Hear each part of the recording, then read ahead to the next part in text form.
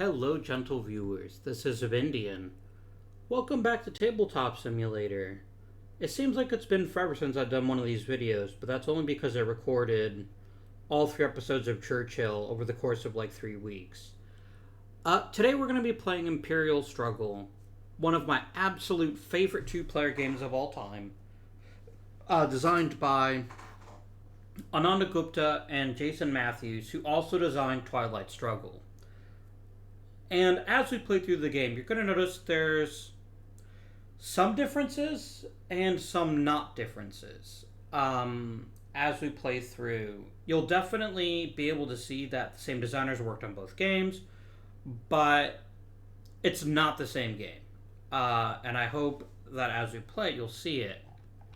And now, let me show you the game world of Imperial Struggle. Imperial Struggle is a 2-player game, much like Twilight Struggle. But in this case, it is about Britain and France competing for influence from 1697 up until 1789. So basically, before the War of the Spanish Succession, I believe 1697 is when Louis XIV became king, up until the French Revolution. And it is a truly amazing achievement in terms of board gaming, and I absolutely love it. So what happens is throughout the game, I am going to sit down as France because France goes first. I'm going to click Setup Game,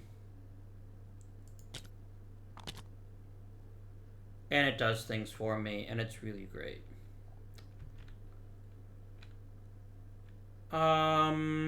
We each need to draw some event cards.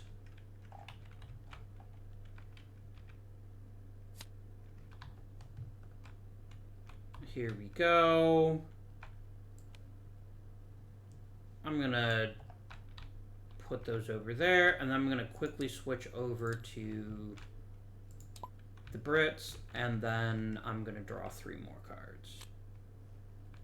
And then back to France. Okay. So, what is Imperial Struggle? What is the word trying to accomplish? Britain and France are going to be competing throughout the game in 4 main theaters.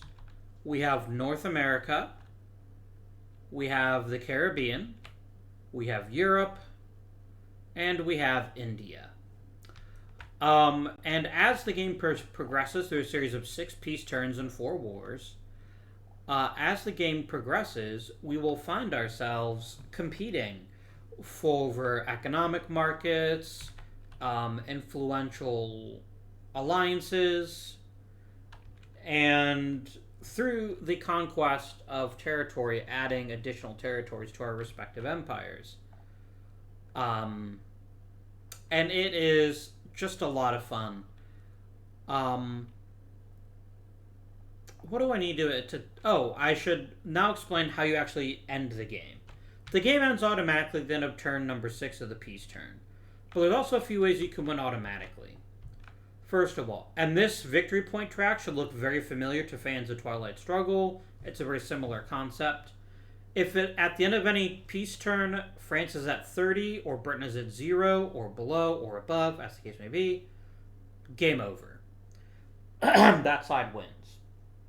The other automatic win condition is if you win all of the awards and all of the theaters in a particular war, which are pretty difficult to do.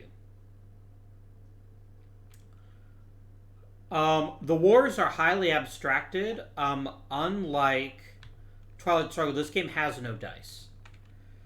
And so there's other randomizers, in particular the war tiles. There are war tiles added for each individual thing here. France gets 2 to start out with for some reason. Unless that's a mistake. Yeah, it is a mistake. You would not start with a bonus war tile. Unless that's actually part of the game setup. You know what? Let me quickly check just to be on the safe side. Because maybe you are meant to have that, but I'm pretty sure you're not. Oh no, you do. Never mind. You know what? The module knew better than I did. Sorry, game. Alright. One of the things I love about this module, and I wish I'd taken the moment to check the mod author, but I'll definitely post a link to it in the description, is how streamlined the setup is. I literally just click buttons as the game progresses, and it's really fantastic. Okay. So, we skipped the debt limit, because we don't do that on turn 1. So first thing we're going to do is we're going to click the award phase button. And now each and every one of the 4 theaters has a specific point value to it. Whoever has the most whoever has the most squares in that particular area is going to earn the reward. In the case of North America this turn, it's worth 3 victory points, but you must have 2 more than the other player. That's significant, because otherwise simple majority is enough. On the other hand, Europe is only worth a treaty point. Treaty points are pretty valuable, but they're not victory points. In the Caribbean, we have the 2x2. Again, you get 2 victory points, but only if you win by 2. And India is again worth 0, but it's worth a treaty point. Now, we need to do global demand. And our trade goods for this round are spice, fish, and furs. So, whoever controls the most of a given market gets the reward for that particular round. Which is pretty jazzy. Oh, we don't hit the reset phase, but we do deal out investment tiles. Oh. Yeah, we don't actually have to do that. We've already dealt cards. Oh, no, we have to draw the event cards manually, but here are the investment tiles. Okay. So I know this game looks really, really complex. There's 14 phases after all. The first 6 don't even always occur, and when they do, they take less than 5 minutes combined. The game really happens in turn 9. There's one last thing we need to do. And the thing we need to do... get out of there. The thing we need to do is we need to each select 2 ministry cards. So let's look at the French box. You will always have a choice between 5 ministry cards. And we need to decide which 2 we want to set up with. Ministry cards are very powerful benefits that offer 2 things, basically. They offer a flat bonus, which is pretty nice. But they also offer bonuses to the cards in your hand. And let's look at an example here. This is the tax reform event. If I have a bonus, I can get a reduction of 3 in debt. How do I get the finance? Well, John Law would give that to me. So if I want to play a French strategy that sees me really dig into... if I really want to dig into a lot of debt this term, this offers me a pretty powerful way to use that. And so I have to pick 2 of them, and I can only pick the Spanish succession choices. So from these 5. So you have the cardinal ministers, which gives me a benefit once per round. At the start of an action round, if we have to use a specific kind of investment tile, it gets an extra bonus, depending on which spaces we control. John Law lets us passively reduce our debt, which is pretty great. I can make Europe more valuable to me. It's worth more victory points. And I can work on the Jacobite uprisings.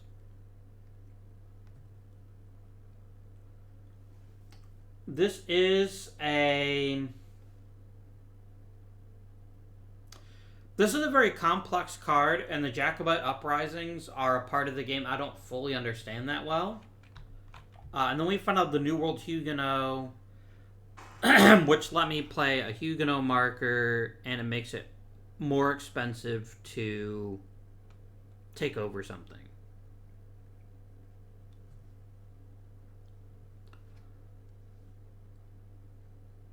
And then you can flip the marker, which actually reduces the cost of a market in the region. So it's pretty good. So we will want finance, style, and more available debt than our opponent. So we're going to go ahead and we're going to pick John Law. And we're going to pick the Court of the Sun King. Now, ordinarily, the AI has no idea that I have those. I'm going to do it for the British too. But I'm playing a one-player game of this, so normally I wouldn't know what the other side had. Okay. So I've got Native American alliances. This is pretty potent. Lets us basically change any alliance that I want to, and then automatically activate an advantage, which is pretty spicy. I can use this card to kick Ireland or the French out of Ireland or Scotland. I have the Great Northern War, which can give me an opportunity to shift 2 political spaces and then score 2 victory points. So it looks like I want style and mercantilism.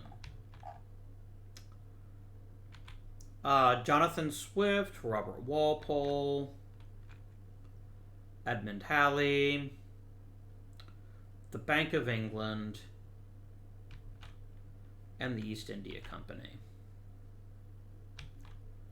So the East India Company will let me score victory points for any unexhausted advantages, which is pretty jazzy.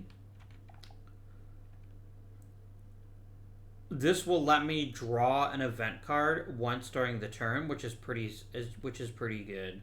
But no, we want to be able to trigger bonuses, so we're going to go ahead and pick Jonathan Swift, and we're going to pick the East India Company. So again, these are flipped over like so. Alright.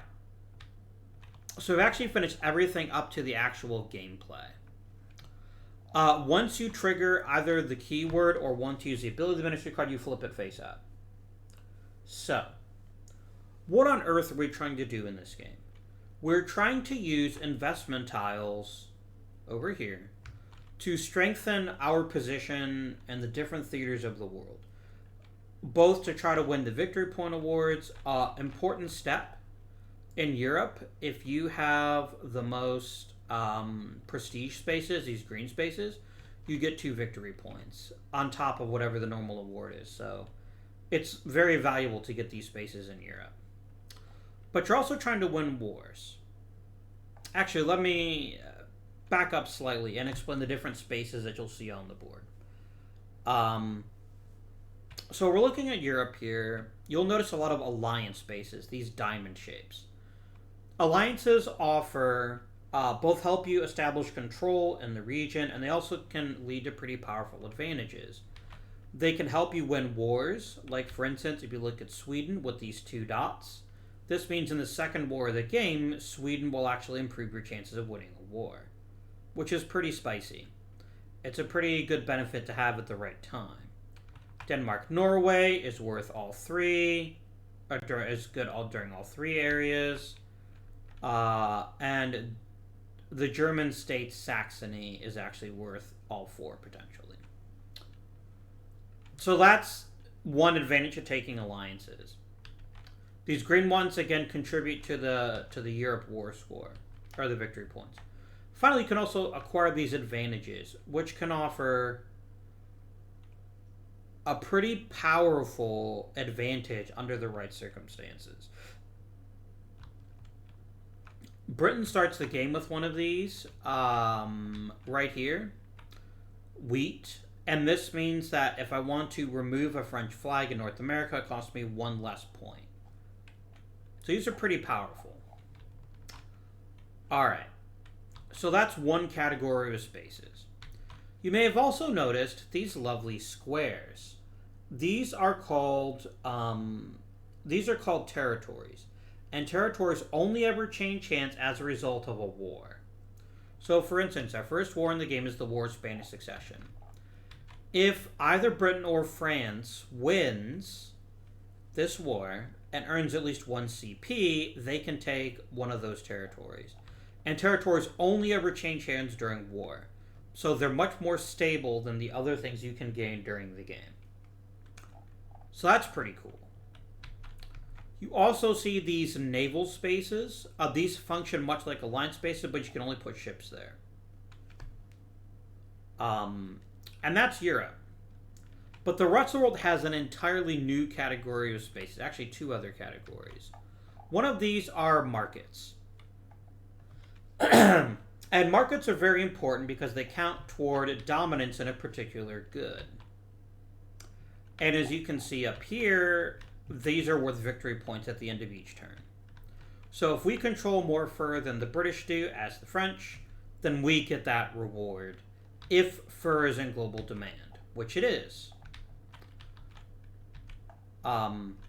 There are 6 trade goods in the game.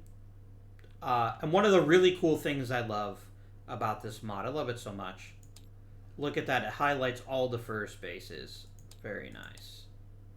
And it just goes away after a bit. We have fur, fish, tobacco, sugar, spices, and cotton.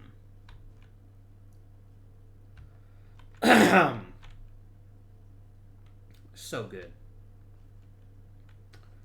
The last kind of space is called a fort. Now, forts add to military strength. They're very difficult to take. And by controlling a fort, you can more easily control and prevent the removal of spaces around the fort. So controlling the Ohio Forks is a really good move if you can pull it off, because it'll lock down these other spaces. If we look at the... Where is the player aid?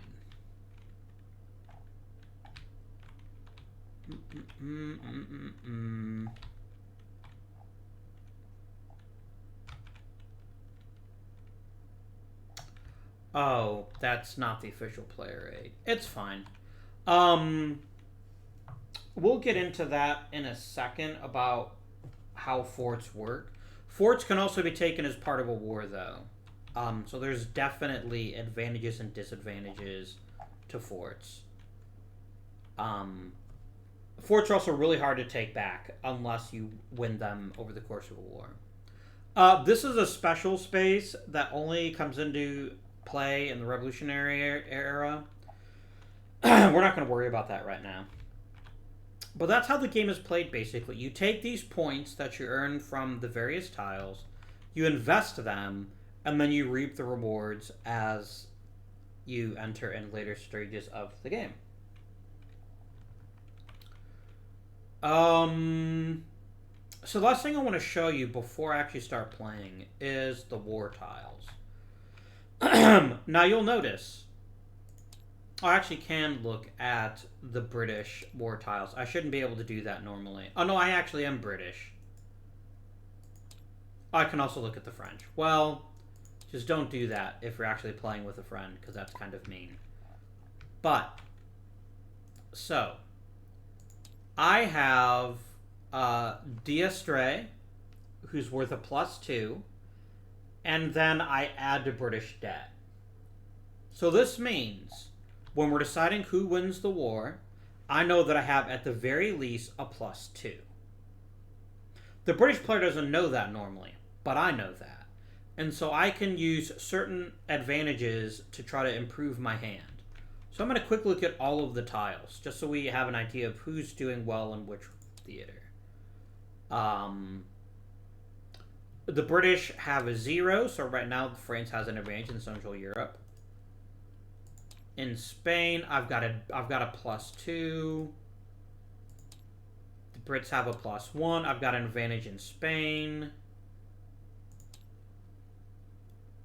I've got a 0 there, a 0 there. The Brits are really off to a bad start in this game. Jacobite Rebellion, I do have a -1. But so do the British. So it's going to be interesting. War tiles are going to be extremely important for the British. It's going to be something that I will target as the British player. Whereas as France, I'm feeling pretty good about myself for the most part, and I'm not really that keen on forcing the issue.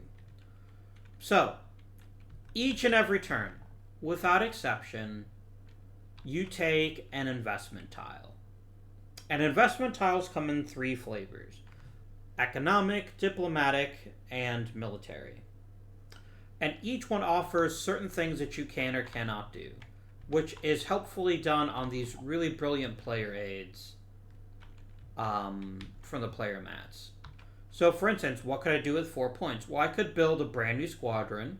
I could deploy a squadron. I could buy a bonus war tile. I could build a fort. Or I can end a conflict early. Conflicts alter how much things cost. I can draw a new event card. I can shift a political space, or I can shift a market space. So that's what these tiles do. They all let you take a major action, the big number, a minor action, the lower number. If there's a cross, you can play an event. And if there is 2 arrows, it includes a military upgrade. So, how are we going to decide our strategy as France? Well, let's remind ourselves of our card. We can take a lot of debt. And we'd really like to... I can instantly shift either Spain or Austria. That's a very potent card.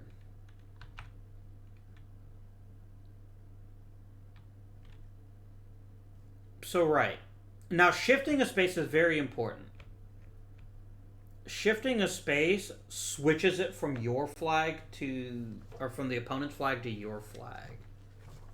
Let me make sure that is accurate.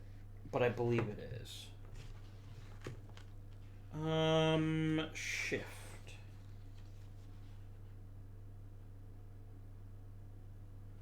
Because flagging and unflagging is just removing a flag or adding one. But I'm trying to recall. I believe shift means... yeah, it just automatically... oh, I see. Shift removes a space, or they can place their own, but it can't do both. That's still very powerful, though. So your hand of event cards, and you only ever get 3 per turn, can really affect how you play the game and which tiles are more valuable to you.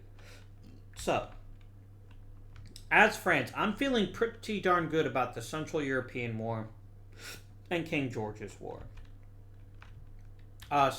Central Europe and Spain. Now, let's talk about what the purpose of winning a war is. First of all, it gets you victory points, but it can also get you command points so that you can take over forts or you can take over territories, which is pretty sweet.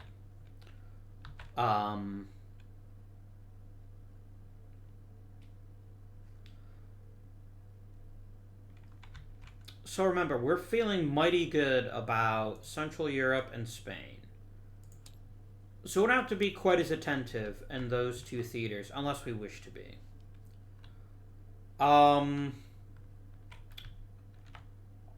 Let's see here.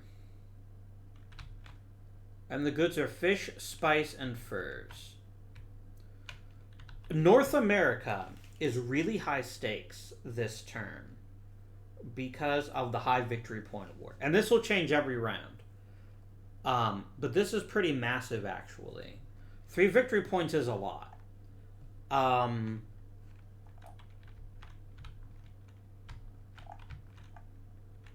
there is a war in North America. It's one of our weaker wars.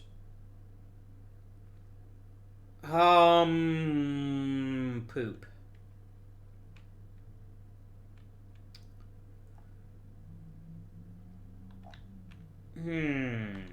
Is there any particular kind of tile that's over or underrepresented? We've got a really good mix here, actually, of the different kinds of tiles. Now, I really want to play Vatican politics because I can get a bonus for doing it. Now, I'm trying to remember, if I play an event, do I have to play it first? Like, I know I have to play it, but I don't remember if I have to play an event at a certain time. Let me super quickly check that here. Play an event card.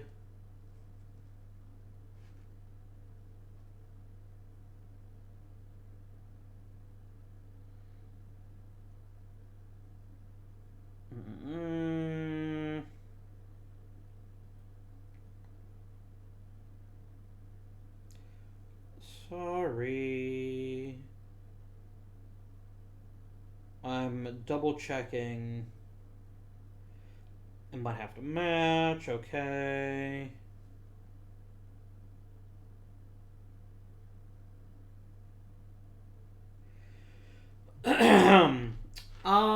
Right. Oh, you have to play the event first. Got it. Okay. So it's not quite as powerful, but... Now, there is no special symbol here, but this one, for instance, I'd have to have a commerce tile to activate that event. So that's fine. I really like the idea of Vatican politics nice and early, and then I can use the action to take a space in Austria. I know I just got through saying how valuable North America is going to be this round, but I really, really like the idea of pushing forth. So that's what I'm going to do, which means I want a political tile that offers me the chance to play an event. And here's one right here, and I like the idea of a military. So I'm going to take this tile. So, the first thing I do is I play my event. So I'm going to play Vatican Politics, and I'm going to reveal the Court of the Sun King so I can get the bonus. So this says I can shift any Spain or Austria space. Which one do I want to shift? I want to shift this one. But why, I hear you ask? So I can get the bonus, which is if there's no British flag in either Spain or Austria, and that was the only one, I get 2 victory points. Very nice.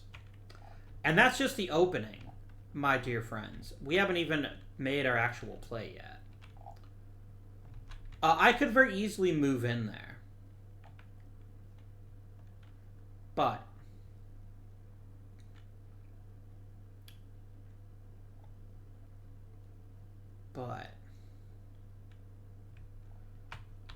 I really want to make sure we've got a stranglehold on Spain if we can manage it.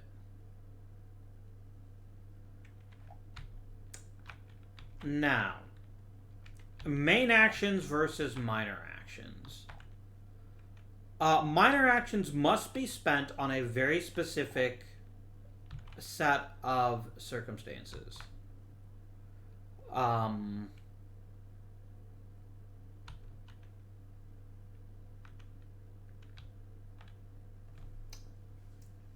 Whereas major actions are very different. So let's talk about major actions for politics. Minor actions are always worth 2. You can't use a minor action for more than of any one thing.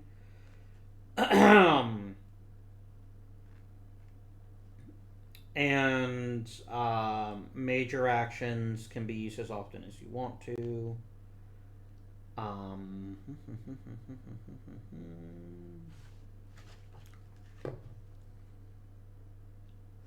And I believe major actions...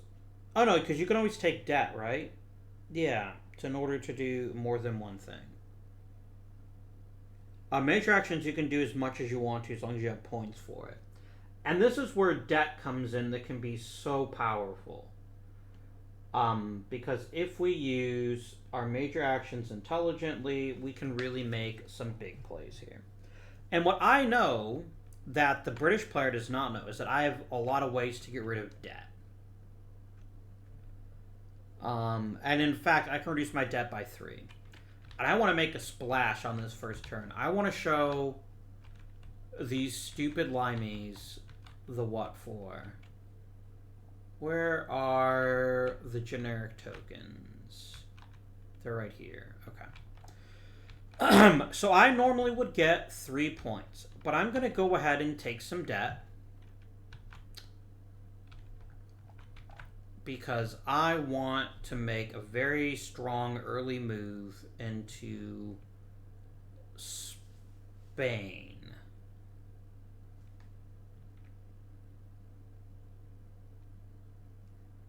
Now, being able to place a conflict marker is pretty strong, too. Alright. So I've got 3 points. I'm going to add 2. And then I'm going to decide how to apply it. So I'm going to do plus 2 debt. Gives me a total of 5. And I am going to... This is a pretty potent advantage, actually. I believe both Spain and Savoy are going to be helpful this time around. So I'm going to go ahead and place a French marker here. So notice it costs 3 points. I'm spending 3 of my points. And then I'm going to use my 2 debt, and I'm going to place a marker in Savoy. This then gives me this advantage. And this lets me place a conflict marker. Now, conflict markers have to be removed by the other side, or it makes it really easy for us to take territory. Now, that's only my major action. I've also got my minor action. And with my military action, I could buy a bonus war tile, or I could deploy a squadron. Now, I'm going to lose... deploying a squadron is actually pretty inefficient.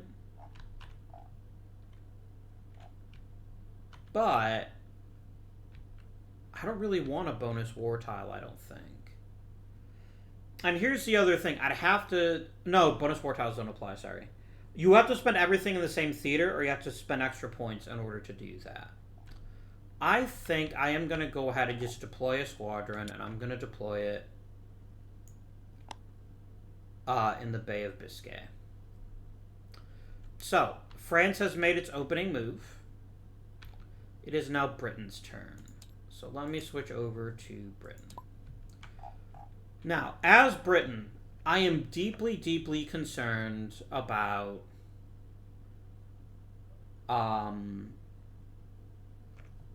am deeply, deeply concerned about my terrible war effort. Is there a military tile that offers an event? There is. And I think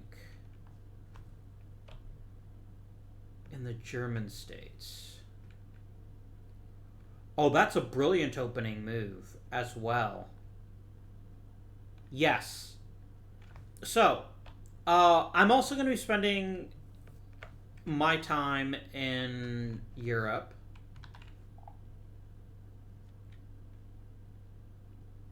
Yes.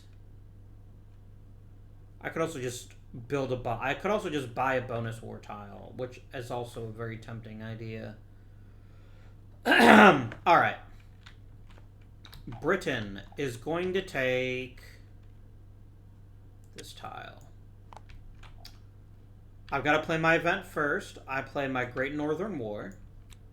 And I reveal Jonathan Swift to activate this card. So, I get to shift a space. Shifting either goes from negative to neutral or from neutral to you.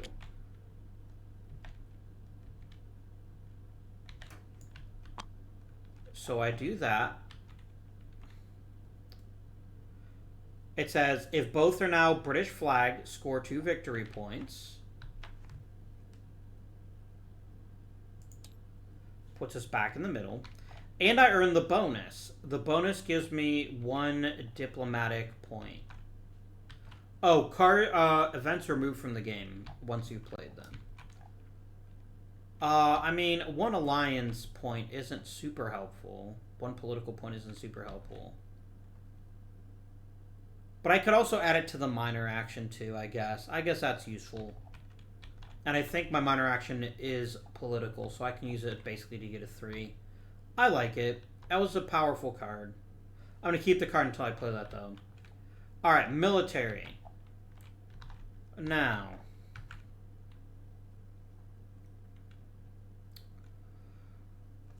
In order to deploy a squadron, to deploy on an empty space is 1.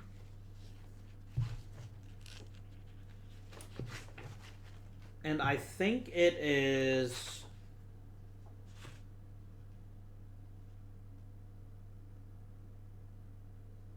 Oh, sorry, it costs 2 if the deploying squadron is on the map. Otherwise, it costs 1. Oh, it's if there's an opposing squadron. Got it. I could spend all 3 of my military points just to kick the French out of the Bay of Biscay. But I'm going to do the Balearics instead for 1. And then I still have 2 points left for military, and I'm going to buy a bonus war tile. Where are my bonus tiles, game? Oh, they're over here. So I'm going to shuffle this up.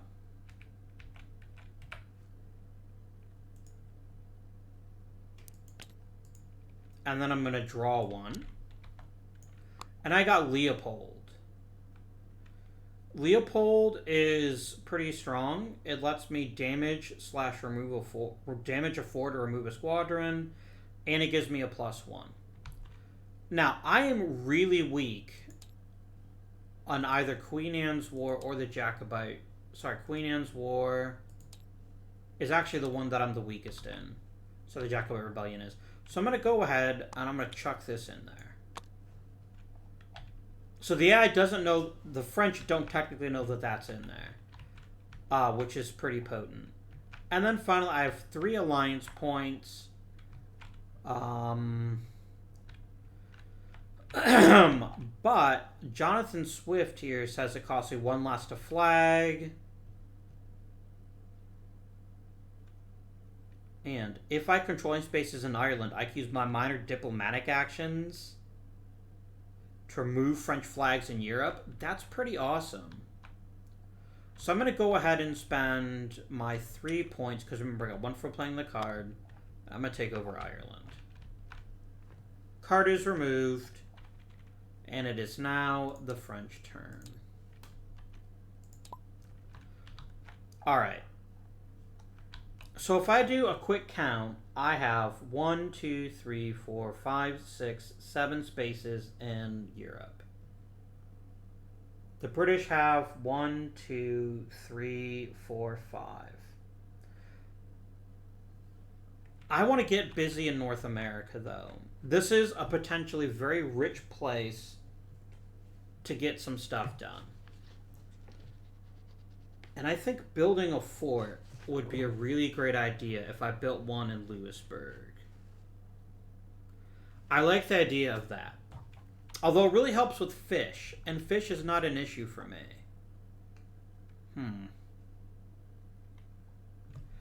Now, fort placement is a little bit interesting in that you can basically put a fort anywhere anywhere you wish. Oh no, sorry, I have to have something connected to it since the beginning of the action round, that's right. So, for instance, I can build one. I cannot build one in Champlain Valley. These dashed lines are what are called conquest lines, which will become important for the war phase later on. So I actually can't build a fort anymore. That's annoying.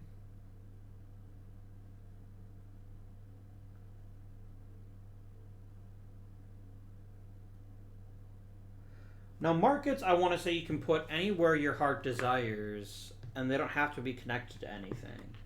You just can't do it if there's an enemy space there. I believe that's accurate. Oh, nope. Shifting a market definitely requires that.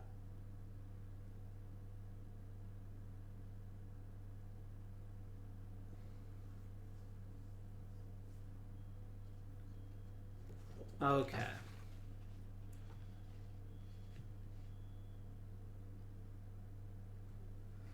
All right. So, how am I going to get involved in North America this turn? Well, it's going to cost me economics. I could build a fort in Louisburg. That would be a pretty strong move. Is there a military economic tile? There is. So I think I'm going to take this one. That gives me 4 spaces, or 4 military action points. I'm going to take another debt so that I can have 5. So 3 of that I'm going to use to build myself a fort in Louisburg. Now, starting next turn, I could maybe do other things. I've now got 2 more military points, and I can either... And I can buy myself a bonus war tile.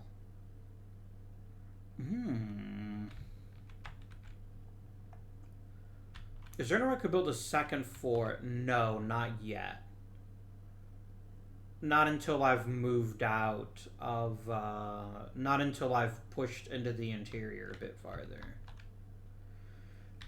Which is annoying.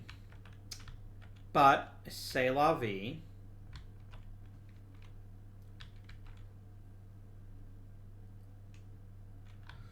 Now, the thing is, I have no more ships in my Navy box. I actually can't build them. So basically, I would be taking a bonus war tile. Which is actually not a terrible idea. It is a +1...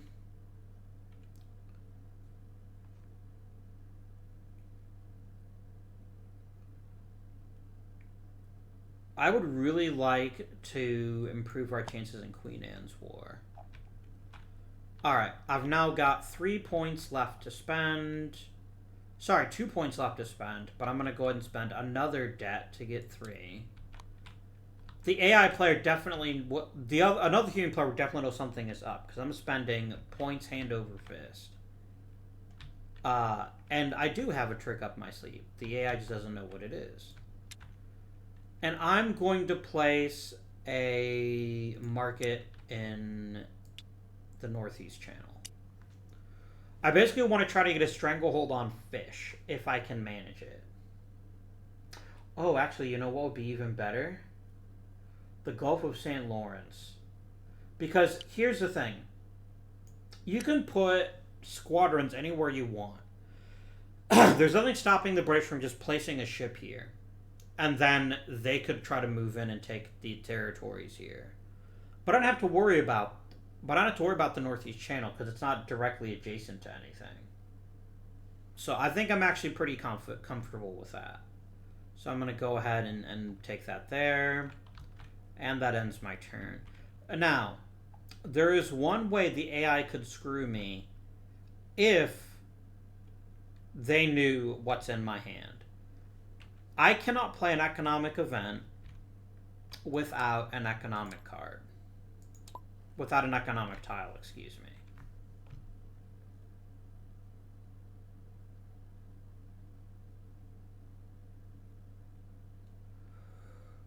Oh.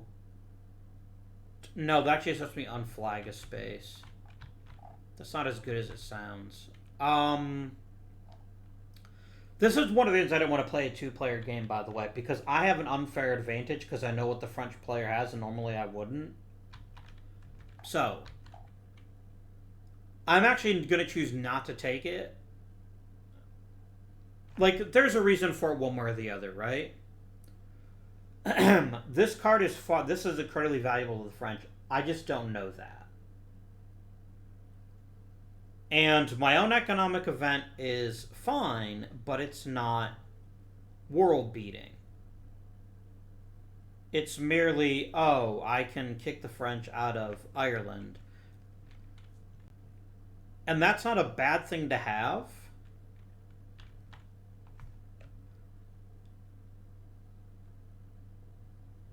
But these Native American alliances are pretty powerful. Although I don't actually control... Oh no, I do. I can make a big push into North America using that card. And I could get a military upgrade too.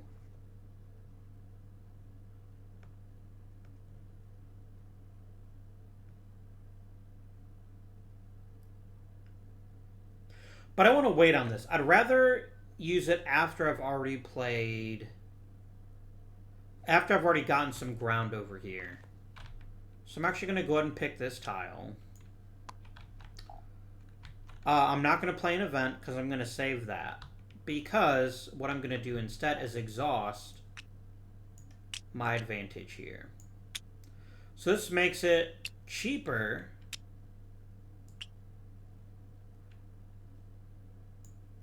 Oh, neat. I can just flip it over. What this means is it costs me one less to unflag a space in North America. Although, that's actually not the best time to use it because... No, yeah, that makes sense because I did pick the economic one. So, I want to unflag a space that I can then reflag or just make life harder for the French.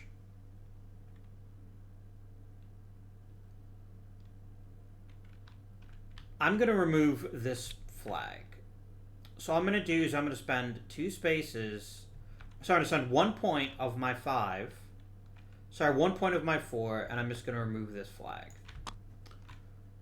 So now I have 3 left, and I have to go adjacent to a space I already control. And I'm going to go ahead and I'm going to put a British flag in Albany. Done. That's the economic part. I also have 2 for an alliance. And there is one more alliance in North America. So I'm going to go ahead and take it. I'm going to get the Iroquois on my side. And this gives me another North American advantage. You can use advantages whenever you want to. Ooh, a conflict marker would be a really good way to slow down France. Can you put a conflict marker in a space that doesn't have a flag in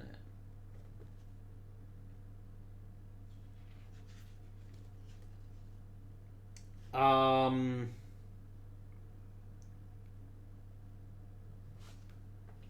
3.8.2 talks about conflict markers. Here we go.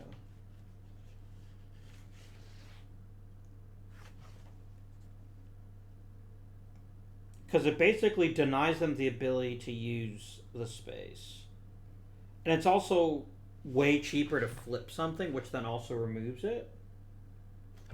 So basically, it gives me the opportunity to weaken French control of a space, deny them the access to it, and then also let me do some serious damage to it.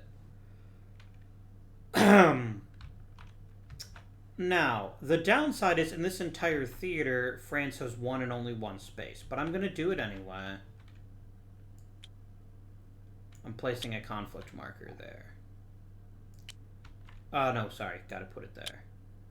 No, I could put a conflict marker on a fort. Can't I? I'm trying to remember what conflict markers do if you put them on a fort.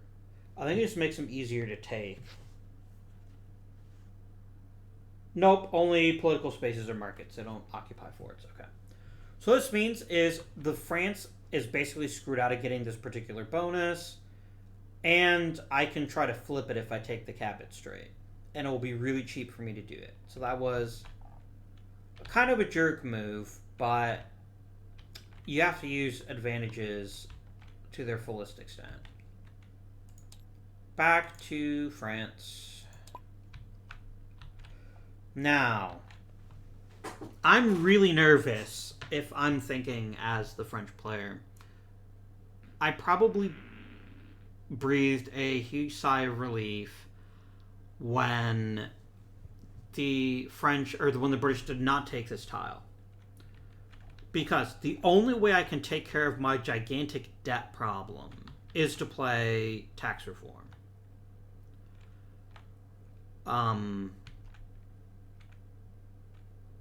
And it's just a really good card.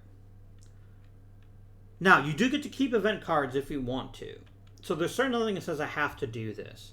But I'm already a little bit nervous about how eager the British seem to be in North America. So I think that's the right call.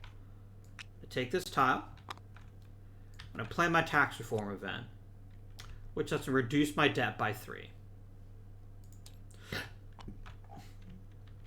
And I also get... Oh, that's all I get.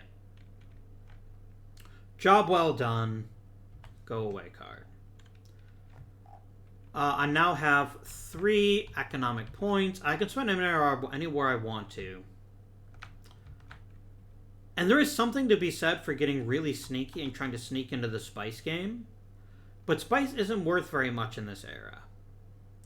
Certainly not as much as furs or fish.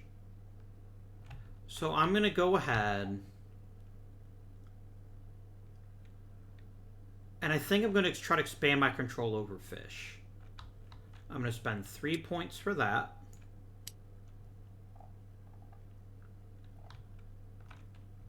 And then I get 2 military points. To go ahead and take some more debt just to build another squadron so I can get moving. I mean, I could buy another bonus war tile, but you can only ever do it once per round, or twice per round, and I've already done it once. I could just remove a conflict marker. So I'm going to say, nice try, Brits, and I'm going to get rid of it. And here's where the British player shakes his hand in frustration. And we switch back to the British turn. Alright. Now, what are the British going to want to do? Now, I had a plan, which is to play my Native American alliances, so I could use an advantage twice. But I don't have an alliance to shift. Oh, yes, I do. I could take the Algonquin raids. Or at least deny them to the French.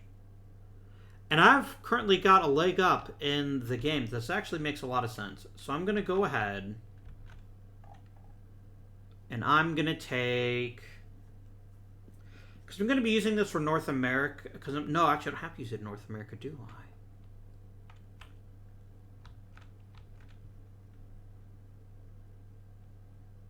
No, it would take 3 military points to kick France out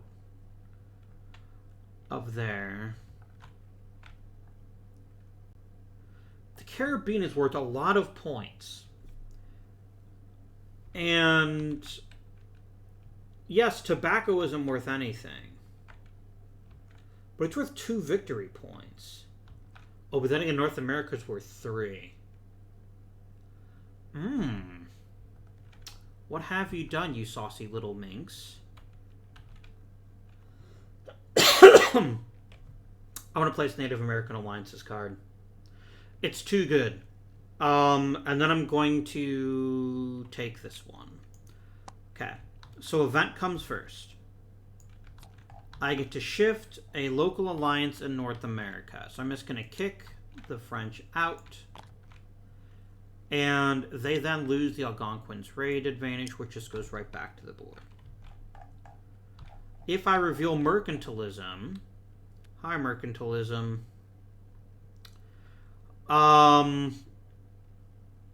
then I gain an additional, I can activate an advantage in North America. Wait, did I take the... It's fine. Um...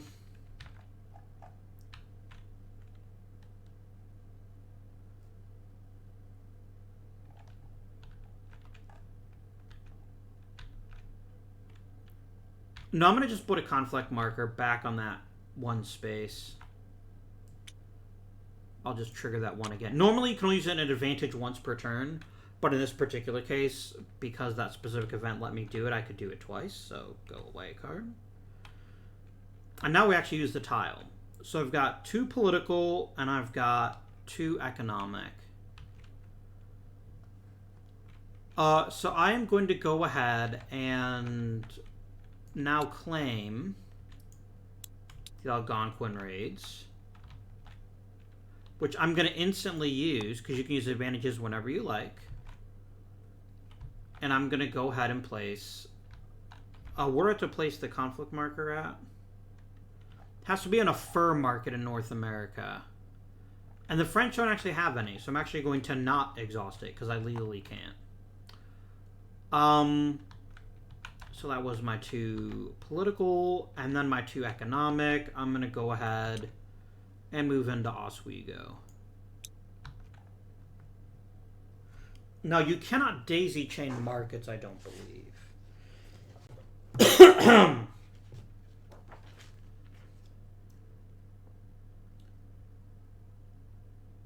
Oh, it can't have changed control.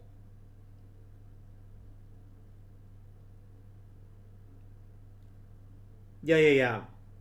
You can't change control. So I wouldn't be able to start moving further until next round. Although Cumberland is open to me. So I can definitely really get in on the fur trade this turn, which is exactly what I want to do. And then finally, I've got my 2 economic. I already spent that. I spent my political. My turn is done. And France is not too happy about how far the Brits have spread. They've already got 3 firm, and it's pretty doggone unlikely that I'm going to be able to do anything about that. There's just not much I can do.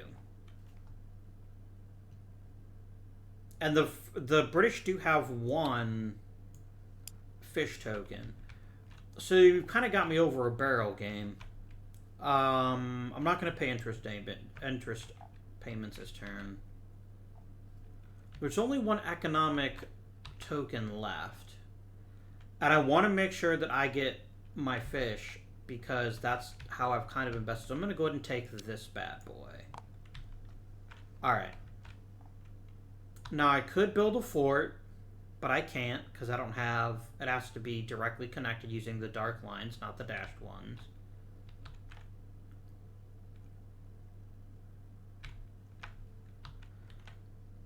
I mean, it's kind of obvious what I'm going to do with the fort. We've actually both really ignored Europe, which is kind of surprising. It's actually not what I had planned to do, but that's how these games work sometimes.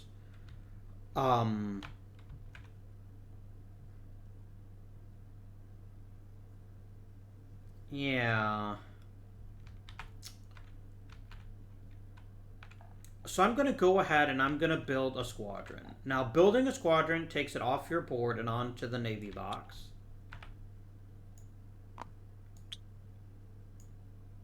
And that means starting next turn I can deploy it, which will be pretty nice. Oh, no.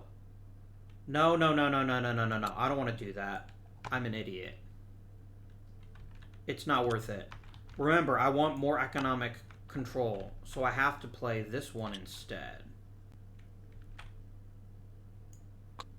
I'm gonna break the rules because if it means taking debt, it means taking debt. I'll live.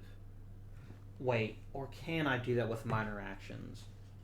I think I can still change with a minor action. I just have to pay a little bit more for it.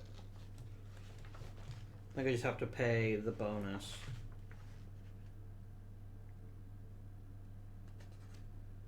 Yep, and you can use a minor action to remove a flag, which is fine. Okay.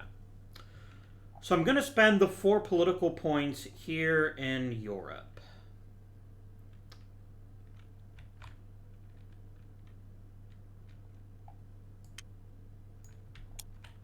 And I think Scotland matters for the Jacobite Rebellion. So I'm going to go ahead and I'm going to drop 2 here. I'm going to take a debt. So I can put 3 here. I'm going to take another debt in order to switch from Europe to North America. I'm going to spend the last 2 victory points, or the last 2 points to control George's bank. Or Georges. Wait, can I do that? No, I can't. Because I just built the Louisburg fort this turn.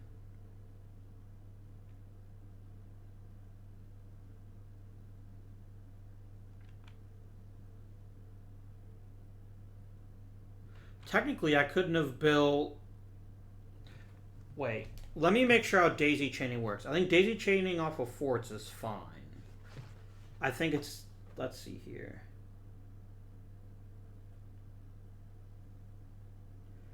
Yes, okay, forts are fine. Yeah, because forts are more permanent control. It's only markets that get really fuzzy if we try to daisy chain off of markets. So I'm going to triple check that rule. Sorry, friends.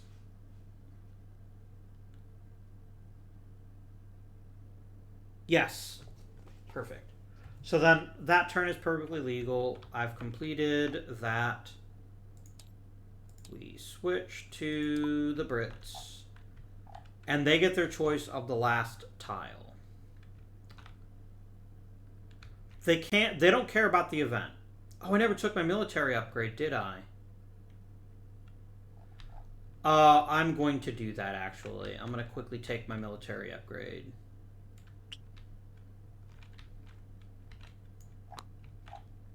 Yeah, it's a +2.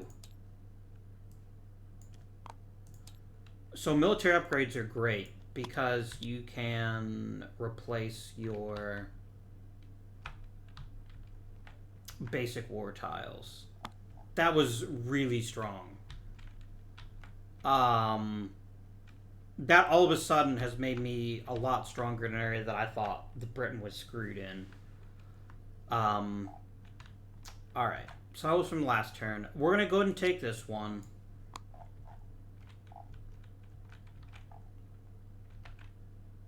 I'm going to spend 3 military points to kick the French squadron back to the Navy box and move myself into Biscay. So I have 1 military point left. I'm not going to take any debt. I don't see the point. I'm just going to let that 1 military point go away. And then I get 2 political points. I can't use it to kick somebody out. I'm going to take Denmark, Norway for the sweet bonus that'll provide me, which is a bonus to this particular war.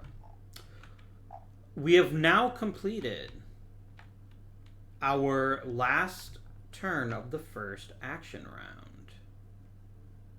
Very nice.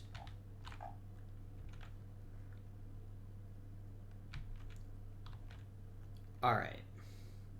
There are no TRPs, so now we have to go ahead and score.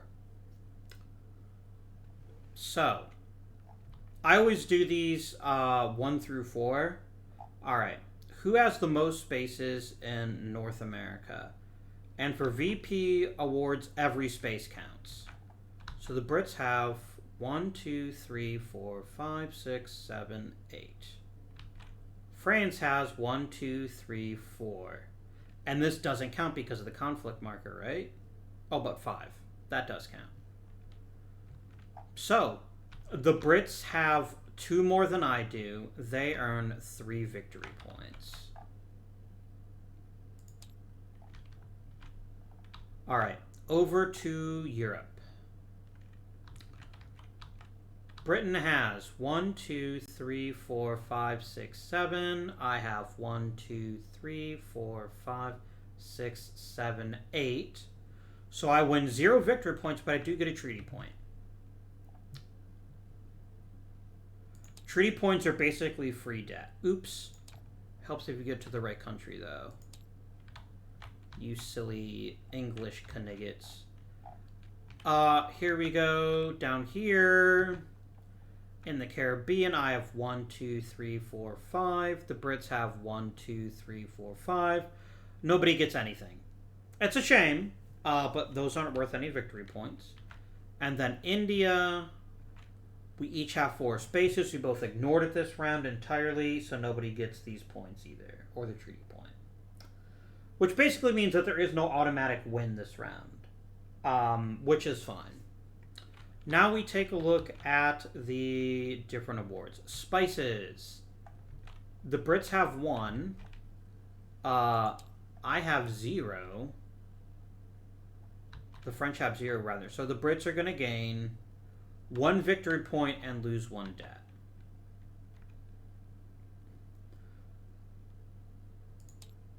Oops. Damn it. 1 more victory point for them. Fish. Fishy, fishy, fishy, fish. I have 2. This one doesn't count. The Brits have 1. I win that. And fish are worth 2 victory points, but actually increase your debt. Oof. 2 victory points for the frogs. And then furs, the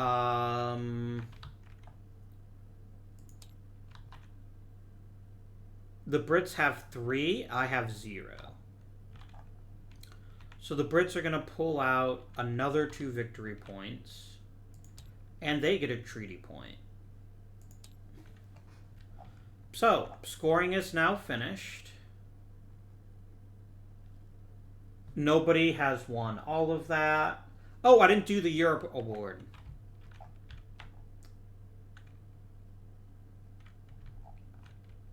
Isn't there a victory point bonus for you? You don't have any of those tiles, so that doesn't count. Okay. I could reveal this card. I just need to remind myself here. No. I think it's too late to activate that card. Oh well. I can do it later. I wish I had done it. Actually, let me check the ministry rule, the cards for ministers. Because otherwise that card's kind of stupid.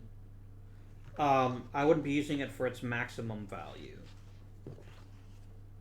So, ministry cards.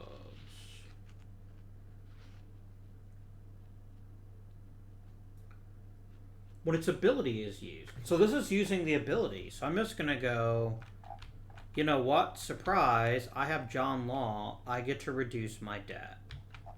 And because I control a space in Scotland, I get to reduce it by 2. Very nice. Thanks, John. You're a real guy. Alright. Scoring is done. But now it's time for war.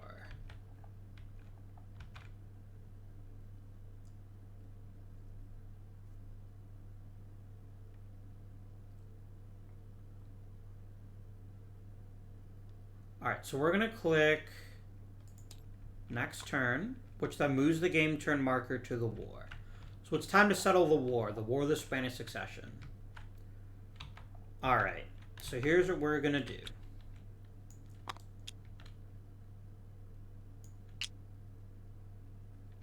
Okay, the Brits are going to gain some debt. We used some sneaky tricks and made the Brits gain some debt. Mwahaha.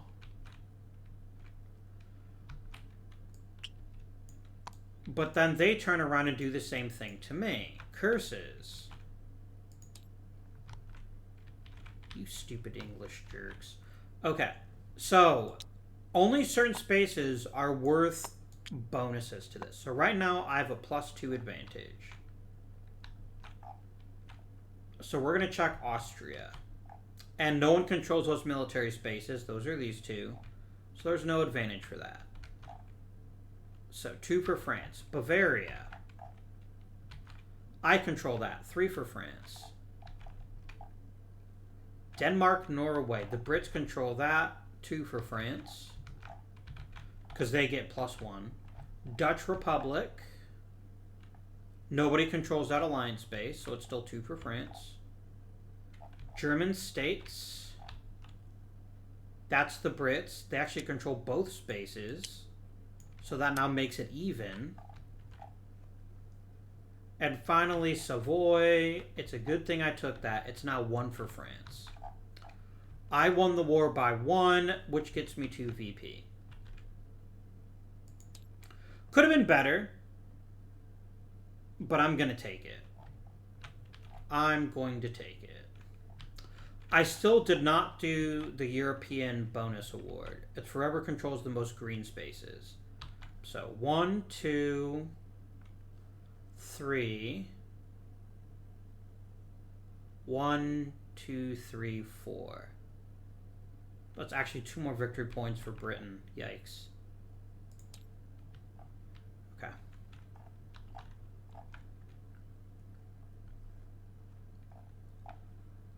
Alright, I'm going to put the bonus war tile there. Alright, now we go on to Spain. I've got a +2 there. The Brits have a +1. Okay, does anyone have the governance keyword? I sure don't. Nope. So it's +1 for Britain, or +1 for France, rather. Sardinia, I don't believe anybody controls. Yep. So it's still +1 for France. Spain. I have 1, so that's now +2 for France. Squadrons brings it back to neutral. So nobody actually won this war. Because of the stupid British squadrons. Basic war tiles. I think it'll automatically pull back the war tiles. But if it doesn't, we'll just return them manually. I'm actually going to go ahead and drop these back in. Alright. Queen Anne's War. I have +1. And I can remove a British squadron or damage one of their forts. In North America. Well, they don't have either one of those things. But unfortunately, I do. So they're going to go ahead and say, yeah, you know what? We're damaging your fort. Where did you go, you stupid fort markers? Oh, I just saw it.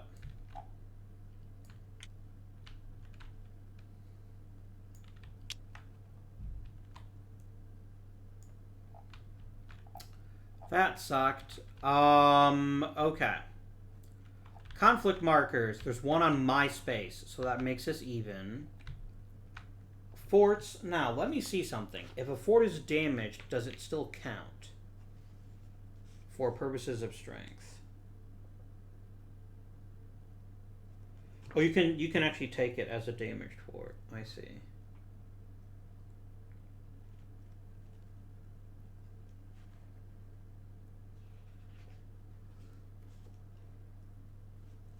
This is actually quite important for war resolution phases here.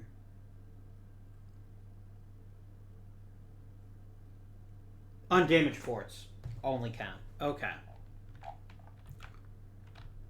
And there is no squadron, so once again, it's a stalemate. I had a +1, but the British conflict marker canceled that out. My fort's damaged, so I can't do anything about that. And then no one has any squadrons in North America. So the stupid limeys have me again. Finally, the Jacobite Rebellion. I have a -1 here.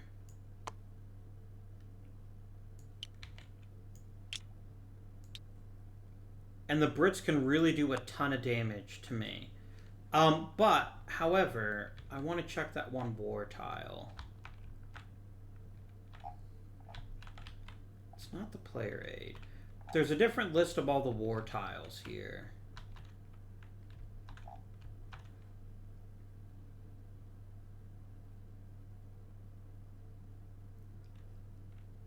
I think I'm going to take it to unflag something of theirs in the theater.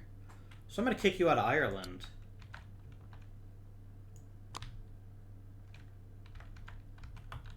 How you like that, Brits? You're like, oh, I'm going to damage your fort. Or send your squadron back. Well, afraid not, buddy. Because I don't even give a crap. I don't even have any. Sucks to be you. Alright, it is a +1 advantage, though, for the Brits.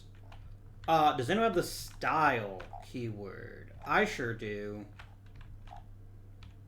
But so do the Brits, so it's actually a wash. Oh, we still keep track of it, though. No, we don't. Yeah, it's a wash, because we both had it. Control of Ireland. I've got the Irish military space, so that is a... That now becomes... okay, so I started -1. They started at +2. So it was 2 to -1. I just picked up 1 in Ireland, so that's now 2 to 0. The Brits have the Dutch Republic, but not the military space, so it doesn't count. Scotland, I have that space, so it's now 2 to 1 for the Brits. But there are no conflict markers. So actually, I lost this war too.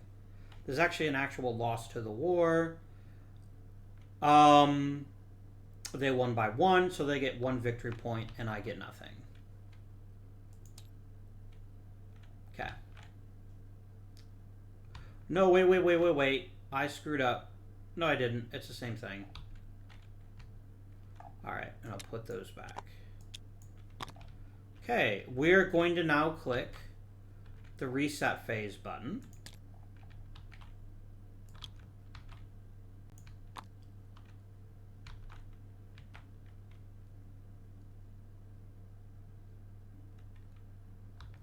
Oh, you know what? It did not actually pull back the war tiles.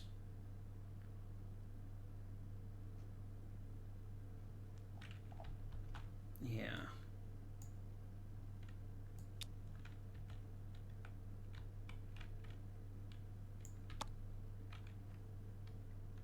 Yeah, I thought it would actually recall all the war tiles. But it doesn't. Oh, unless maybe just picking the next war button? No, because it'll have to be returned first.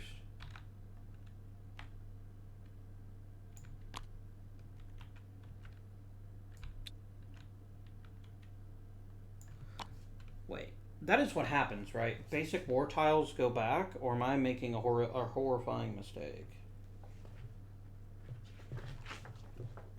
Because there's 16 war tiles, right? Okay. Yep. They do get returned. I feel less stupid now.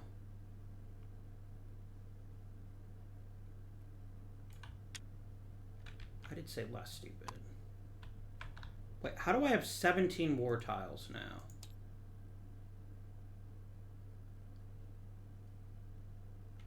This is a bonus war tile.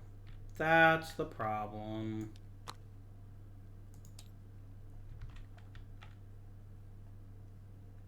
Alright. And then you come all the way over to here. Why do you only have 15 tiles?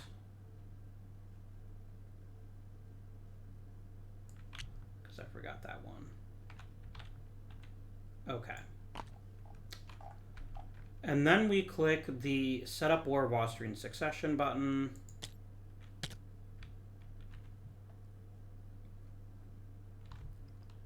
And then we click the Next Turn button.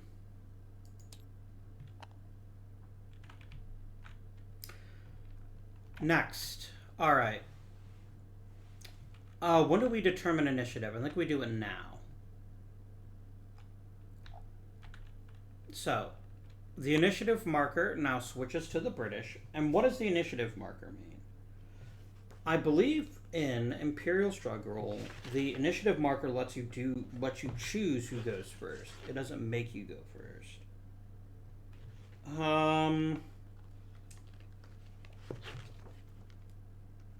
Let's see here. Initiative.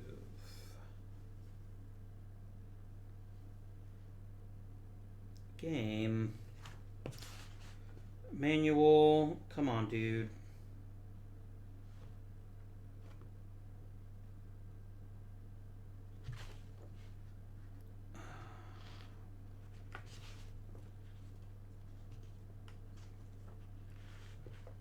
Let's see here. Peace turn. Maybe it's under action phase. Yeah, so initiative player decides who goes first.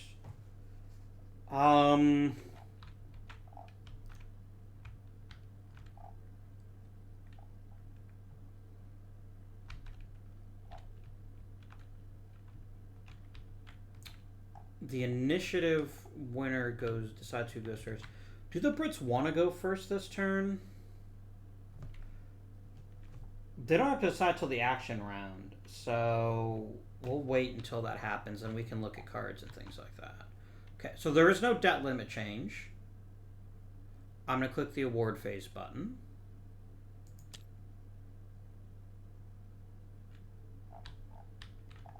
So now you'll see North America is worth 1, Europe is worth 1 and a treaty point, Caribbean is worth 1 and a treaty point, and India is worth 1.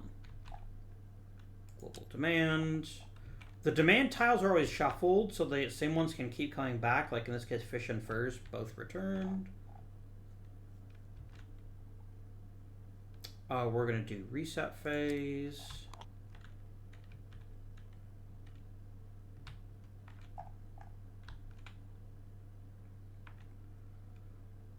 You can, if you want to, change your ministry cards if any of them are face down. But we both flipped ours over, so we can't do that. Okay, next we do the deal cards phase. How many are in the investment tile pile? Perfect. It got rid of all 9. I was a little concerned about that.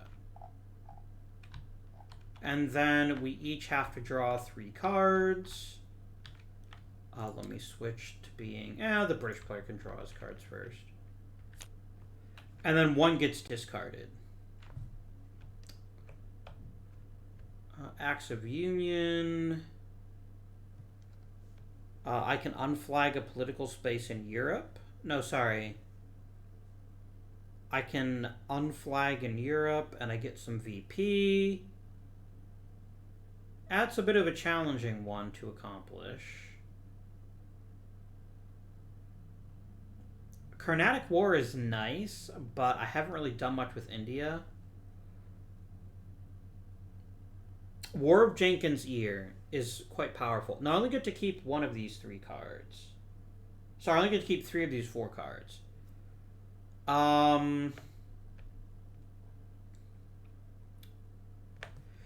India is arguably even less important. There is no India phase in this war. Oh no, there is the first Carnatic War. Maybe I should pay attention to it. I'm going to ignore the Acts of Union. I'm going to discard that card. Away you go. Then I switch to France. Always draw 3, and then I get to pick which 3 to keep.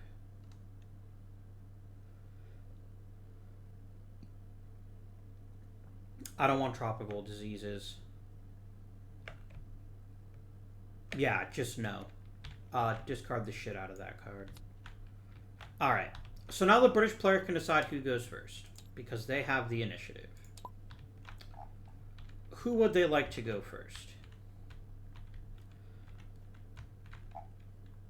I guess I should look at their tiles first.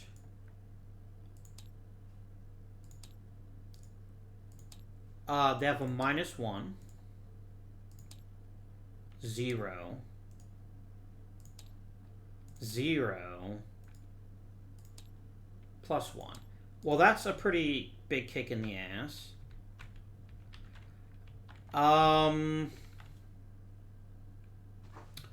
If I'm going to go hardcore for India,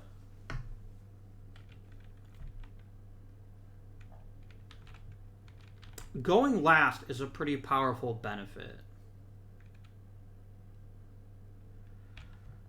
And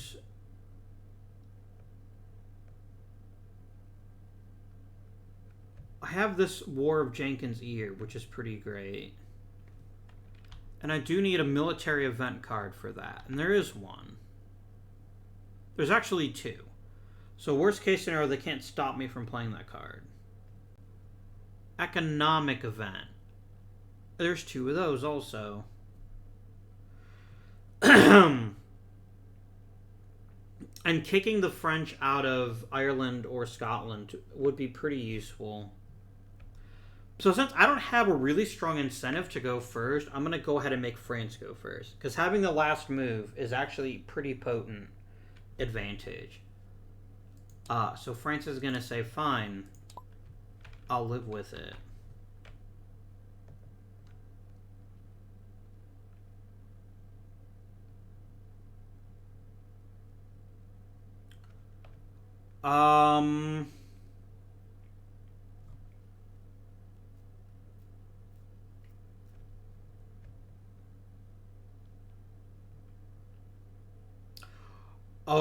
Oh, that's very nice.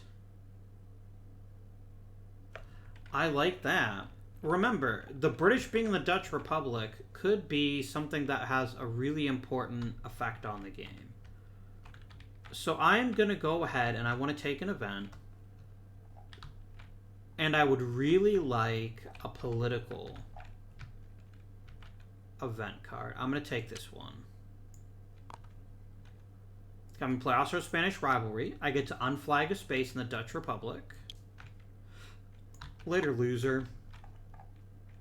And then if I have the bonus of governance, which I don't, which gives me a sad face, but I could have gotten a pretty cool benefit, but I don't.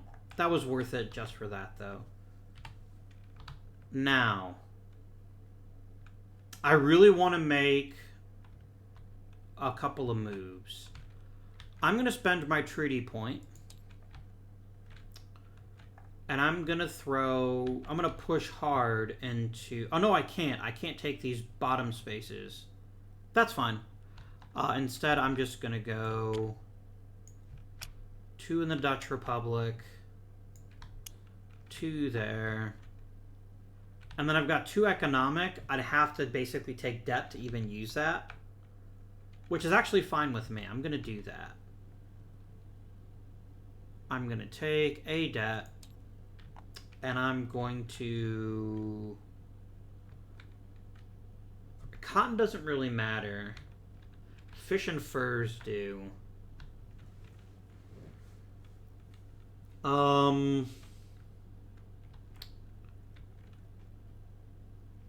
have to take 2 debt, though, is the thing. No, I'm going to get involved in the Caribbean.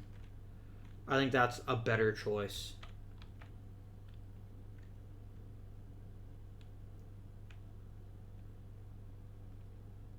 Yeah, I'm going to go ahead and take over the Caicos. There we go.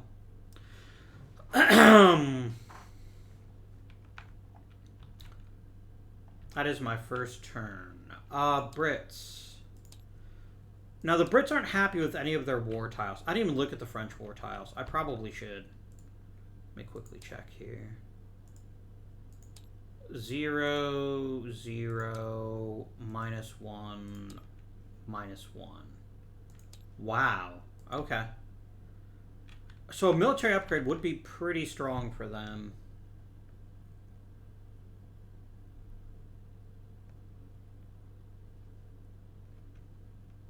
I want to spend some debt to get the maximum level there.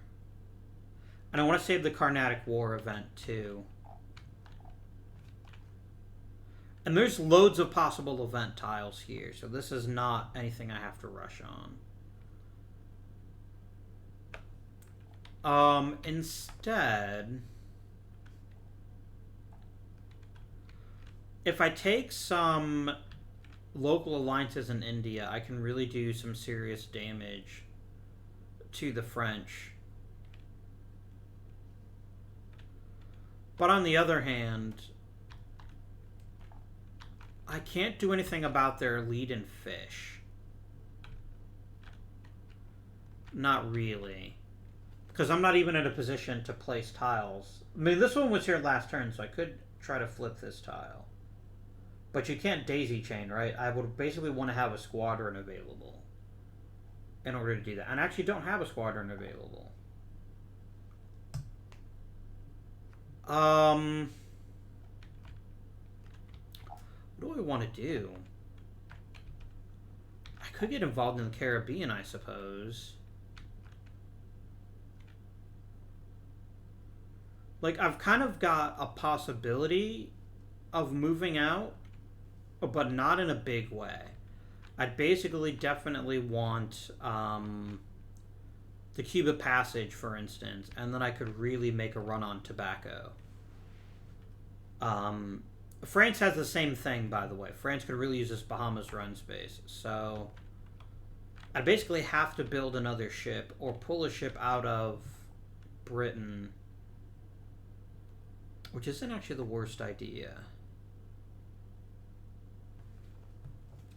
It's actually not a terrible idea to just shift my entire fleet.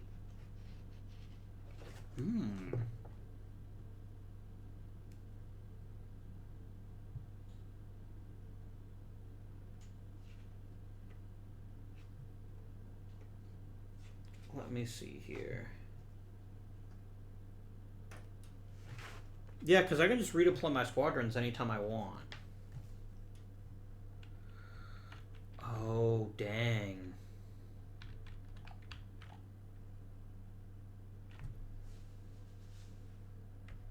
I didn't actually want to do this, but I'm going to do it. I'm going to take this tile. So, I'm going to play the War of Jenkins Ear. Now, I don't get to reduce my own debt. I actually do get to reduce it by 1. But most importantly, I had 1 debt to France. And all of a sudden, France is hurting pretty badly in terms of their debt. So you go away. I'm going to go...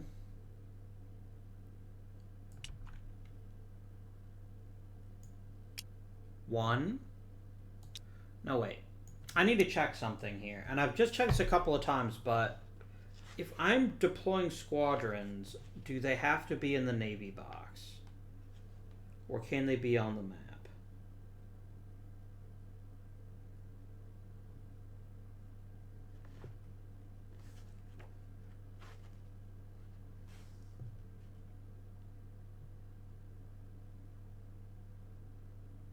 Yeah, it actually doesn't matter. Okay, so I'm going to go ahead and pull these 2 squadrons out of Europe so that I can start trying to make a run on the market on tobacco in Cuba Passage and the Bahamas run.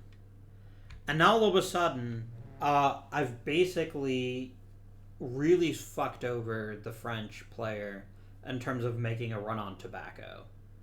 And then I have to spend my diplomacy points in the Caribbean. I can either have...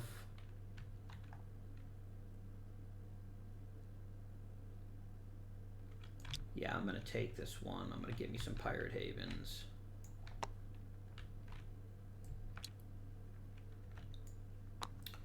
There we go. And now this places me as the French player in a real bind strategically. Because I can no longer do much to stop them without spending a ton of resources on the Navy. And to be quite frank with you, that's just not a race I'm likely to win. So, and there is no war in the Caribbean this time around. So I think either investing more heavily in Europe or more heavily in North America is probably France's path here. I'm just going to concede this. I can't do anything about this. So I want a big fat political token.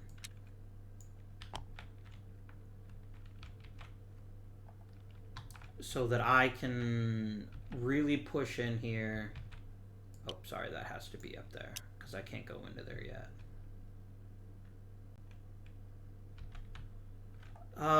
Which countries matter here in terms of strength? Austria, Bavaria, Denmark, Norway.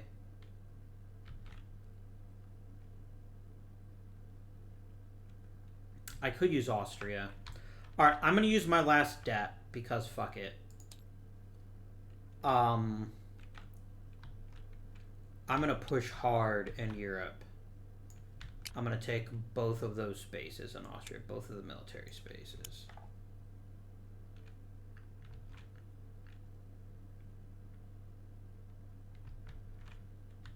And then I have 2 military points.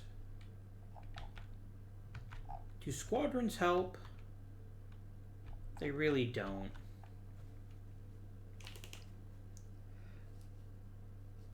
I think I'm actually better off buying a bonus war tile because I'm going to be honest with you. I'm in real rough shape. And I want to push all the cards I can here.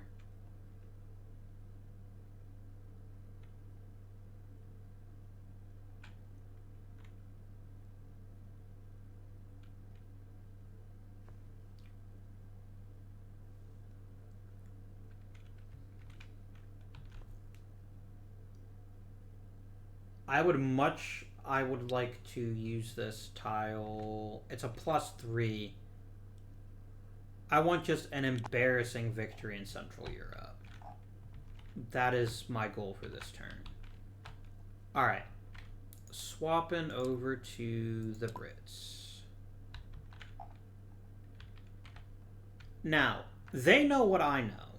Well, I guess I know what I know, which is that nothing can stop them from just taking all of the tobacco. I can't compete with that because of their fleets. The question is, they do play last, right?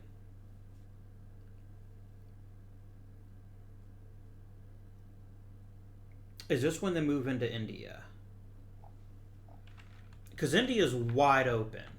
Neither one of us has touched it. Now the downside is you don't get any. Oh no, you do get conquest points. You get only conquest points. Yeah, I think if I'm the Brits, I would like very much to have India on my side. Right?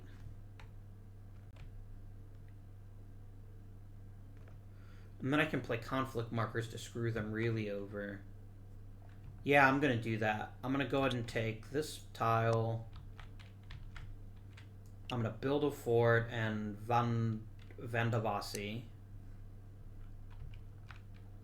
And then I get 2 alliance points.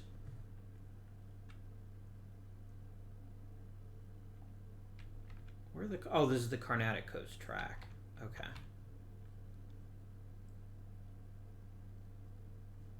Yeah, and then I'm going to use my 2 alliance markers, and I'm going to take the Separatist Wars advantage.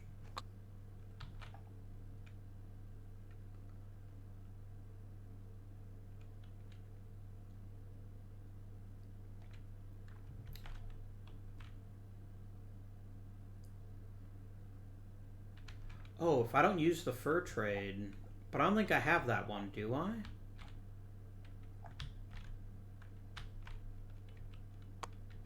No, that one's up there. Does wheat count? It doesn't.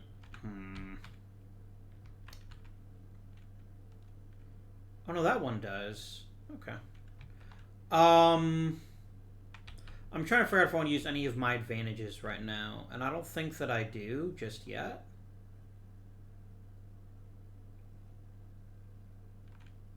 I could just use this right now. Let me make sure. I know I said earlier you can use them whenever you want to, but maybe I'm mistaken. But I'm pretty sure you can use them whenever your heart desires.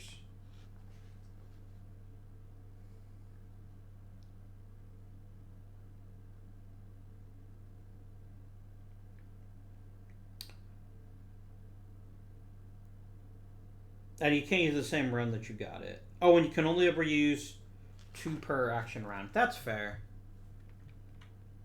It has to be the same region that I was just in, which was India, so no worry. Back to the French turn.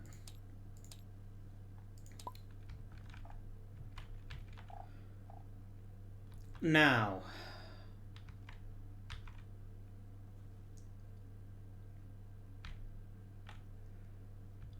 I am very deeply concerned about everything but Europe right now.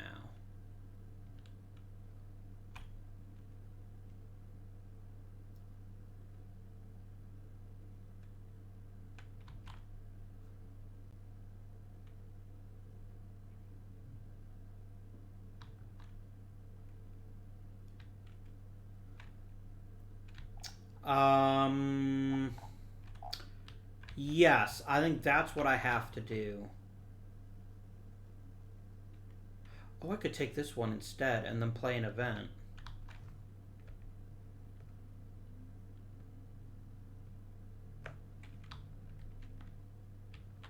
Oh, I didn't even see that Calico Axe one. And I'm the only person who has any cotton.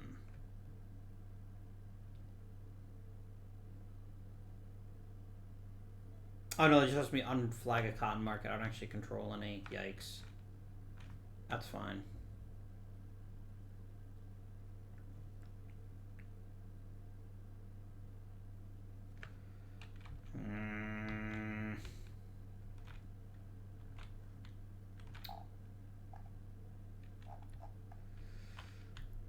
What do I do?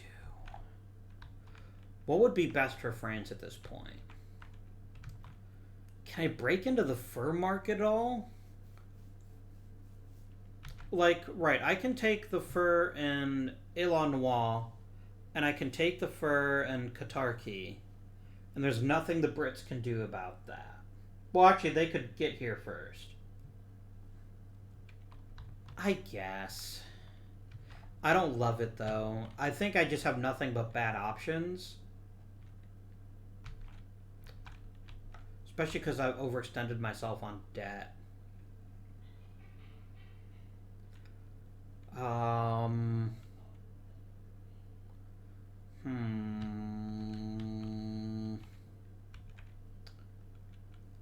I've quite thoroughly boxed myself in here. Look, I could get a dominating military position in North America. That's about the only thing I can do that the Brits can't stop me from doing. So I guess that's what I'll do. I'll take this tile. Man, this has not gone well for France so far. I'm going to go ahead and build a fort in Halifax. Oh, how much does it cost to repair a fort, actually?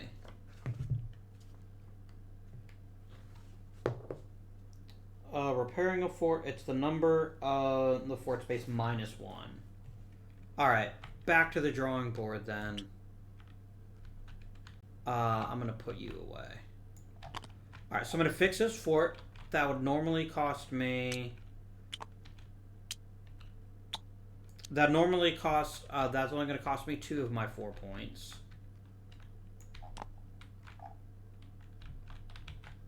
For 3, I'm going to pull... I want to move into the Gulf of Maine just so that the Brits can't. Then I've got 1 military point left, which I guess just goes away, because I can't do anything with just 1 point. And then I get 2 for an economic. So I guess I'll put it in Katarki, because that's the only one that's cheap enough. There we go. We're getting there, sort of. Alright, British turn. Alright, Brits, what are we going to do here? I eventually need to start leveraging my actual advantage, including this ridiculous amount of debt room that I've got. And I think this is the turn to do it. So, I'm going to take an extra. This would cost me 8. Do I want to take 4 debt? No, that's stupid. I can take undisputed control for 6. So I'm going to take 2 debt. That gives me 6 commercial. So I'm going to go 1, 2, 3, 4, 5, 6. And then I also get 2 alliance points. So I guess I'll take over here.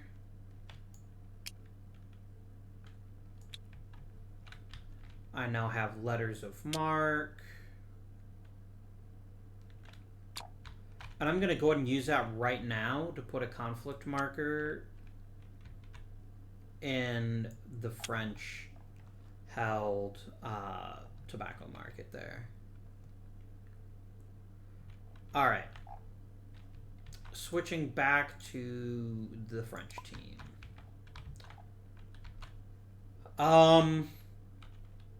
I really think that fort in Halifax would be pretty handy right now.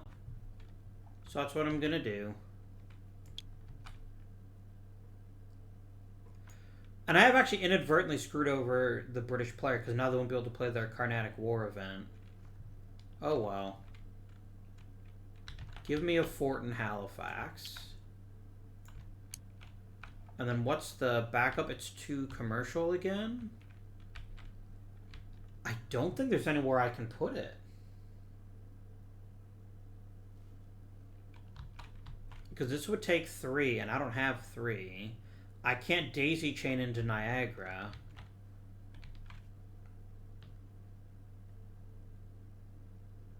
Yeah.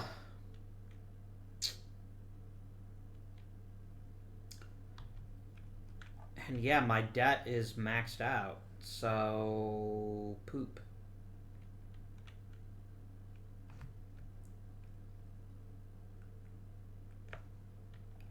Poop indeed. Well, I can't do anything with it, so I guess it just fizzles away. What would the British like to do? They've got a stranglehold on the fur market. They can't get the fish market. Both of those things are true. They can cut me off here. Because remember, that was there at the beginning of the turn. I did that last turn. They could yeah, there's something to be said for that.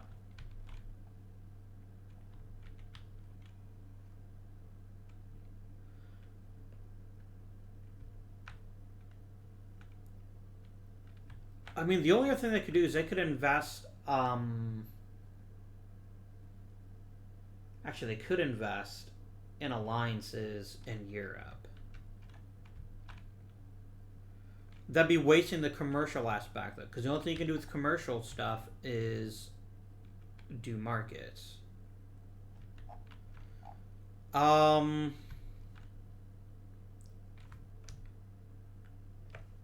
Oh, let's switch to Britain, please. Thank you.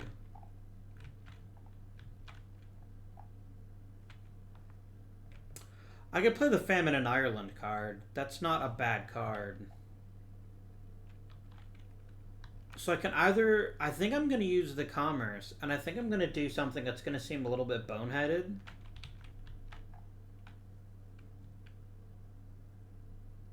No, it's about conflict markers, forts, and squadrons.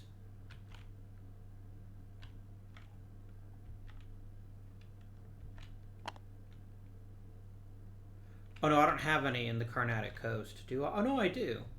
So I'm going to go ahead and let's get some conflict markers out on the board. And then don't I have the other Indian one too? Oh no, I don't. Okay.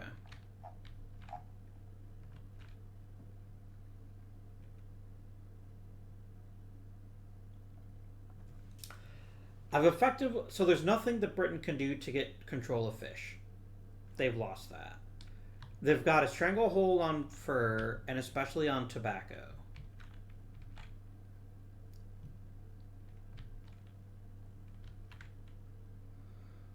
Which of course doesn't mean that they wouldn't like to have an even stronger advantage in either place.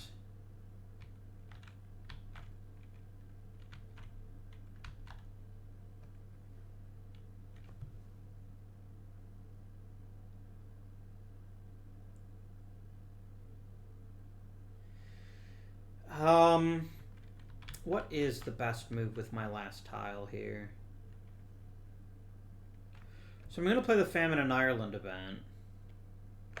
Which means Ireland or Scotland would be open, but the problem is you can't use economic stuff in Europe at all.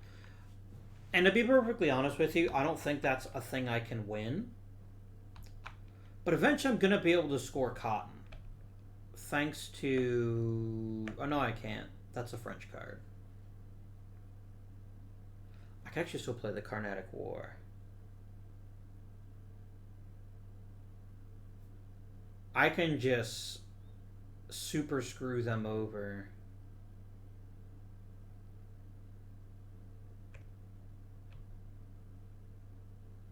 Yeah, I think that's a really great suggestion. Let's do it. I'm going to go ahead and pick this one. I'm going to play the Carnatic War. I'm going to put a conflict marker for every alliance I control. I control one. I'm going to put that right there.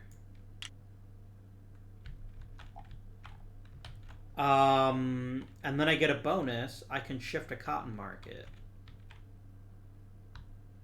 Oh, poop.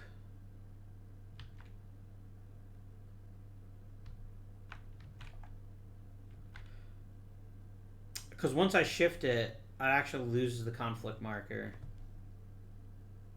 I don't have to take the bonus, I think. Maybe I do.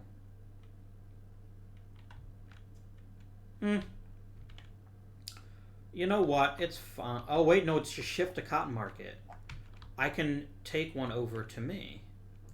So let's do that. Let's take over West Bengal. Boom. You love to see it. You go away. I get an extra $2 to spend here. Let's do that. And then I get 2 diplomatic points.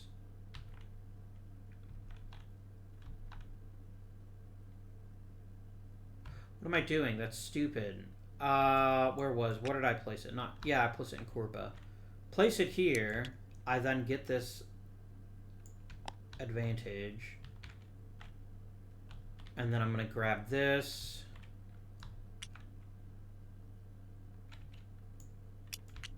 And I'm going to take that advantage.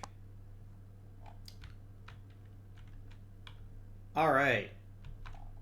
That concludes another turn. So, we're going to discard the TRP. There weren't any, but that's fine. Resolve all remaining powers. I get to lose 2 debt.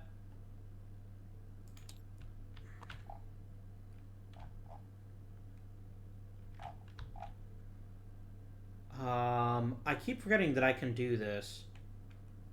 But I do have textiles. That's all I have, but it's still a victory point. That's nothing to sneeze at. Okay. There's that. Now we do the scoring phase. Alright, North America, total 1, 2, 3, 4, 5, 6, 7, 8. Brits. 1, 2, 3, 4, 5, 6, 7, 8. Wait, no, France has 9. I missed the squadron there. So yes, I get 1 victory point. Huzzah.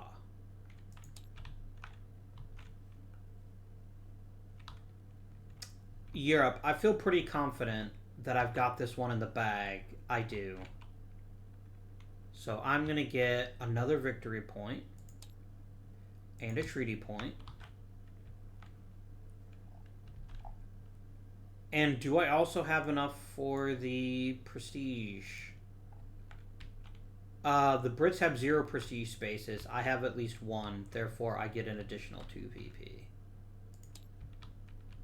And I get 1 other VP because of my ministry card, which you'll recall gives me an extra bonus. All right, Caribbean. I'm not even going to bother counting. The British have this in a pretty big jump. So take a treaty point, you imperialist bastards, and then you connect a victory point. India, it's even more absurd. Have another victory point. Next, we check global demand. Furs, we're still in the succession era. That's worth 2 VP and a treaty point. So we're going to go boop and boop. Fish is just as obviously mine. That's 2 VP and a debt. I mean, yay 2 VP, but boo 1 debt. And the Brits gain a debt, but they also get 3 victory points. Alright. That's all that scored. Nobody won automatically. Next turn. Now, there are 2 peace turns before the War of Spanish Succession. So, there is still every opportunity for Britain to make my life more difficult in Europe. Okay, we are in turn 3, so we're going to do a couple things that are a little bit different. First, we're going to increase the debt limit. Oh, no, actually, I have to do the deck phase.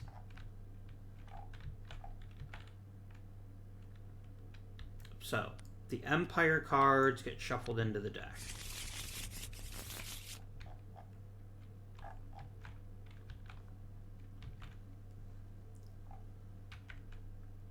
And then the succession era cards will disappear. So we're going to go debt limit.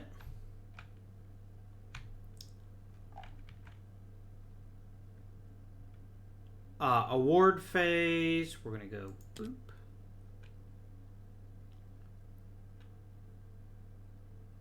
Global demand, boop. Reset phase, boop. How many investment tiles are left?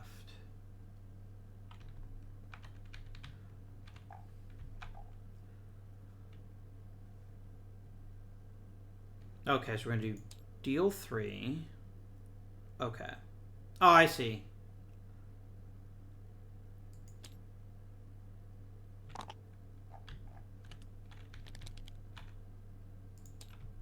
And there we go. Those are all the investment tiles we needed. Each player now gets 3 event cards.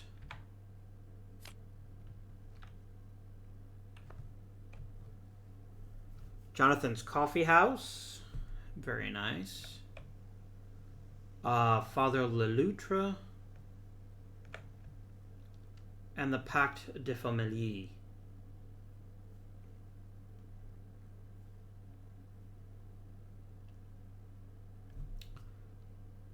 That's actually not a bad card. These are actually all pretty decent cards. I'm going to go ahead and discard the Famine in Ireland card. I think that's the least useful for Britain.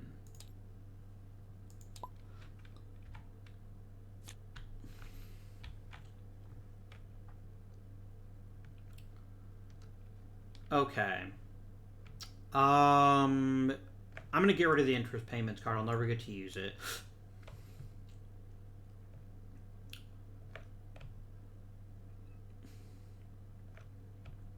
I've got a lot of great cards for India. So maybe that's what I should do, actually.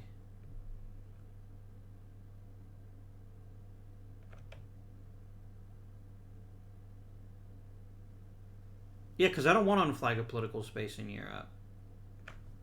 So you can go away, Corsican Crisis. Alright.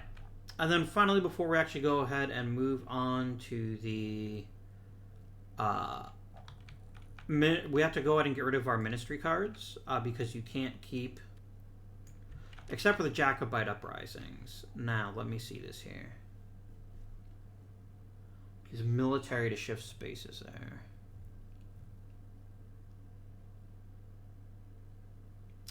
This is a very, very powerful card. But the thing is, I've never won a Jacobite victory.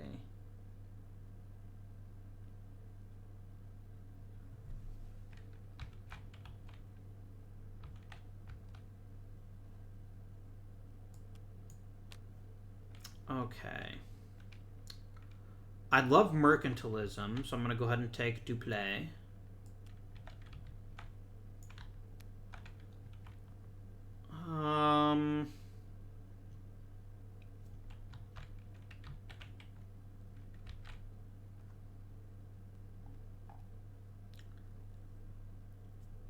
I do quite like this option here. Yeah, this is really strong. I'm going to take that card too. And then we're going to switch back to the Brits. And we're going to get rid of his ministry cards. And then pick 2 new ones. Now, I can actually keep the East India Company. Because it is one that works in either place.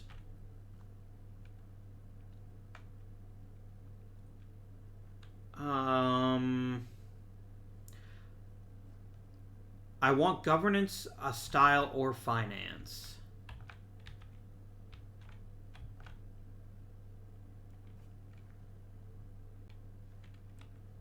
I literally like this Merchant Banks card. Like, this is a super powerful card if I wanted to completely transform Europe. Which wouldn't be the worst idea, because I'm real weak in Europe right now. So I think but I really like Jonathan's Coffee House as a card. So I'm going to take Merchant Banks. And then I wanted governance, right? So I'm going to take Pitt the Elder. Alright. Now, who would the Brits like to go first? Now this is interesting. There's only 4 event cards. And if I ever want to play Father Ladoutre and start reducing the power of fish, I've got to take this tile. So I'm actually going to go ahead and say Britain's going to go first. Because... Oh, no, wait. Fish doesn't matter this turn. There's 2 different economic tiles. So what would I like to do this turn? This is a big turn to make a big economic move in India. Without question. So I'm actually going to go ahead and take this bad boy. I believe I can take the minor action first, or do I have to take the minor action after the major action?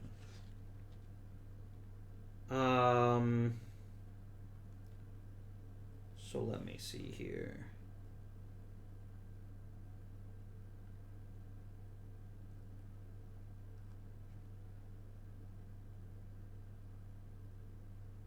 Yes. Only the event has to be first. I'm actually going to take the minor action first. And this won't really matter for this turn because I've got lots of other places to trace, but I definitely want to get me a fort in Arco, or Arcot rather. I'm not sure which is accurate. And then that gives me 4, but I'm going to go ahead and activate the merchant banks which means I can take 2 debt for free. As long as these are for economic reasons. So I'm going to go ahead and do this. This gives me 6, right? So I'm going to go 1, 2, 3, 4. Sorry, that would be 1, 2 there. Oh no, and then I can go 5, 6.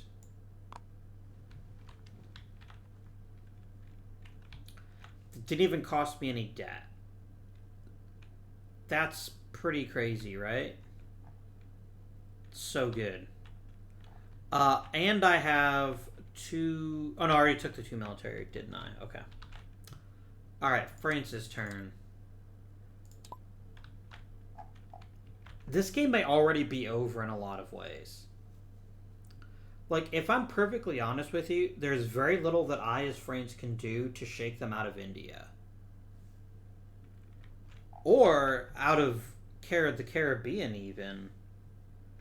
Like, if sugar was a good this round, I could try to make some inroads. I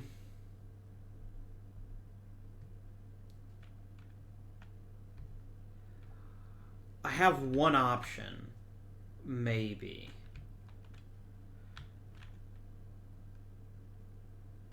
Of seriously damaging the British ability to take forts. Or to do things here. I just need to see how forts work. What do forts have to be next to?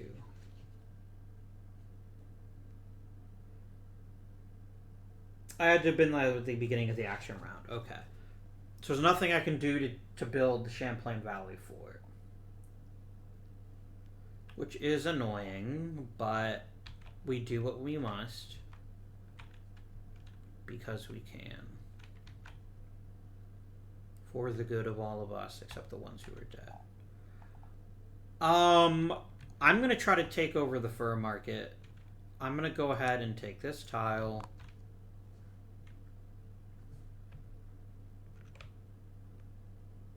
Oh, you know what?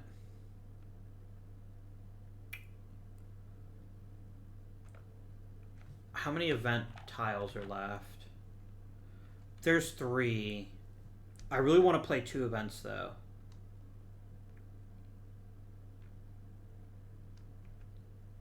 Like, this is truly exceptional.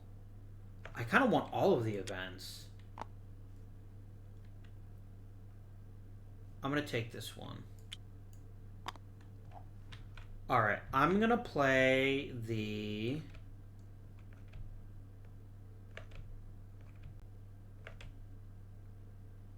Calico Axe. And I'm going to flip Mercantilism to get the bonus. So let's see here. I get to unflag a cotton market. I just tell the Brits to get lost.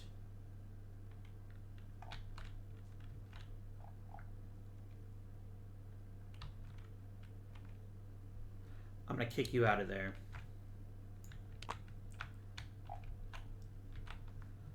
I can then take a British squadron and I can kick them off the map and into the Navy box, which is actually a really good idea. Alright, that event goes away.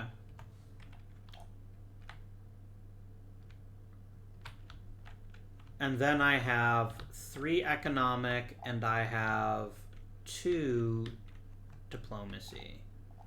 I want to take Maratha. So I'm going to use my alliance first.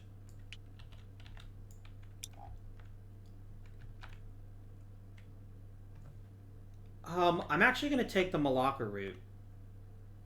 Because that way I don't have to waste... no, because you can only ever use it on one action. That's... Oh, no, but that's the major action. Yeah, I'm going to spend my treaty point and 1 debt. So that I can actually move into both places. So West Bengal and the Malacca River. This isn't going to really move much But I've got other ways to really make some trouble for them in India. And then I'm going to go ahead and instantly use raids and incursions. I'm going to place a conflict marker. Let's see. I can't move into here.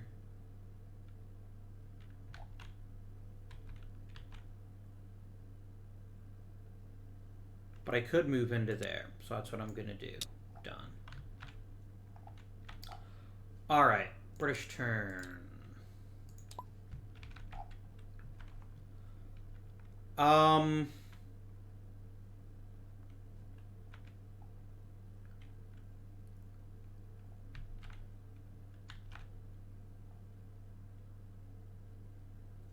Costs 1 to flip to remove it. That would really cause trouble for them. I think I have to do it. Alright. I'm going to take this big boy. So, I'm going to... This only cost me 1. And then 3 more to flip it. Does remove the conflict marker. That's not lost on me. But that's a thing I can handle. And then with my military, I'm going to remove this conflict marker on my own space. For 1, and then... I can't do 2 things with it. That's fine. That is fine. Alright. Back to France.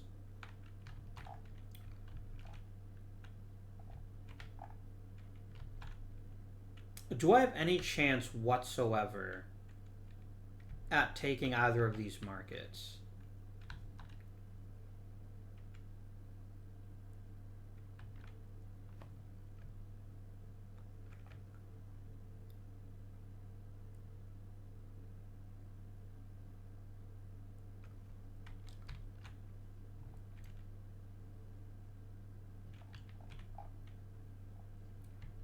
So here's my issue. Even if I place some markers... No, I might be able to manage cotton, maybe. If I really do a great job of managing a couple of things, like conflict markers. Yeah, we're going to do that. So I'm going to take this guy here. This means I can't play this card this turn if I do this. And placing conflict markers is going to be how I'm going to cause issues for the Brits. So I'm going to play that one instead, and I'm going to go conflict, conflict.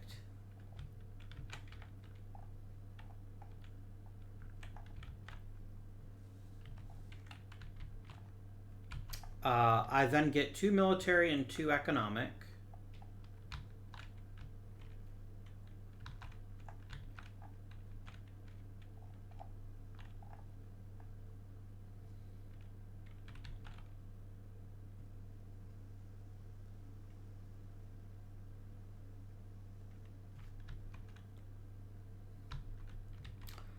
I'm going to spend 2 more debt so that I can basically... Was that there at the beginning of the turn? I think it was. I don't actually care about that. I wanted cotton. So yeah. Oops, I actually can't do that. There we go. Yeah, this is super expensive, but wait a minute. Just do it this way, you idiot. Don't spend so much debt. That's just a dumb move. Sorry, I need to add... No, that's where I should be. Okay. Because that makes this 1 to flip. It does cost me the conflict marker, but I've got other ways to add those. And then this would only cost 4 to flip it. No, it'd be 1 to flip it, and then 2 more, and then 3 more, so yeah. There we go. That now belongs to me. And then I get 2 military left. I'm going to take this conflict marker off of mine.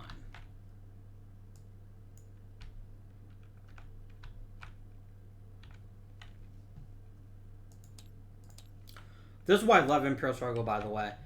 I had no idea that India would be such a meaningful way to cause problems for both of us here.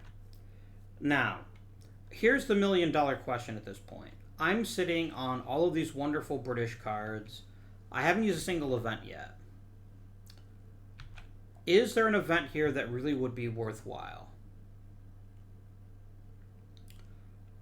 I can put a conflict marker and a fish market,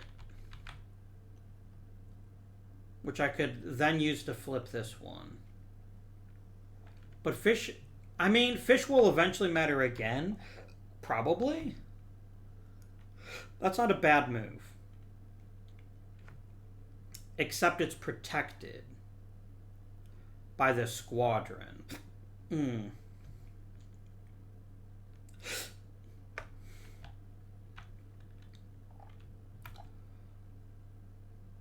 And I can't play Jonathan's Coffee House because I don't have that card. I do have the Pack de Famille. So I'm going to go ahead and take this one, and we're going to try to make a move in Europe.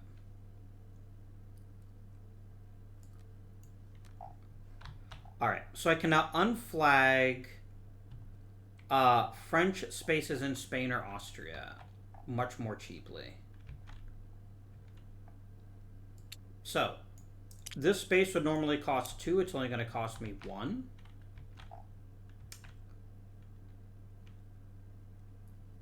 And wait, do I have style? No, I stupidly didn't get that one. Oh well. So that's going to be 1 to flip it. So I don't get the bonus, which makes me sad, but whatever. So it's going to cost me just 1 to unflag. And I'm going to spend a treaty point so that I can get over there. And I've got 3 more points.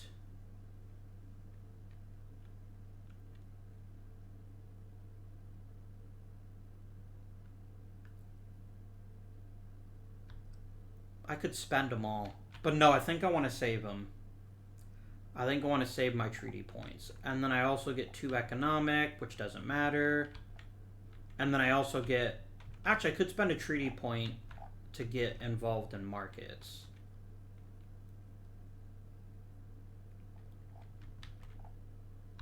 Where would I do so?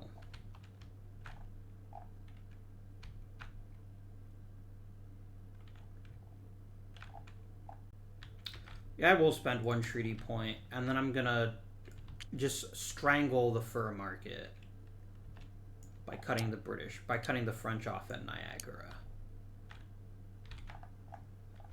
Alright, you can go away. And then I do get a military upgrade. I'm gonna take the crap out of that. Do I have a -1 anywhere? That's a +1. 0, 0, -1.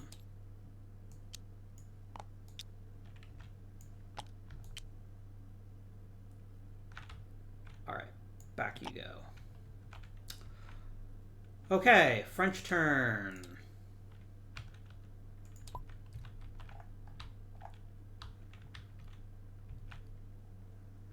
If I'm going to drop the bombshell and just really completely screw over the Brits in India, I have to play this. I have to take this tile, and I have to play this card. Alright, first of all, the event happens first. I can either place 2 conflict markers and unprotected spaces. That sounds wonderful. Let's go ahead and go 1, 2.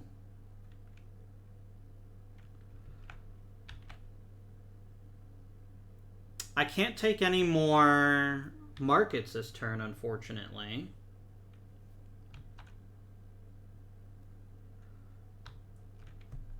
But what I can do... No, I wouldn't have enough.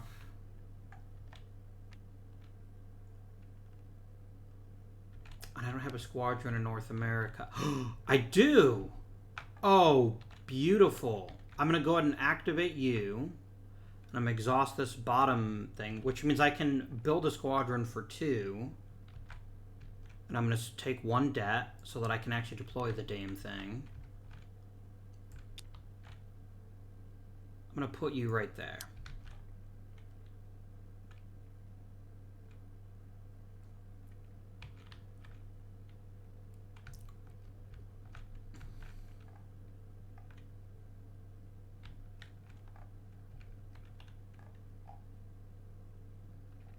And I do get 2 free commerce, which with that 2 is more than enough to do this.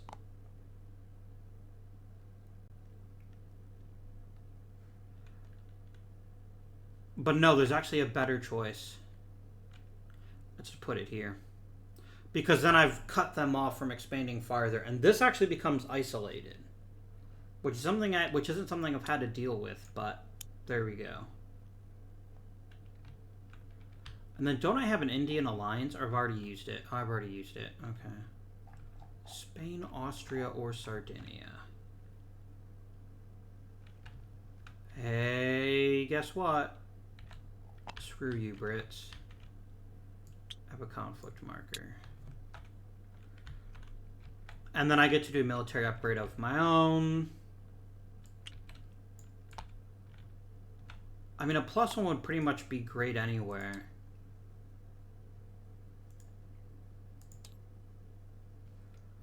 It's wholly unnecessary there. So I'm going to go ahead and swap it out here. Available.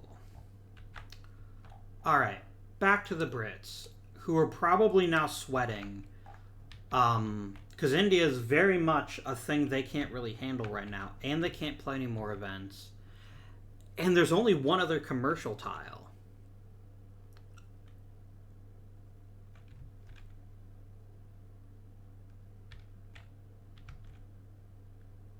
I mean, yes, they could take an advantage back, but no, I think what they have to do is I think they have to get busy in Europe. I think that's the only solution that they have.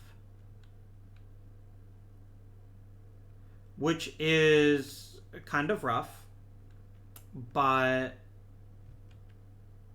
yeah, that's what they're gonna do. Take this one, please.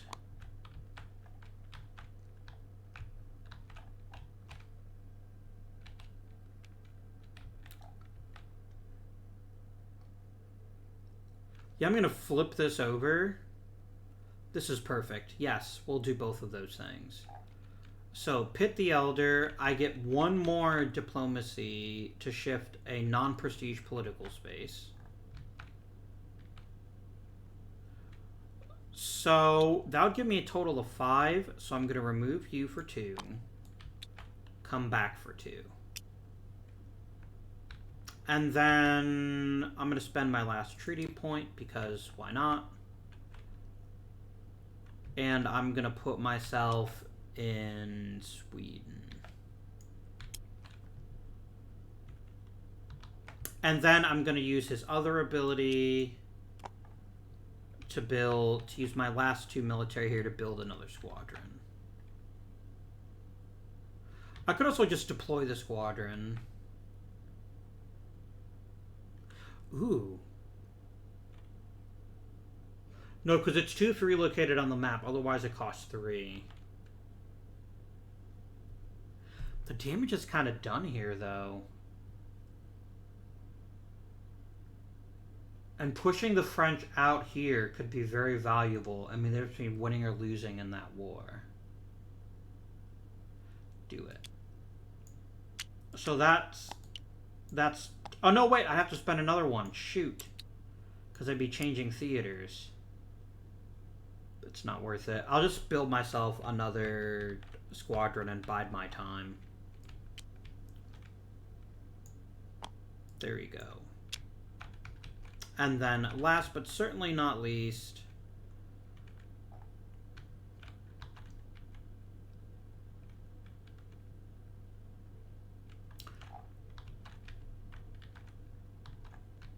I'm going to go ahead and exhaust this so that I can spend this particular tile.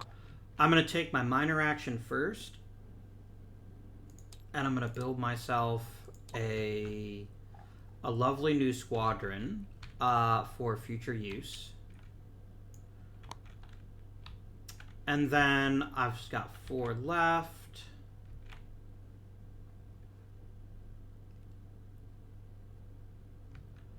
There's still a Jacobite rebellion, which is nice. And the Jacobites are going to be less important here.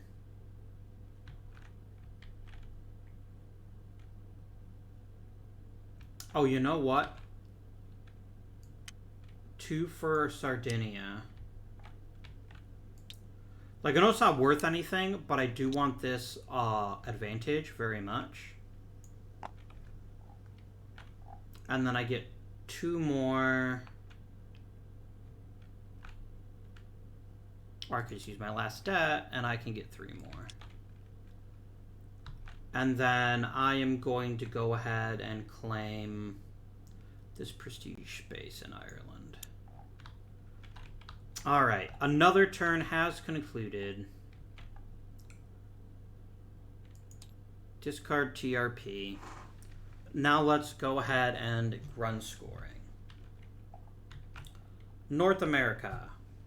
1, 2, 3, 4, 5, 6, 7, 8, 9. British 1, 2, 3, 4, 5, 6, 7, 8, 9. So it's tied, no one gets the point. Europe is much closer now, but I still think I have a pretty dominant lead. 1, 2, 3, 4, 5, 6, 7, 8, 9, 10, 11. Yeah, for sure. So I do not get 2 victory points anymore, sad face. But I will get 3 victory points because I'll also get 2 for having more prestige spaces. So give myself 3 victory points. North America, it's a treaty point for Britain. 1, 2, 3, 4, 5. 1, 2, 3, 4, 5, 6. Yeah, for sure. So take your treaty point. India, 1, 2, 3, 4, 5, 6, 7, 8 versus 1, 2, 3, 4, 5, 6, 7, 8, 9 versus 1, 2, 3, 4, 5, 6, 7, 8. If I had one more bloody space, I could have gotten a crap ton of victory points. And it's worth even more to me, right? Because of this guy. Man, I could have 4 victory points here. Oh well. Let me make sure of the count one more time. 1, 2, 3, 4, 5, 6, 7, 8, 9. 1, 2, 3, 4, 5, 6, 7, 8, 9. How am I coming up with 9 now? No, there is 9. So yeah, there's nothing I can do. I think it counted Sardinia by accident before. Regardless, sigh. Spice. The Brits have 2. And I have 1. So the Brits do win that. It's now the Empire era, so that's now worth 2 victory points and a debt reduction.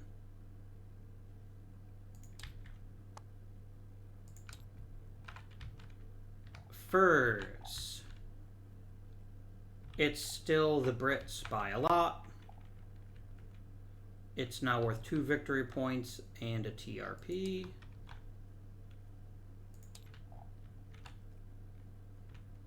Cotton, however, thanks to my clever diplomatic maneuvering, I have 3, and the Brits count as having none.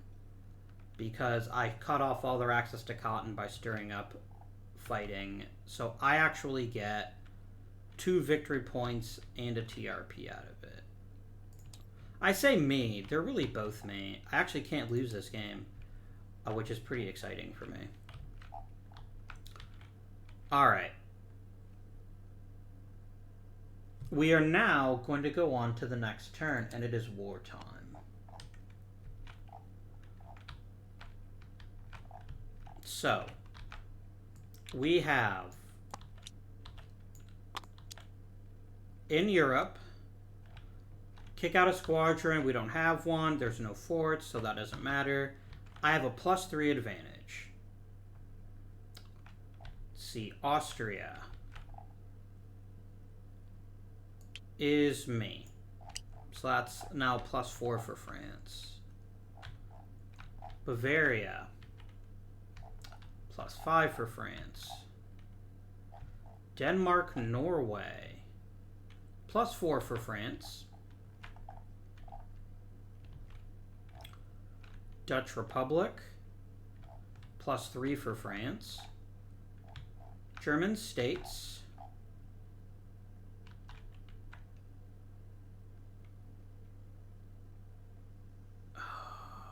crap, my brain just stopped working.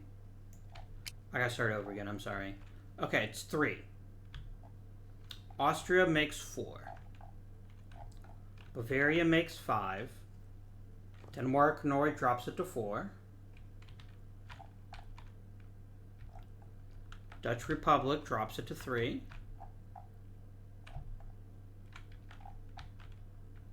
German states drops it to 1. And Savoy kicks it back up to +2. With a margin of victory of 2, I get 2 victory points, but the British... Sorry, I get 1 victory point. Well, it's not the end of the world. It could have been a bigger victory. It just wasn't this time around. King George's War. Oh, this reminds me. You go back. You go back. And you go back.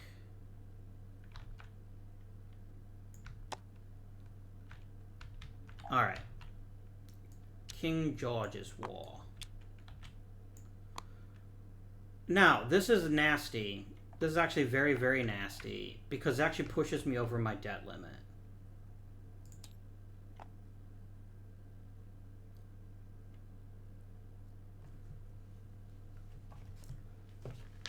I'm going to check and see when I actually have to worry about this.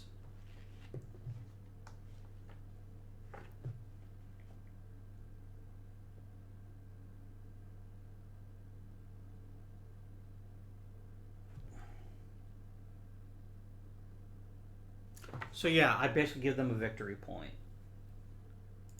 Because I can't actually go over that. So the Brits get a victory point. Stupid Brits. Okay. Conflict markers in North America. There aren't any. Forts in North America. I have 2. That now makes it +4 for France. Squadrons in North America. I have 1. That's +5 for France. So, I get a CP.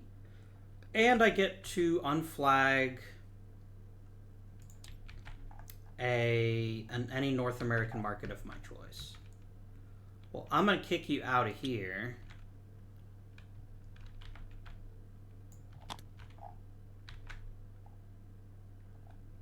Now, the CP tells me I could take Hudson Bay, San Augustine, or Acadia.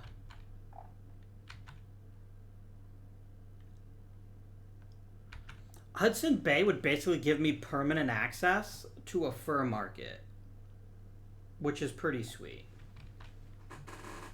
San Augustine gives me access to some sugar. And Acadia should be like around here somewhere. Oh, I've already got Acadia. Okay. But I think I can also use CP to take forts. Is that accurate? Conquest points. 7.2.1.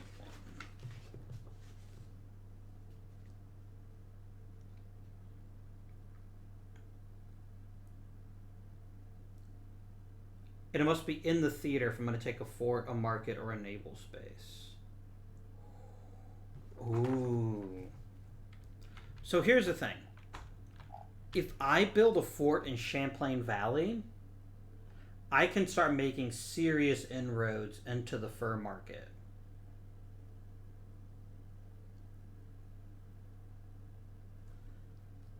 And I equally deny it to the British. And it'll really help me lock down things here. Or even better, I could put in Ohio Forks, and then that gives me access to all these fur markets. Or I could take Hudson Bay and never lose it again, get an advantage, and have free access to a market here. Oh, this is tricky. This is surprisingly difficult as far as decisions go.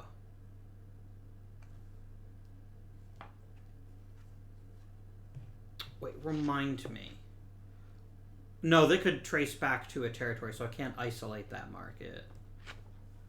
I definitely think I'd rather have a fort than Hudson Bay. France would.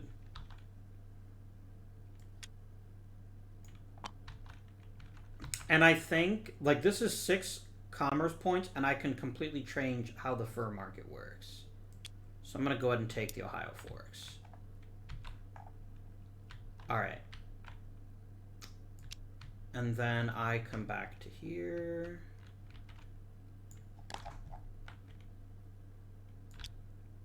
And you come back to there. Alright. First Carnatic War. 0, but damage a fort or kick back a squadron.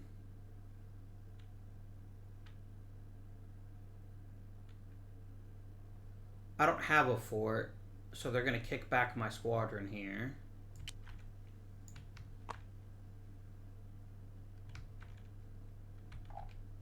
And then I get to unflag. Is it anything I want?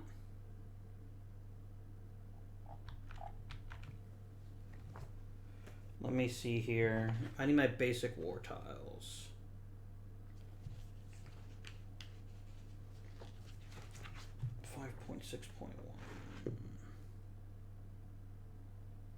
Oh, that's for a bonus war tile. I don't want that.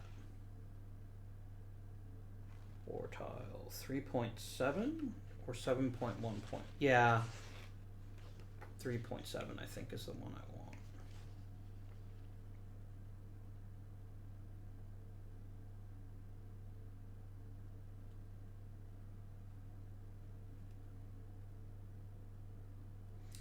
See, this is very confusing to me. I'm not sure who does what with the different war tiles. I want to say there's a thing here.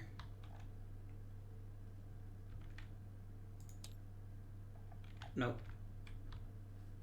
That's not it.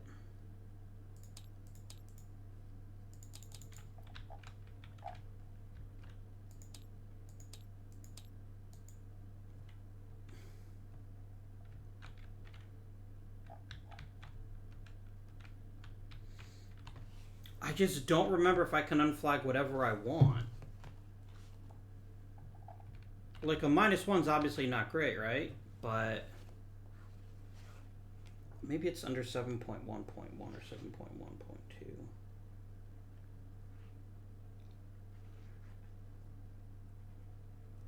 A market or political space. Okay.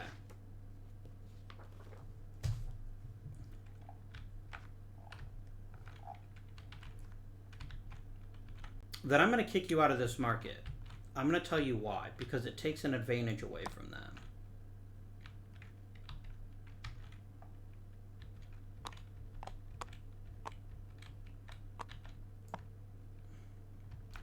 And it's also a space I can take next turn and really get into the spices trade. Alright. So here we need conflict markers, forts, and squadrons. Conflict markers. There are 3 against the British. So that changes from -1 France to +2 France. Forts. There is a single fort. Sorry, 2 forts. Which I think makes it even. Doesn't it? Okay, it starts out as a -1. There's 3 conflicts. That's +2 for France. But the Brits have 2 forts. So then that makes it a 0. Does either side have a squadron in India? They do not. So that actually means that nobody won that war. That's annoying. We're here to win wars, damn it. We're not here to lose wars. I guess tie wars. Alright, Jacobite Rebellion. I can unflag. The Brits do get a +1. Style Ireland, Scotland conflict markers. Where do I want to kick you out of? I'm sick of your stranglehold over the German states in Saxony. I would like you to leave, please. Alright. So the style keyword. I don't have it. And neither do the Brits. So that doesn't matter. Ireland. I have the military space there.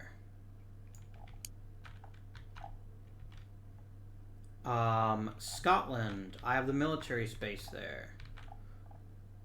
So it goes from 1 to -1 to 1-1. And there's one conflict marker in Europe, and it's against them. So I actually win. I get 2 victory points. The Brits get a treaty point.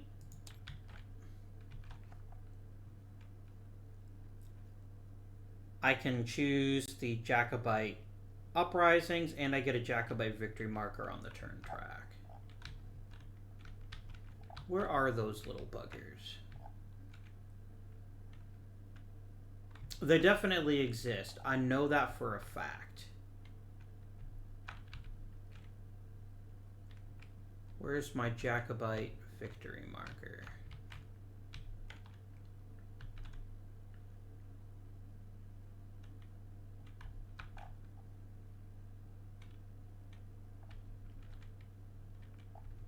Wait, where are the U.S. flags? Okay, there those are. Those are investment tiles. That's just a random flag I never got rid of. Oh, come on, there's specialized markers for this. There's a Jacobite victory marker.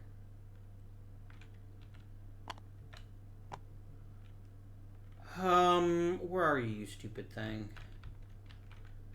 You're probably all like screaming at me at the top of your virtual lungs. Like, Abby, how could you be so stupid? It's right in front of you. Wait. Hey, there we go. Jacobite victory.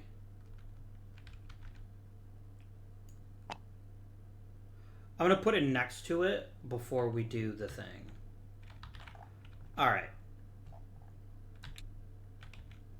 Now, I didn't... Now, in order to automatically get to win every war by the maximum amount possible. So, definitely, this game is going to keep on keeping on. Alright, we have finished scoring the war stuff. We're going to reset. I wish I'd remove all the conflict markers, but I guess the game doesn't know which ones to remove, so... But only if they mattered in the war. This conflict marker actually stays here, because there was no fight in the Caribbean this turn. And then go ahead and set up the 7 Years' War.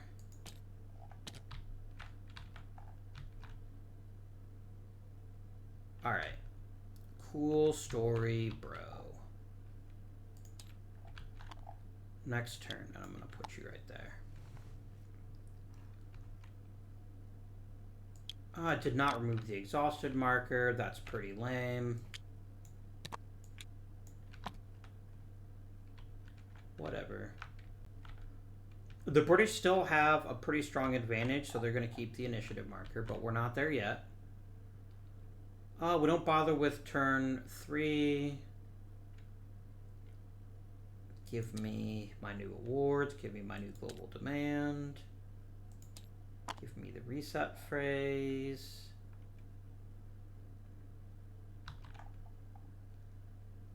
give me the deal card space. Alright, I get to keep all 3 of my cards.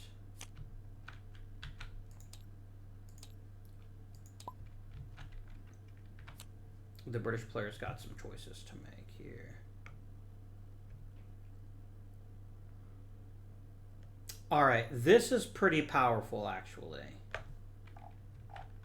If I have the finance keyword, and I do. So I definitely want to keep that one.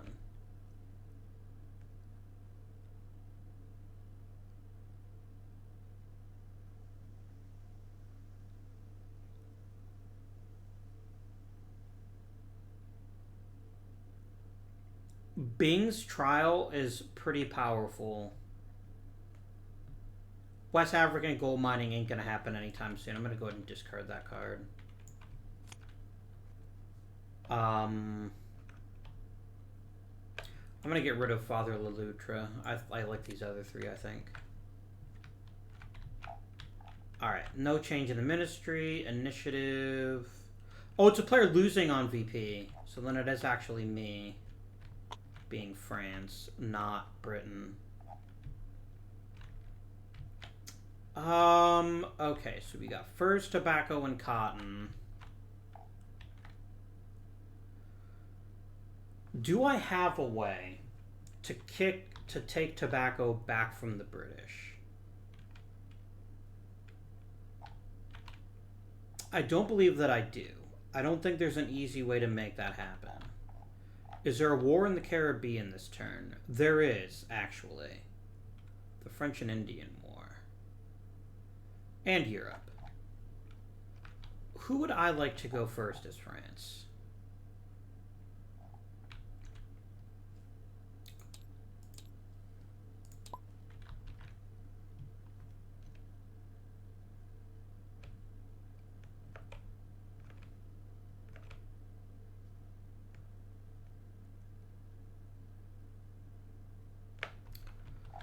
Alas, I don't have style. I merely have governance. Ugh. I do have finance. I could get a free flippin' thing.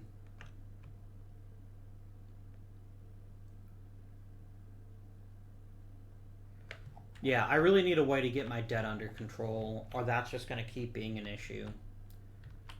My position in North America is significantly stronger. And I think, especially because furs are so important, I think I want to go first as France. And I just want to start slapping down fur market stuff. So that's exactly what I'm going to do. I'm going to take this guy. And I'm going to say 2 and 2. I then have 2 alliance points. I'm just going to kick you out of the Iroquois raids, stupid limeys. Which one is Iroquois raids? There you go.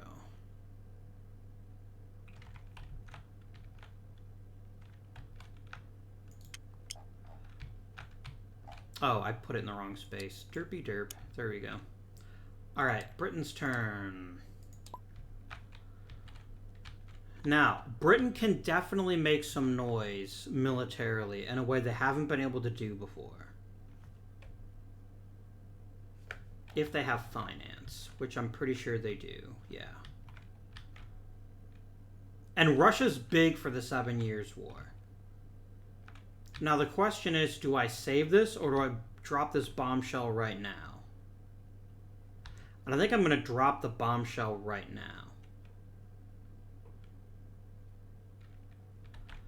now. Which means I need to take a military event card. There's 2 to choose from, so I'm going to take this one. Alright, War of the Polish Succession. And this is when, as France, I'd go, ugh. Even more treaty points. And then they instantly get control of Russia.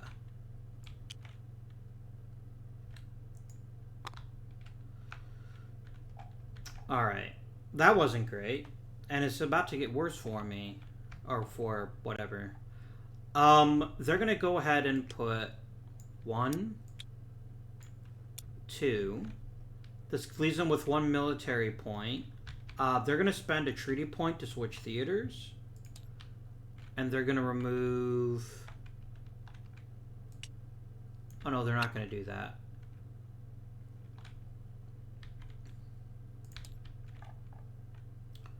You know what? Let's go ahead and exhaust this first space. So that it only costs me 2. I'm going to spend 1 treaty point. Because remember, I had 3. I spent 2 to deploy squadrons, and I'm going to build another squadron.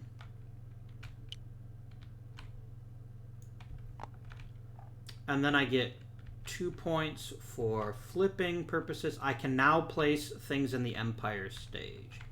That is precisely what I'm going to do. I'm going to put that right there.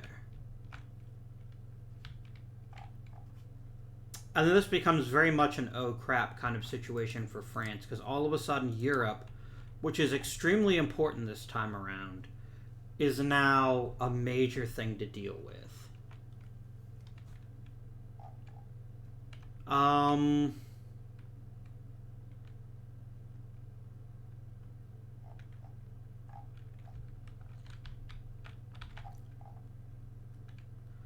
Although one of them is just for squadrons.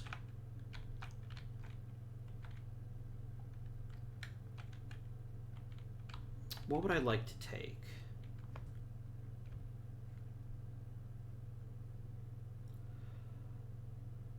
A free squadron could be pretty damn good. I'm going to take this one. Alright. You should have gone away a long time ago. South Sea speculation. I have the finance bonus. I'm going to take my free squadron first. That doesn't actually matter. I got to do this first part first. I can unflag any market I so choose. And I'm really going to push into North America. And I can't unflag a market if it would isolate others. So I'm actually going to take this flag out. I know fish doesn't matter this turn, but it will matter again, I can assure you. And now I have the ability to cut them off and then isolate other shit. Alright. So I got a free thing here. What was my tile? Okay, it was a 3. So I'm gonna go 1, 2, and then I'm gonna go ahead and spend a treaty point. Or wait. Yes, I gain an extra one if I use it for deploying squadrons. Perfect. I'm gonna switch theaters. I'm gonna drop this last squadron off in the Bahamas run. No. Yes. Okay. And then I'll spend my 2 economic... I guess I've changed theaters. So technically I have to do it down here. So I'm going to go ahead and spend my treaty point. So that I can go wabam. Alright. That was a very big naval turn for me, which is unusual, but I'm going to take it as France.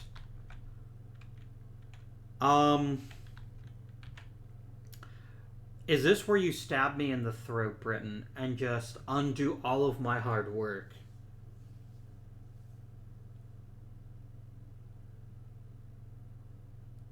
They can't really do anything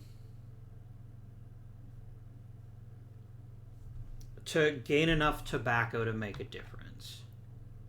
I've isolated that particular feature of the game pretty darn well as Britain. I can only take one fur tile.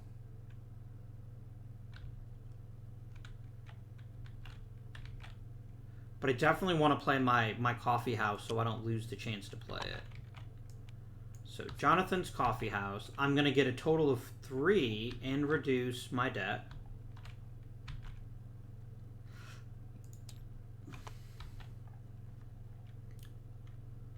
So I get 5 total.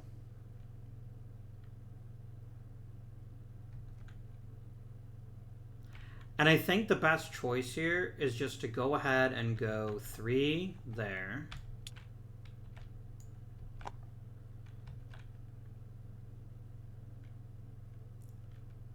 And then they can kick me out here.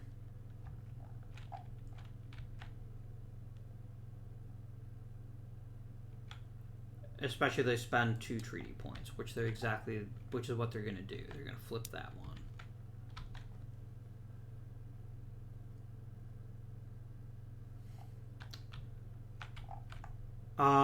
And then they have 2 alliance points, and they're going to go ahead and move back into take the Algonquin, the Iroquois raids. I have a lot of advantages for Britain, and that I haven't been using them as aggressively as I should be is one reason why Britain isn't, like, destroying France right now, but I guess I should say at the end of their turn.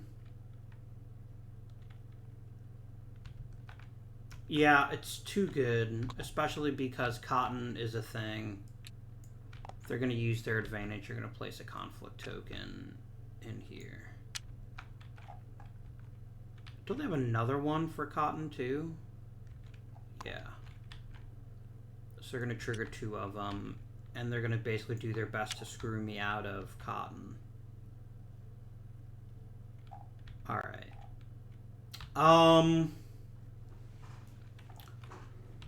I could really push hard for Atlantic dominance, but I don't think I'm going to get there no matter what. Because I now have 3... I have 4 squadrons, they have 3. And I don't even have another squadron to deploy. Which is the sad part.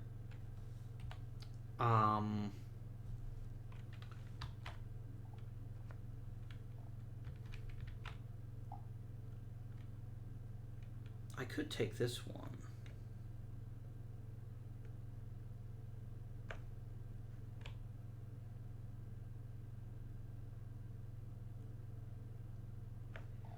But I mean, both these events are pretty trashed here for me, and I don't have style, so I can't use that. Oh, I need to mark him as exhausted. So which tile would benefit me the most? I need to win the cotton market. If I don't win the cotton market... But the only way to guarantee that would be to use military action. Which I can't do. And I don't have any squadrons left. And the British do. So maybe I take this big... One of these big diplomacy ones. Like this one. I don't even care that I'm not going to play an event, because none of these events would benefit me. No, I take that back. Le Beau Monde is still good. Just gives me a bonus diplomacy. So that gives me 4. And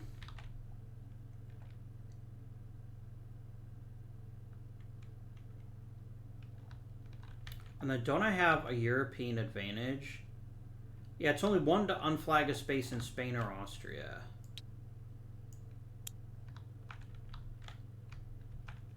Which I think sounds wonderful. Let's do that.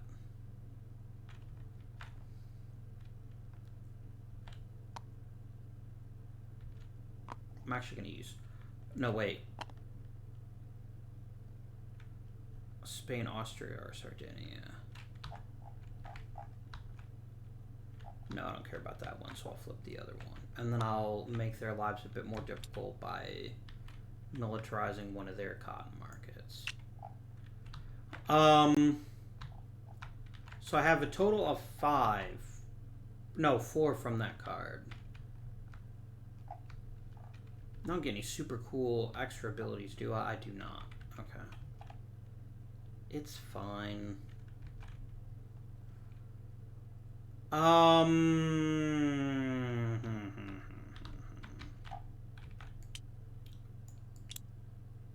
Yeah, I'm gonna spend 1 to unflag this, 2 more to flag it as French. And then I guess I have 1 that just goes... Because I can't do anything with it. Because I used too much debt earlier on in the game. Alright, Britain.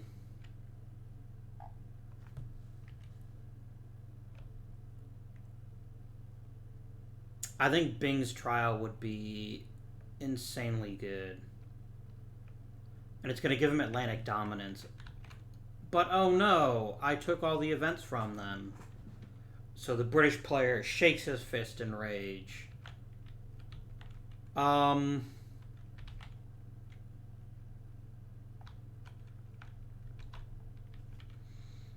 I could get really interested in Europe, or I could get really interested in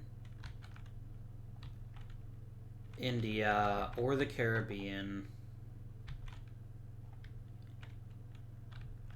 I think one of the things I have to do this turn, I don't think I have another option, is I have to deploy a squadron to the Caribbean, to the Antilles Channel.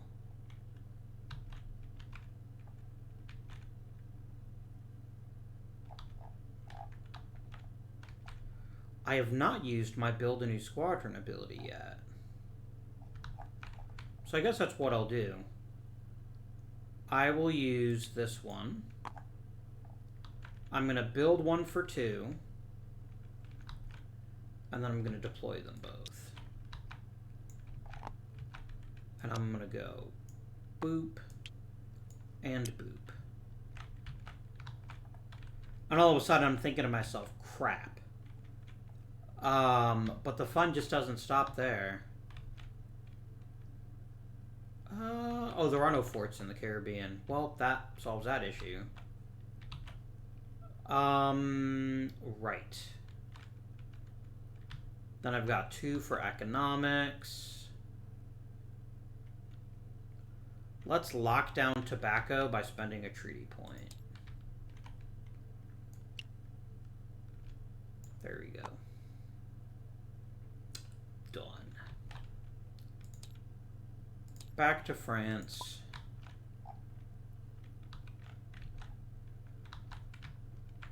If I have any chance... Okay, can I actually disrupt them in terms of the fur trade? So I have 1, 2. They have 1, 2, 3, 4, 5. I don't think it's possible. I think my strategy was sound. But yeah, I think I've lost out on the fur trade. So instead, the best thing I can do is try to take over more of the cotton trade. And try to ensure that I get at least that bonus this turn. So I definitely want some military action so I can kick those off of me.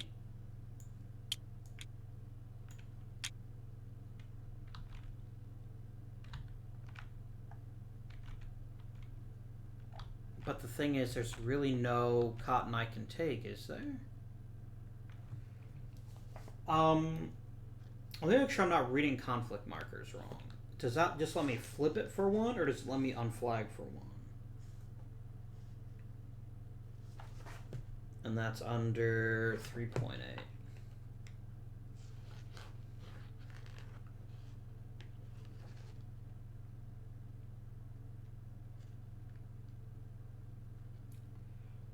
Oh, it's after it changes. Okay. Because until the marker is removed, which only happens when it switch sides. Got it. Then if that's the case, that's actually a really good one to have. So I'm going to grab this one.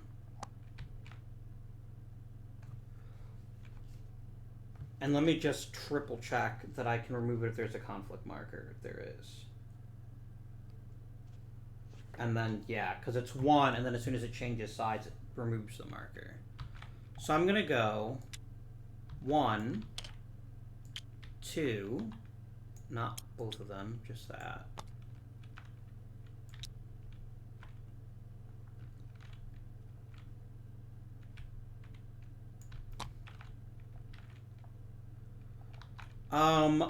What I could do is I could actually pull one of my French squadrons out.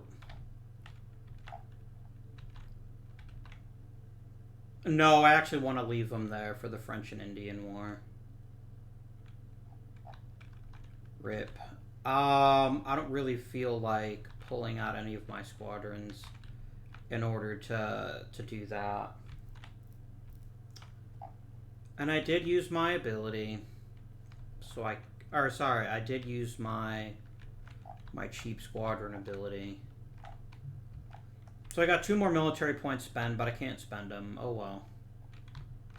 I've got 2 economic, and so I'm going to go flip, and then remove the conflict marker. Because it'd be 1 to remove the British flag, and then 1 to add my flag. Because the conflict marker only goes after it changes sides. I believe that's accurate.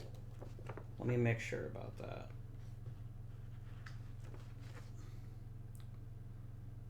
No, either from controlled to empty or empty to controlled. Shit.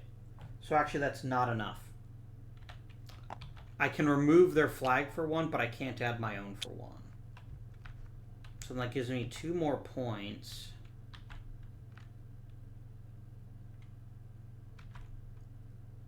I mean, I guess it is worthwhile just kicking them out of a cotton space. But then they can just go right back in.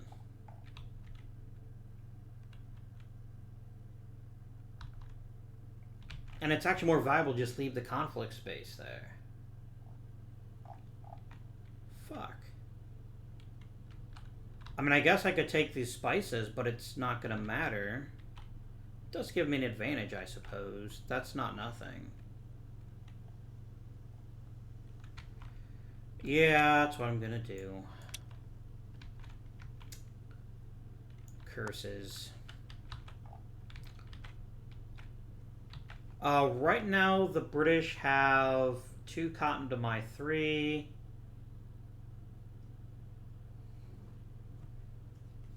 What do forts do again? If they're protecting a space? Does it reduce it by 1? Or, let's see, protected space, 5.6.2.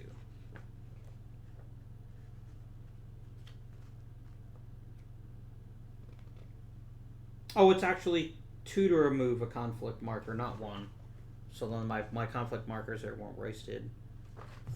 No, it's not conflict marker I want. It's protected space, which is 3 point something.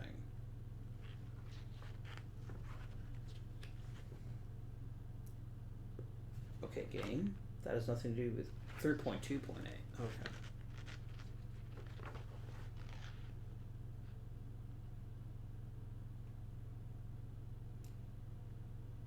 Okay, that's fine. That's fine. I mean, there's nothing stopping me as Britain from just going crazy on debt and just cutting the French off at the knees in cotton, to the point where they can probably never regain it. And I guess that's the smart move, right? Is it just tell the French not on my watch? Alright. If I have a super cool event, I can't play because there's no event tiles left. Alright, go ahead and spend your 2 treaty points for a total of 6. I'm going to flip this space. Boop. I'm going to go into 4 debt. Because I got loads of debt. And then I'm going to go boop.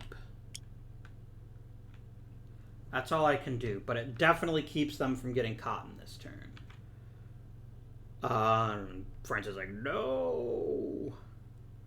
You've disrupted all of my plans, you stupid Brits. Then I've got 2 political. I guess I can kick them off of... No, I can't because that's not actually an alliance space. I can kick them out of that space, though. Which isn't nothing. And then that raids and incursions goes back to the board. Alright. Turn is over. Discard any extra TRPs, and then we count up some score. Alright, who has control of North America? 1, 2, 3, 4, 5, 6, 7, 8, 9, 10, 11, 12. 1, 2, 3, 4, 5, 6, 7, 8, 9. Alright, so France has the edge there. 1 treaty, 1 victory. Europe, it's getting closer. It's 1, 2, 3, 4, 5, 6, 7, 8, 9, 10, 11, 12, 13. 1, 2, 3, 4, 5, 6, 7, 8. So I'll take that victory point. Who has the more prestige spaces? Britain has none, I think. No, they have 2. And I have 3, so I get the 2 bonus VP. Caribbean is 1, 2, 3, 4, 5, 6. 1, 2, 3, 4, 5. A lot more than 6. So you're going to get a treaty point. That probably makes the Brits a bit angry. And then India, you just utterly dominate. You have all but 5 spaces. So you're going to go ahead and get yourself 2 victory points. Oh dear. Scoring global demand. Furs is the Brits. And the Empire face, that's a treaty point and 2 VP. Tobacco is +1 debt and 2 VP. Cotton is 2 VP and 1 treaty point.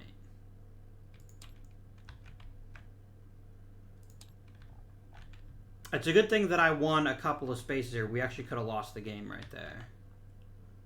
That would have been bad. Alright, let's go to the next turn. We're now on the 7 Years' War. And this could very well change the entire game. And I never looked at any of the tiles the entire time. I guess it didn't really matter, did it? Alright. -1 but unflag, -1 but unflag. It counts as Europe, so I get to kick someone out and he gets to kick someone out. Well, I'm going to kick him out of Saxony.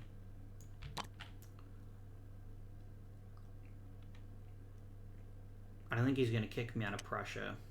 Yeah, he is. Okay. Both start at -1s. Total squadrons in the Caribbean. 1 French, 1 British. So it's... No, sorry, 2 British. So it's now 1 up for the Brits. No, sorry. 3 British. So it's now 2 up, 2 to 0 for the British. In Europe, that's 2 more. It's 4 to 0 for the British.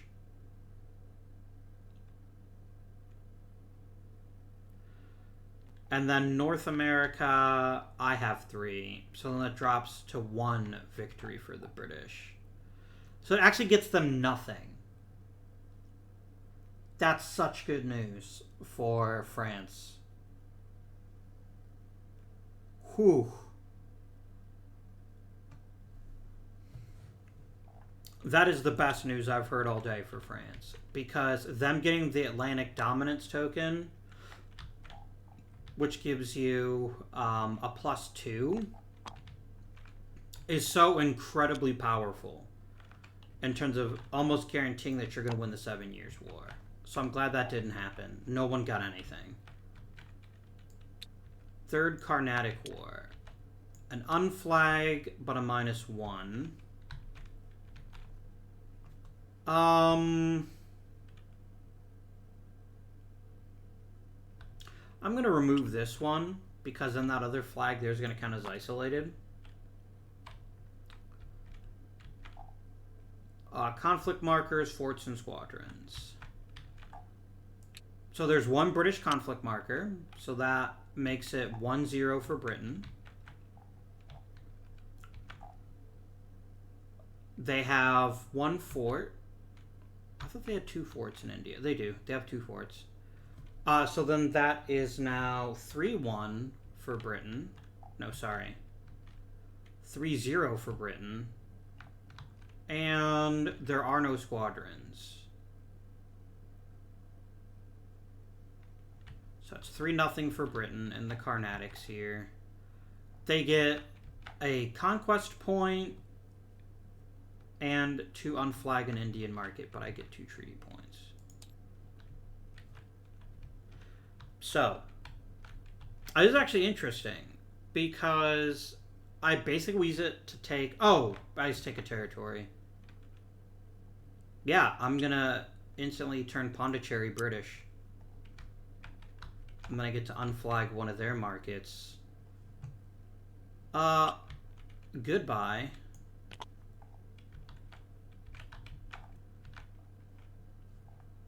And then we're gonna go here. I know this video is probably a bit longer than I wanted it to be, but I think it's important to let you guys see a full playthrough. That gets removed.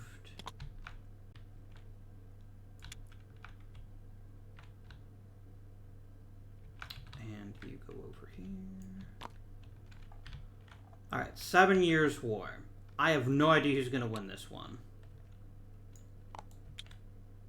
Alright, starts as 2-1 Maine. Who has Spain? Me. 3-1 France. Conflict markers in North America or the Caribbean. There's one, and it's against France, so it's 3-2 France. Forts in North America or the Caribbean.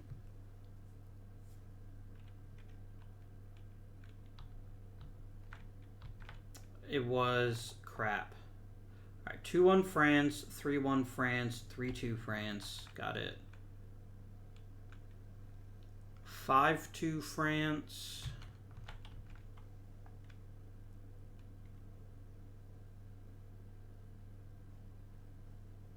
Okay, no forts here. And then squadrons, right? Yeah. 7-2 France.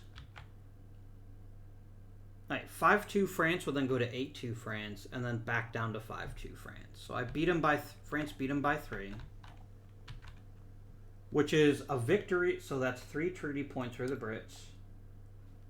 But I get a victory point and 2 CPs. And I can pick Hudson Bay, St. Augustine, Acadia, Minorca, and Gibraltar.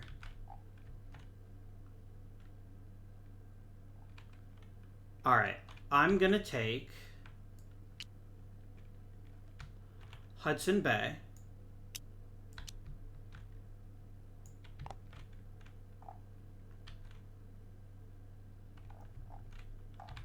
And I'm going to take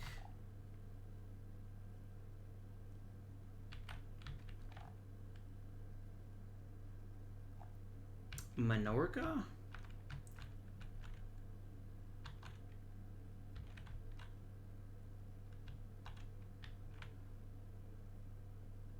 Yeah, St. Augustine helps me get to sugar, but that's all it does.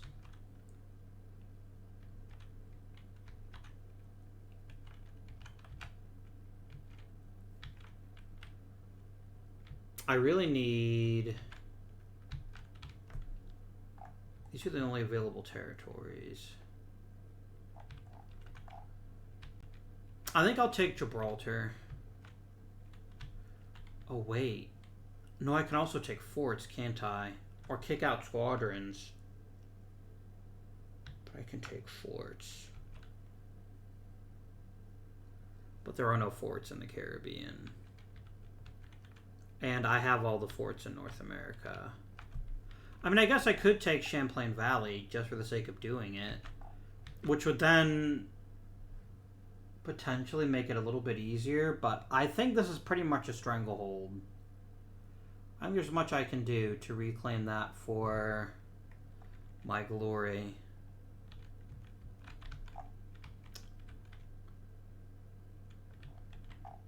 Can I take the Asiento? No. Hudson Bay, St. Augustine, Minorca, or Gibraltar. I guess I'll take Gibraltar. That's a pretty potent advantage because it lets me kick them out.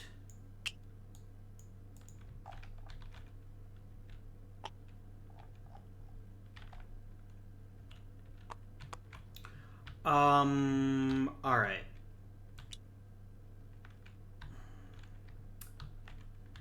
Put you back.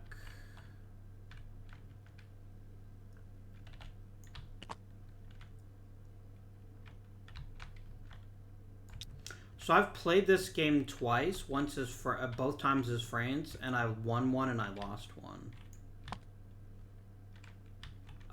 Prussia's Wars.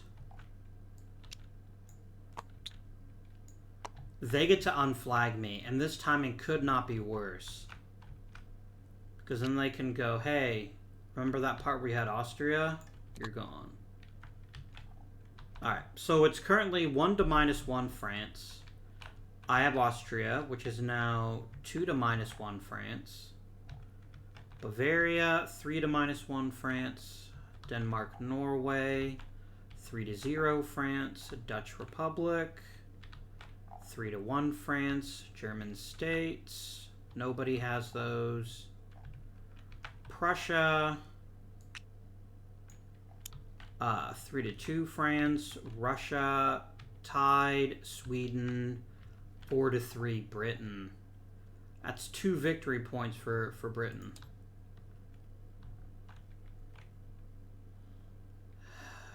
Mega yikes. Okay.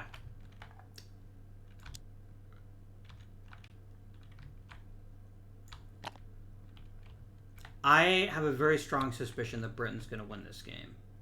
And I don't think there's anything that I can do about it. Maybe there is, but probably not. Probably not. So we're going to hit... Retrieving basic war tiles from the map. Oh, really? I could have just been clicking this button that whole time? Wow, I feel dumb.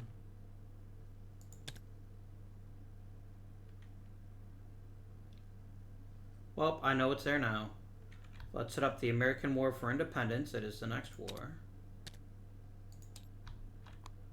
We're now on turn 5, so the first thing we do is we're going to remove from the game all the succession cards.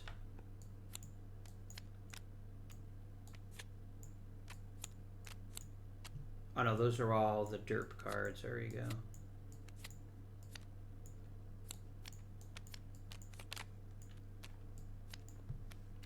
Delete, delete.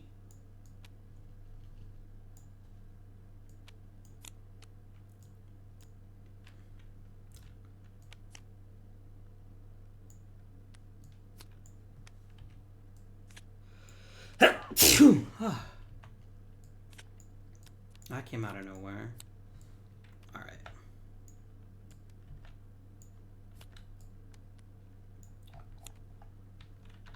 And I don't think I reshuffle in the discard pile. Not unless we run out of cards. Okay, we need to increase the debt limit.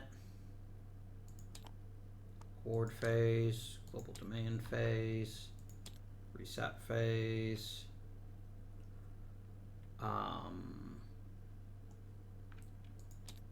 Deal cards. And And then I have to do 3 more investment tiles.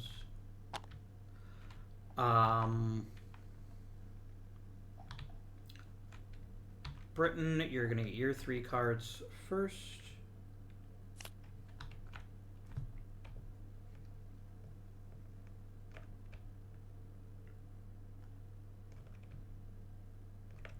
Just really great ways to reduce debt.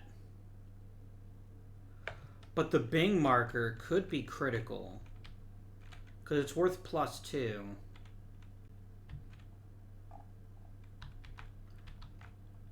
And it could be the key to winning the American Revolution. Because if France wins, they get the USA marker, which is pretty potent.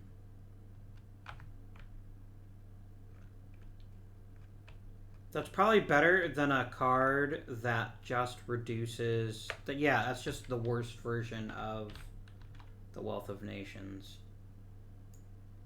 So there you go. Switch to France.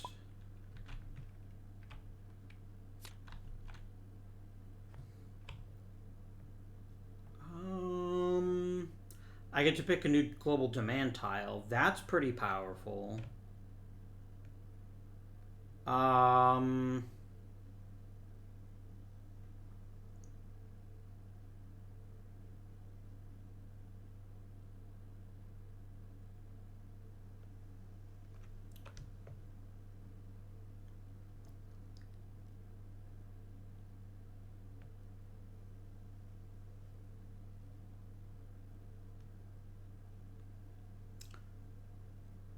That's decent.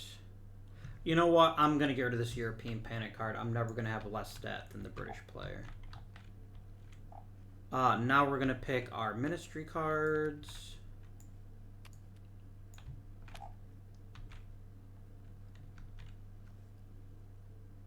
I would very much like style and scholarship.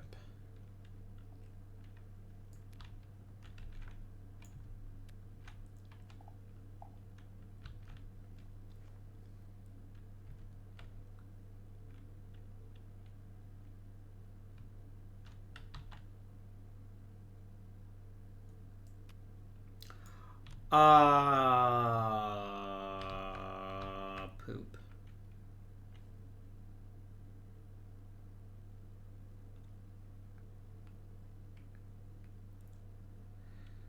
Yeah, fine.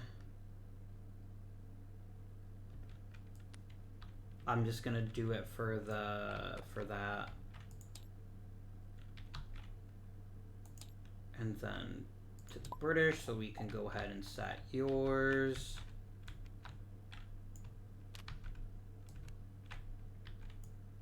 I could keep the merchant banks out there. I need scholarship, so I'm gonna go ahead and take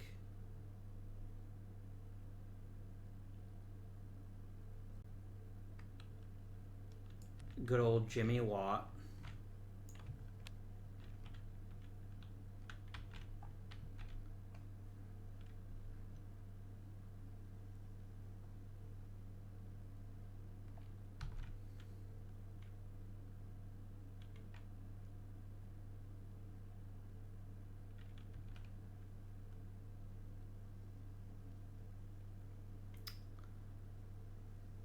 At the start of an action round. Oh, that's nasty. That's a really powerful card. I also like Samuel Johnson, though. That kind of nukes my advantage as France. I think I will take him. Well, actually, no, because Samuel Johnson, yeah, because I don't want Watt's ability as scholarship. And then I can go ahead and take probably Edmund Burke.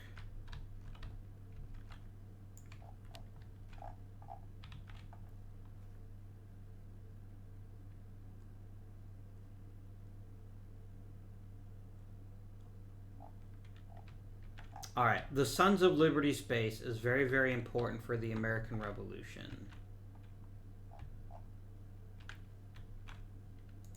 So to that end, I'm strongly thinking that I need to go ahead and start with Yeah, I need to start so that I can make sure that I get it and the Brits don't. So I'm going to go ahead and take this tile. I need to, if I'm going to play an event, I need to decide. I can activate an advantage I control outside of Europe for free, basically. That's nice.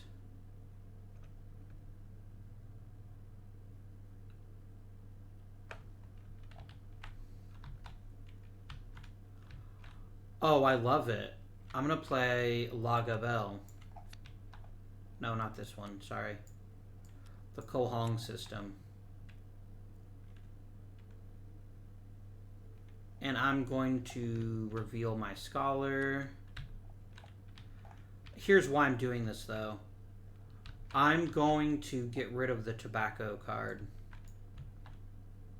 Sorry. Unlock, please.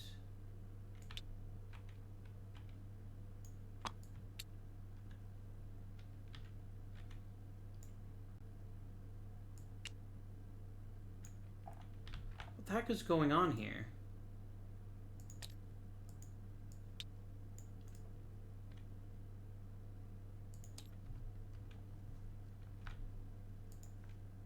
Okay.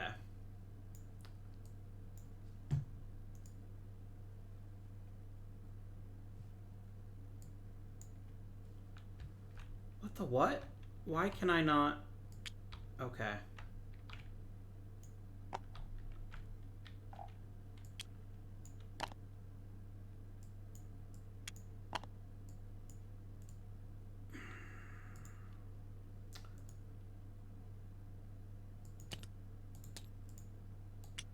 Okay, so that's broken.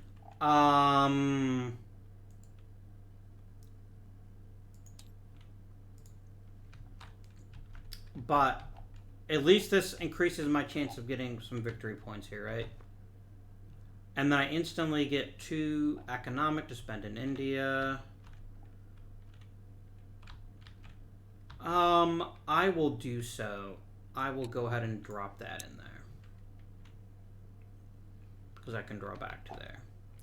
Then I've got 3 diplomatic. Well, I'm going to go ahead and get the Sons of Liberty on my side.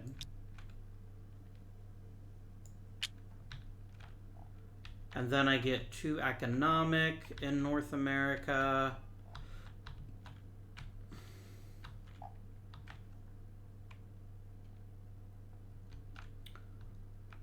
Heck, I'm going to go ahead and claim the York factory. That's my turn. Britain. What would you like to do with your turn? I should probably check out who's doing what here, huh? Sorry, I'm just going to check for Brits right now. +1 for the revolution. -1. +2. So they're in a really good shape in the Caribbean.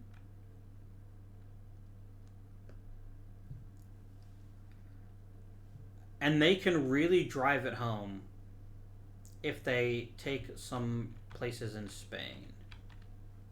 But I really want Bing's Trial. I think that's actually the best card possible here. There are so many event tiles available right now that I'm not even worried about it. Do you have more combined squadrons, forts, and local alliances than France? I sure do. And I may not always have it. So I'm going to go ahead and pick this one.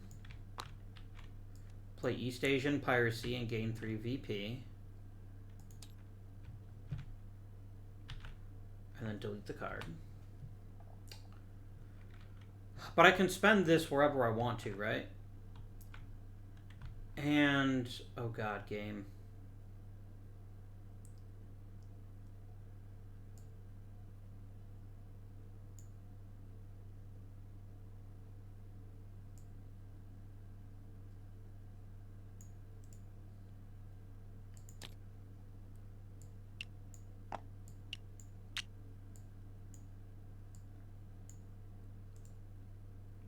what is happening here?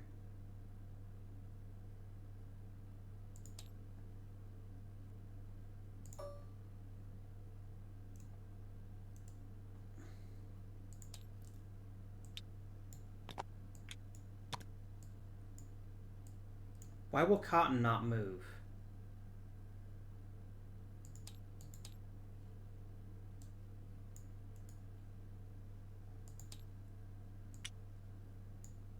Okay, we did it. That successfully delayed some time. Okay. Where would I like to spend 3 military? You know what? I think a fort in the Champlain Valley sounds like a lovely idea. Let's spend a treaty point. Give me that big, beautiful fort footage. Then I've got 2 economic. I'm gonna take the fur. There we go. I love it. Wasn't there like a super secret commerce one? No? Okay. Alright. Back to France.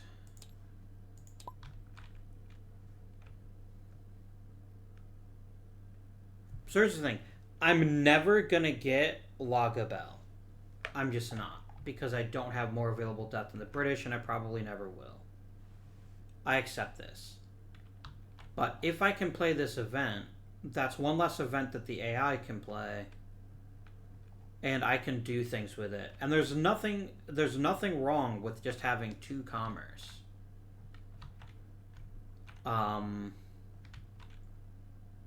Yeah, especially when I can just start pushing into sugar.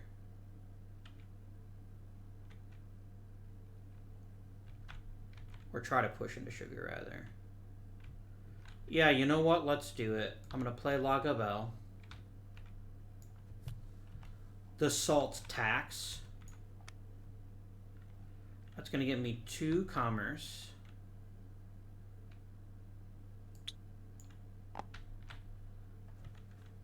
I'm going to put that in Antigua.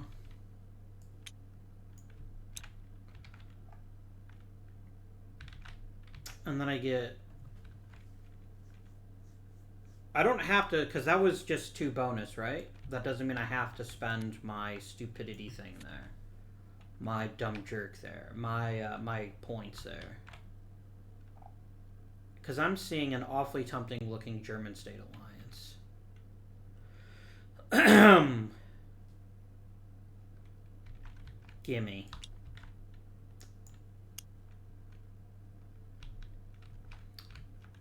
I do have 3 treaty points.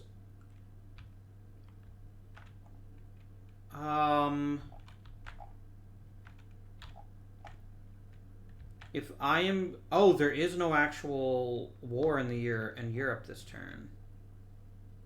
That's not true. Oh, the German states help us with the... Yeah, I need German states, I need Spain. So I'm going to go ahead and spend all of my treaty points to go ahead and move into Spain.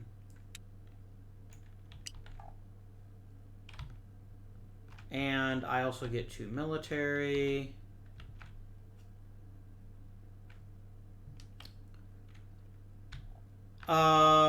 I don't have my super cool ability anymore, do I? To just build a super cheap ship.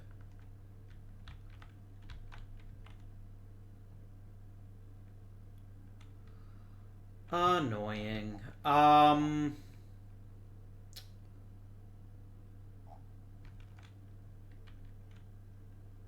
Oh, derp, I can just take a bonus war tile.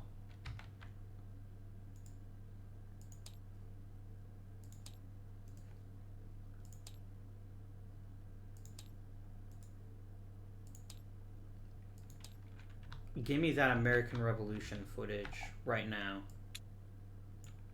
Let's go.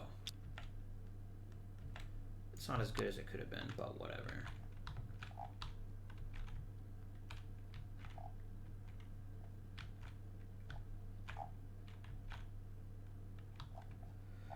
Alright, back to the Brits.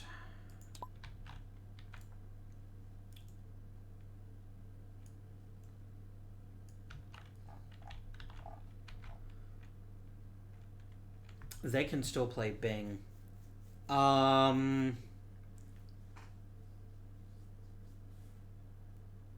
can still play Bing. All they need is any event card. Can the British make a move on sugar? Yes, they can in a very big way because of this squadron here.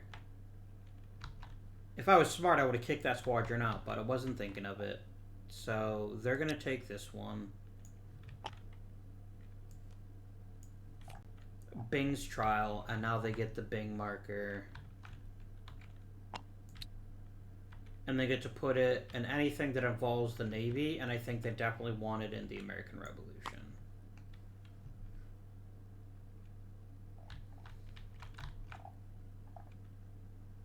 Like, getting the USA and Canada would be just enormously valuable.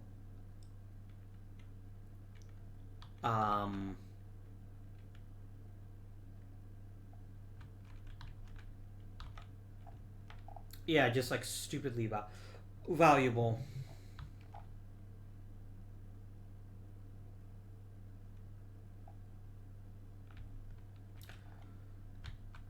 So it's pretty high stakes, is what I'm saying. You can go away now.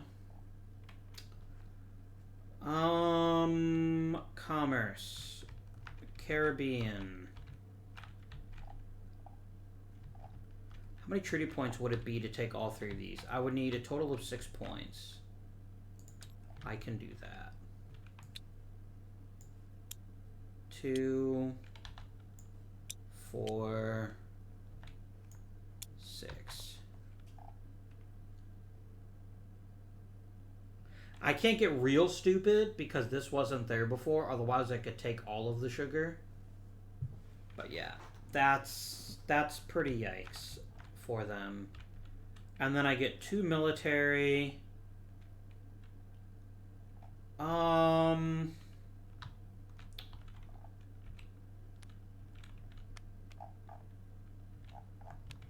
Let's go ahead and let's overload the stupid American War of Independence. Because if the Brits can win that, that's going to be massive. Because otherwise, it's 2 guaranteed prestige spaces that no one else can ever touch.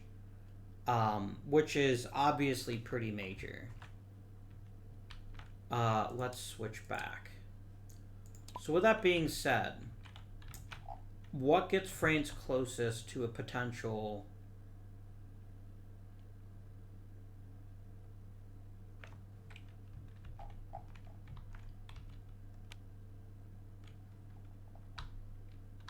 Yeah, I think I want to play this last event card. I mean, 2 military ain't much, though. It's enough for another bonus war tile, though. And that may be the most useful thing. And I can upgrade. Yeah, I'm going to do it. Alright, so I play the Lodge of the Nine Sisters, Loge des Neuf Sous. I get to activate any advantage I control that isn't in Europe. And I don't have to spend anything for it, which sounds great. I'm going to... I'm going to place a conflict marker in Europa. North America, sorry. Yeah, there's a conflict marker right there. It's not going to make a big difference, but it makes me feel better.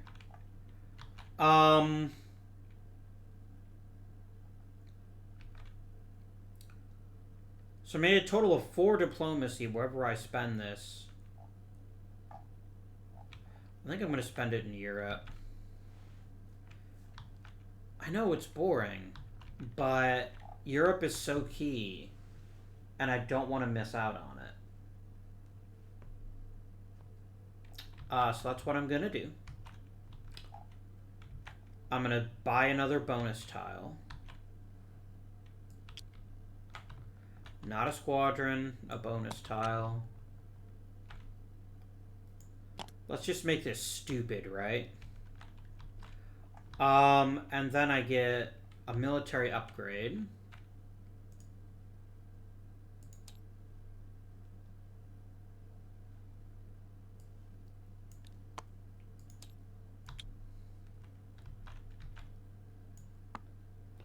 For military upgrade, do I get to choose my tile, or do I have to just draw it at random? I hope I get to choose it. Oh, you draw it. Okay. How unfortunate. Hey, you know what? More British debt is fine with me.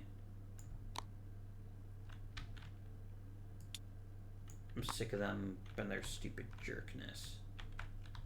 Alright, that's my turn. Back to the Brits.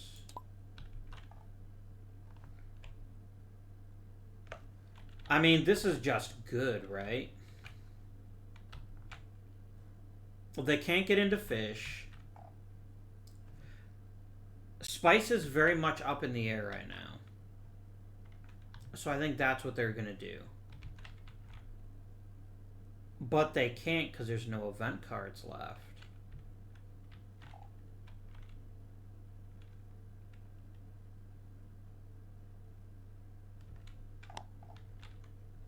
Give me a conflict token and a cotton market. Wait, that's not what I want. That's only for cotton markets.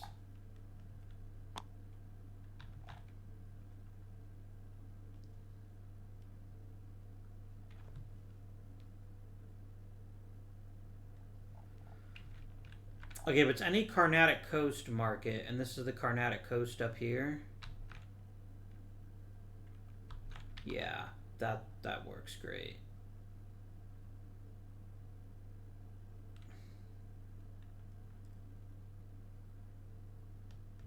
I'm going to flip both of those. I'm going to put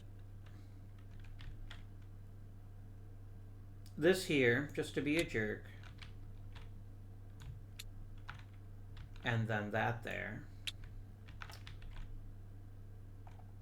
I didn't take a thing yet.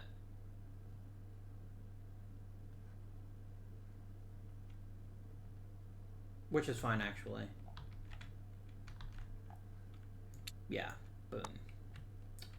I'm going to flip this, so it'd be 1 to flip it, plus 3 more to restore it. Conflict marker goes away. And I now have 2 more military points. I'm just going to buy another bonus tile. This is getting out of hand. But yeah, there's no limit to the number of bonus tiles you can have in one theater, I don't believe. The only thing is you're restricted to only buy 2 per action round.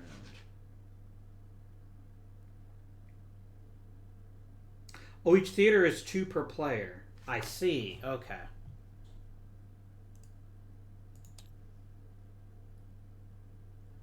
And I actually brought in another basic war tile. Whoops. So then I actually can add another bonus war tile because the Bing one doesn't count. So there you go.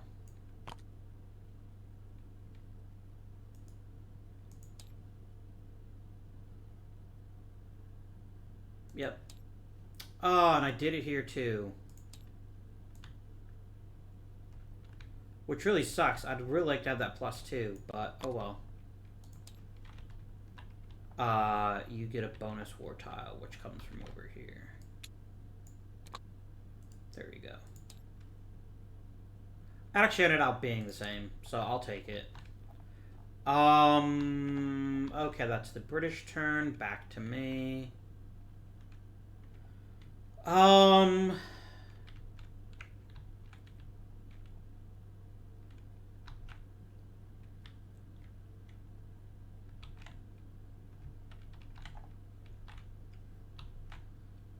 I think I go commerce.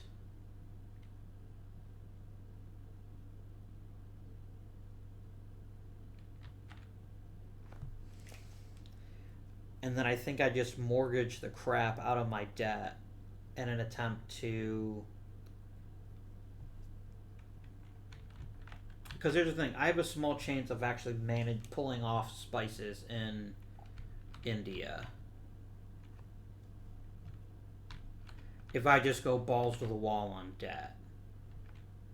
And this also means that the Brits can't take spice back from me. Like, I can't do anything about sugar. I can get 1 sugar space, which would give me a total of... Can I get sugar? No, this space is protected, so it actually costs me more. Yeah, I think spices is the only thing I can do, so I'm going to take this big chunk. Alright. Do I have anything to let me place a unflag or... Yes. Gimme.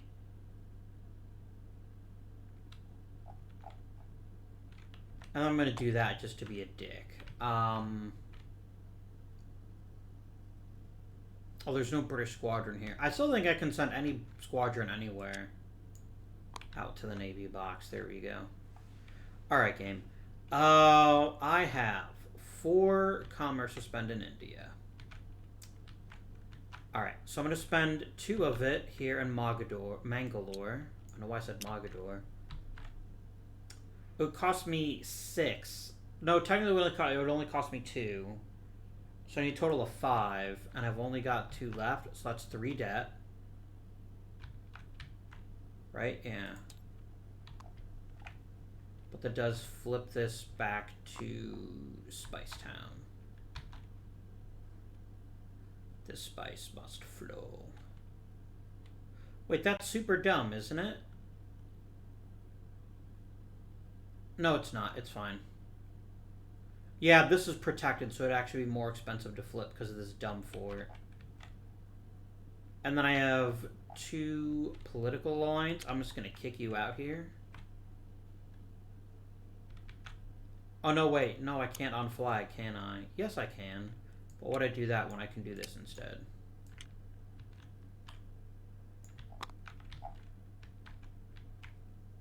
Alright. Brits.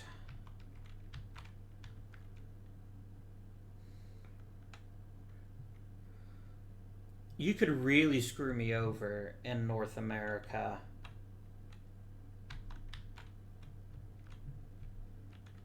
And I don't see any reason not to do it. And since it's North America, at least that provides me with a chance to make some moves. Okay, so 4. From the Navy box, it costs 3, but you can just go bump.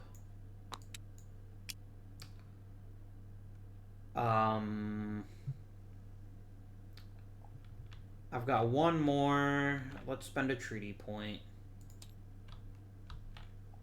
And I'm going to put a bonus war tile in... I guess the Antilles War, just for fun. And then... Or you're asking, but Abby, what are you going to do with your economic? I'm going to tell you what I'm going to do. I'm going to claim some fish. Is it going to make a difference this turn? My friends, it is not. But... there's no point in keeping treaty points if you don't desperately need them. And right now I don't. So we'll just do this. Alright. That is that for this turn. Nuke the treaty point, and then we get to counting. North America. 1, 2, 3, 4, 5, 6, 7... 8, 9, 10, 11, 12, 13, 14. Brits, 1, 2, 3, 4, 5, 6, 7, 8, 9, 10, 11. I won it by more than 2. That's going to be 4 victory points for France. Very nice.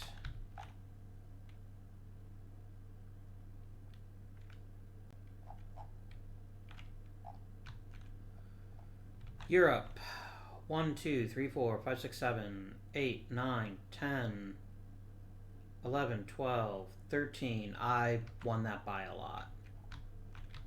That's worth a treaty point for France. And because of this guy, I gain 3 more. Because I still have 1, 2, 3. Yep. So I get 3 more treaty points. Nice. That's actually a pretty nice advantage, all things considered. Thanks, Turgot. Or thanks, Voltaire. You're a bro. And then I definitely have more prestige spaces than they do. For sure. So I'm going to go ahead and take 2 more for France. For victory points. Caribbean, yeah. It's them. That's 1 victory point and 1 treaty point. India, 1, 2, 3, 4, 5, 6, 7. A lot more than 7.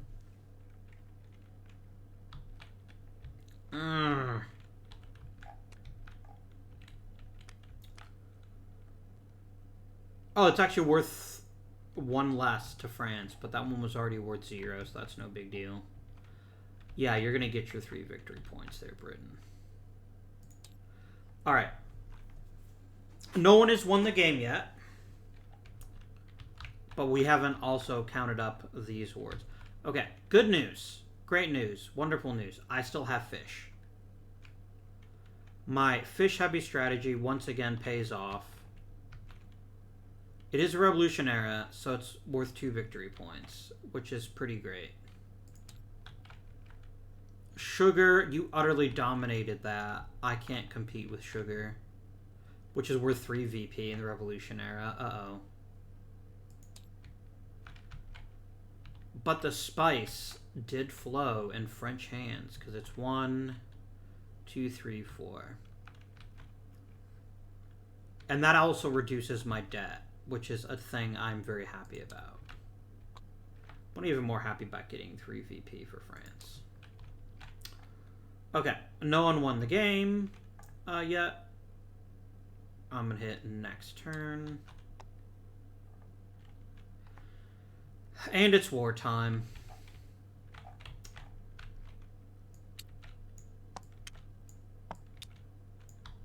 British debt goes up.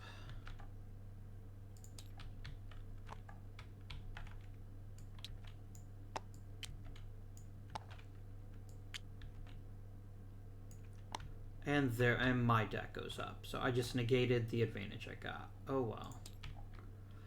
Alright. So it's currently knotted up at 3 each. No, it's not. It's 4-3 Brits. Alright. German states. That's me. So it's now tied up at 4 each. Sons of Liberty is me. 5-4 France. Spain is me. 7-4 France. Conflict markers in North America. Turns out as 8-5 France.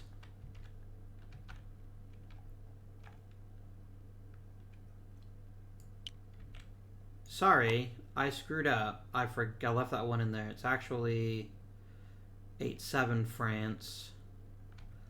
Forts in North America. I have 3.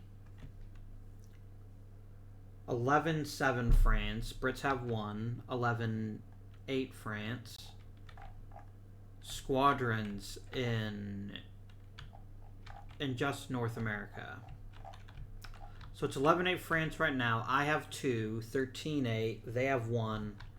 13-9 France. I won by 4. So I get 3 VP.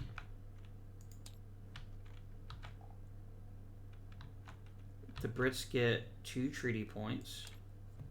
And let me make sure how the USA flags work. I think it's just if France wins it. Yeah.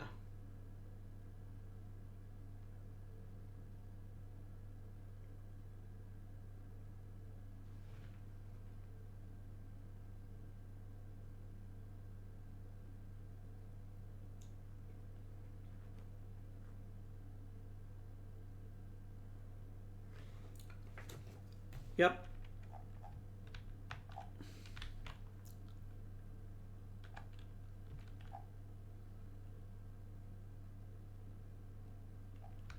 So here we get the 2 US flags.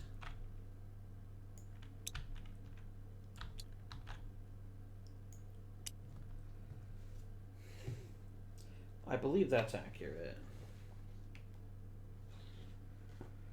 Let's see here. If any USA flags are on the map, USA flags are permanent. They can't be removed. Yes. Okay. Brilliant.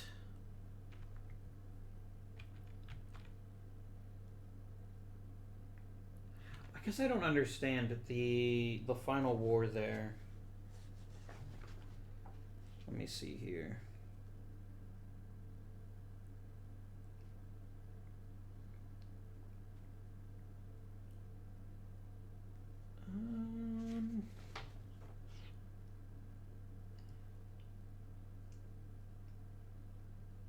Oh, here we go.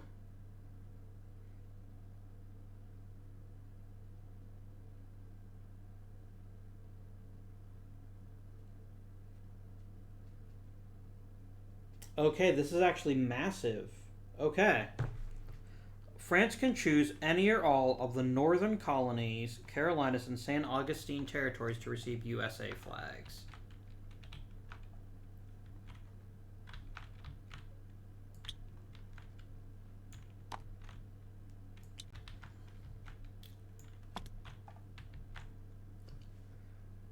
All right. Where is the northern colonies territory?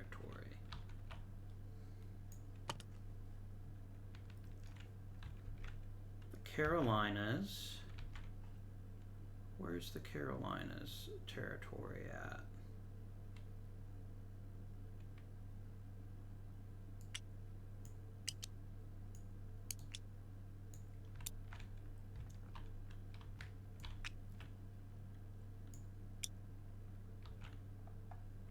Okay, the Carolinas should be like right next to me.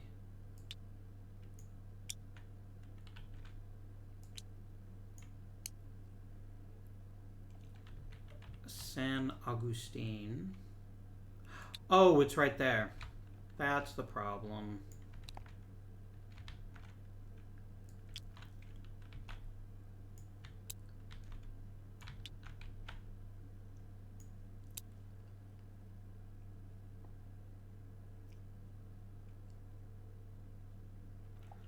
And then I remove any flags I want to from forts. And anything that became isolated also gets removed.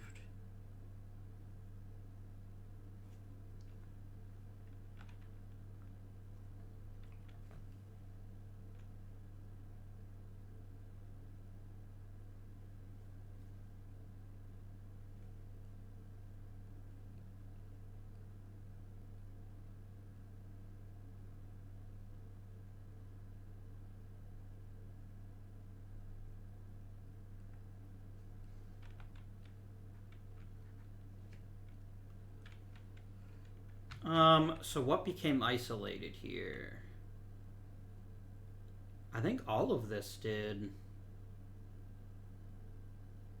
Yeah, because right now these can't draw to a territory, a fort, or a squadron.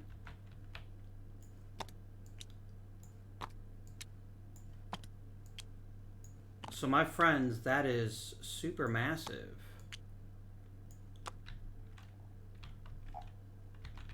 You even lost your stupid wheat advantage you've had since the beginning of the game.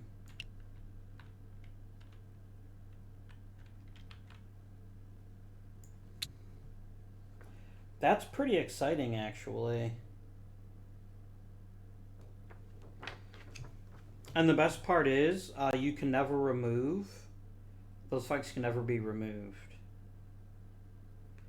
And then the 2 political spaces are super huge. That we can claim during the game. So, okay. Winning that really helped out France. India. Oh, derp.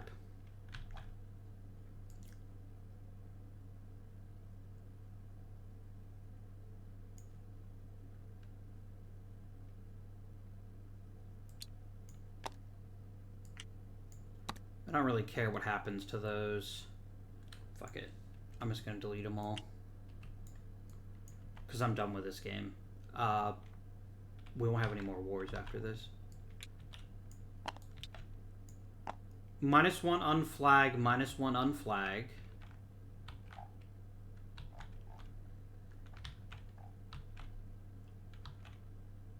I would like to remove this guy right here as the Brits, and then the French say, or the Brits say, all right, fine, I'm gonna remove this flag.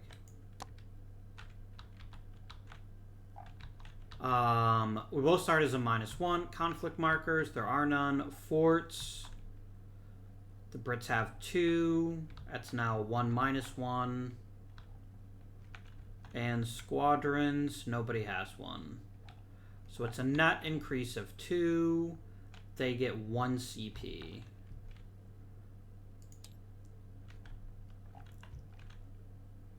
And I think they're going to go ahead and take Chandernagor? Yeah. Because that's really going to screw me here. That's going to cause a lot of grief. When am I meant to actually check isolation? Is that one of the phases? Or does that only matter like if we're doing a thing? There's no stepper says check isolation. Fascinating. Alright. Antilles War.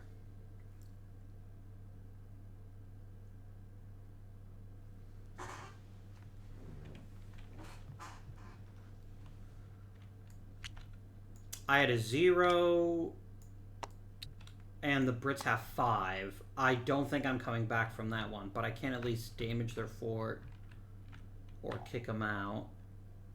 And this is the Caribbean, right?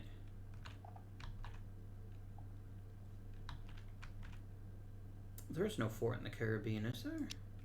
I will kick that one out. But I'm not liking my chances here. I do have Spain on my side. So right now it's 5-0. 5-2 with Spain. Conflict markers in the Caribbean. There's one that's French. That's 6-2. And squadrons. That's a lot. So it's 7-2. They beat me by a whole poop ton. And that makes... Then the Brits are going to say, I have to destroy 2 of my squadrons. And they don't... They get removed from the game. They don't go back to my naval box. Which is scary. And then they're going to get 2 CP. I get 2 treaty points. Sorry. Not 2 VP, 2 CP. There you go.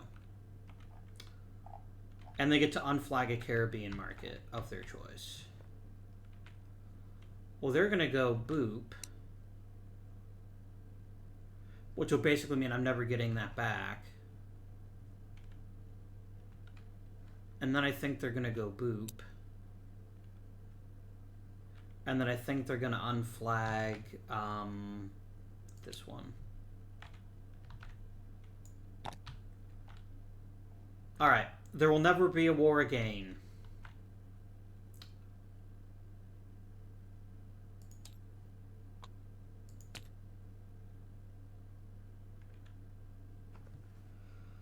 Okay. This is it. Award and global demand.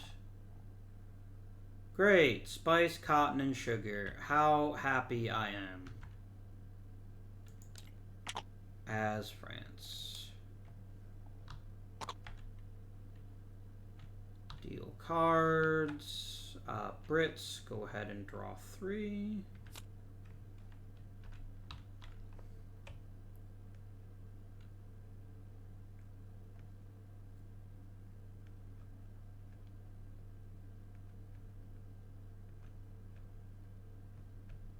Yeah, I'm going to go with Debt Crisis here. Discard Wealth of Nations. I can swap out my ministers because I didn't use either one of them.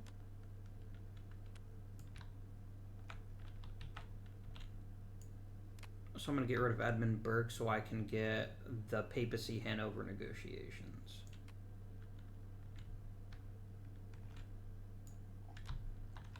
Alright, switch into France.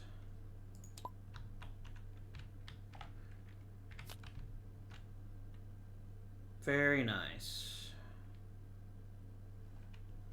Alright. France has the initiative. They'll get to decide who goes first. Alright, so here's my biggest issue.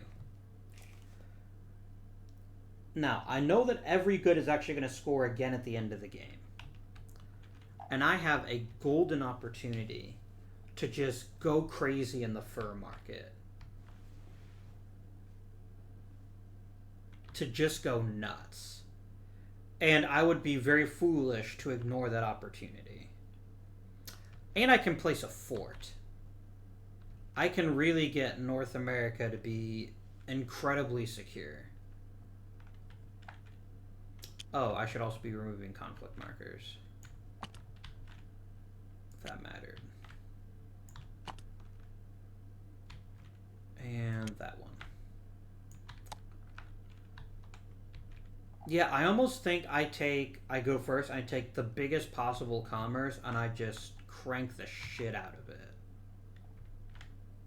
Like, I'm going to just obliterate the fur market.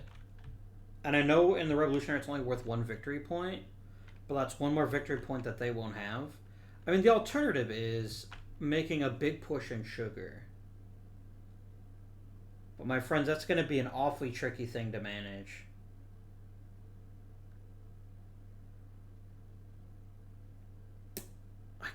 I guess I could. I have spice for right now, but I probably won't have it forever. I'm pretty much doomed when it comes to cotton.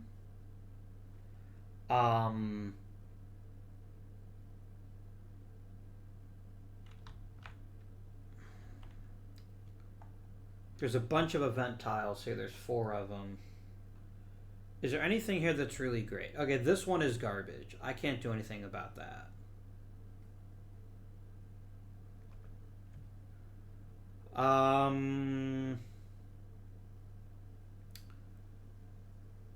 Meh.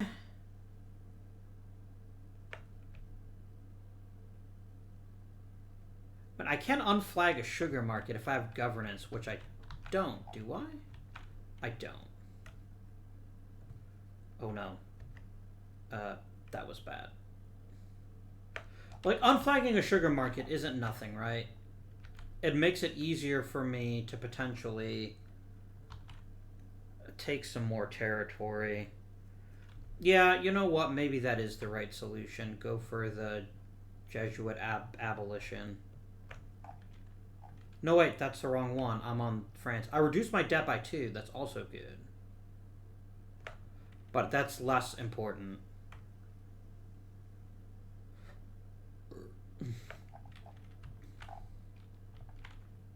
I could get a stranglehold on Spain, but no, I think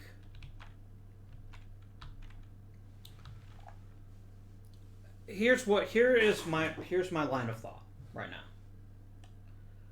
I'm not getting cotton. Unless me, being the British player, just absolutely decides not to do it. Oh, textiles should be back on the board. It shouldn't be in my hand. Sorry, game. But yeah, there's no point in really pushing in India. I can do a fair amount of damage in the sugar industry if I play my cards right. I can hold 4 of them. And you know what I'm going to do? I'm going to instantly use my advantage. Go home.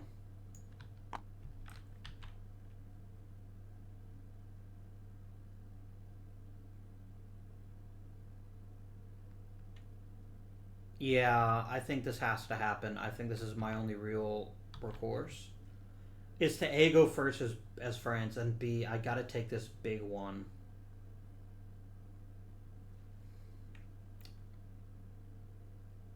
Ooh, no I don't. I've got a lot of treaty points, right? I'm gonna take this one instead.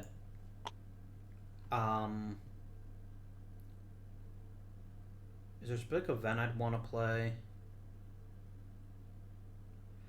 I can place a conflict marker in the Caribbean. You know what? I like the sound of that. I'm going to come over here, and I'm going to drop this bad boy.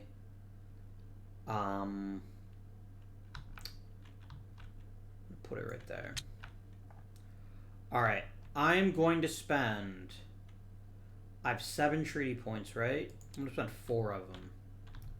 Plus the 2 I get for my tile. I'm going to go 1, 2, 3, 4, 5,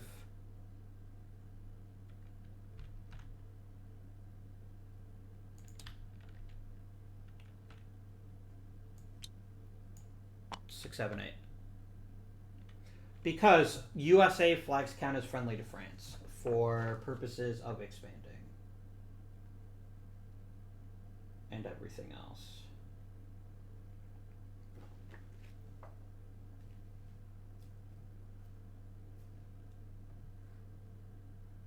So there we go. That was a pretty powerful turn. And I get to spend 2 military. I'm going to go ahead and put my squadron here. See how you like it, jerks. Alright. Now, Britain. What are you going to do, Britain?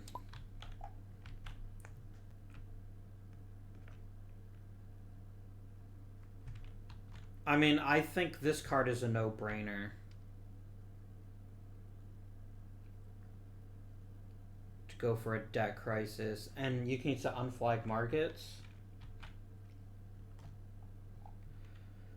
Here's the thing. I think... Can I break into the spice trade? No, I can't. Not as Britain. They've kind of cut me off because they're jerks. I can extend my lead over cotton. And then I can unflag, like, something else. Like this I could remove. I guess that's worth it. Let's do it. Let's push wholeheartedly into India and grab spice and cotton. Or at least secure cotton. So I need a commercial one. There's yield debt crisis. The first thing I gain is I get 3 to unflag, and I'm just going to go boop. And then I'm going to get 2 VP as Britain. I have 3 victory points, or not victory points. It feels like victory points, but no, that's not how that works. Let me spend all of my treaty points, and I'm gonna go Plessy and Midnapore.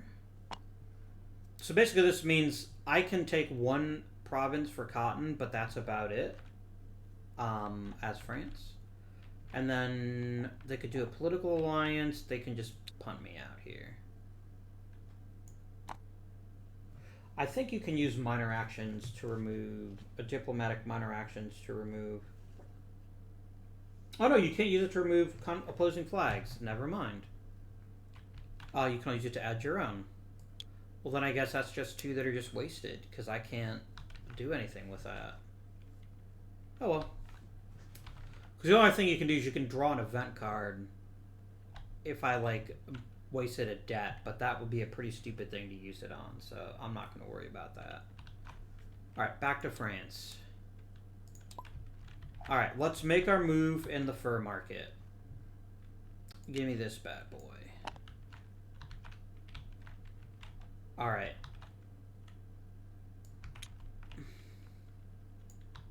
One, two. 3, 4.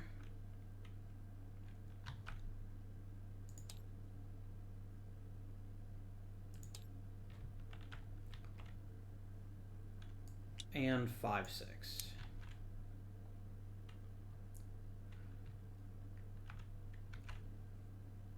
Did I have to do that right now? No, but I'm glad that I did. Just so I don't have to worry about it later on. And then I get 2 political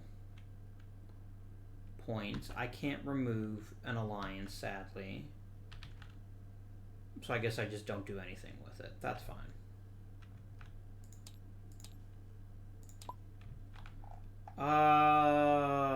You guys. The Brits. How are you?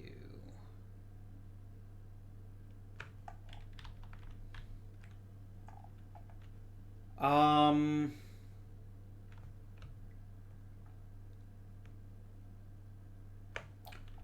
no, please tell me you don't have style. Oh, this is gonna hurt. Why? What did I do to deserve this? Oh, what a world. Yeah, that's gonna be an absolutely massive kick in the balls. And the AI is gonna go, oh yeah, I'm doing it. Eat Salon de Hercule. I've got the style guy. Oh yeah, that would be 3 more debt. You can't take any debt. That's 3 victory points for the Brits. That is oof, my dear friends. That is mega oof. And then they're going to want to try to make some noise in Europe. They really wouldn't mind the Falkland Islands space, because it'll give them a victory point. So we're going to do 2. That gives them with 1 more. They're going to have every prestige space they can get their hands on. Do it. That means taking 2 debt. That's worth it.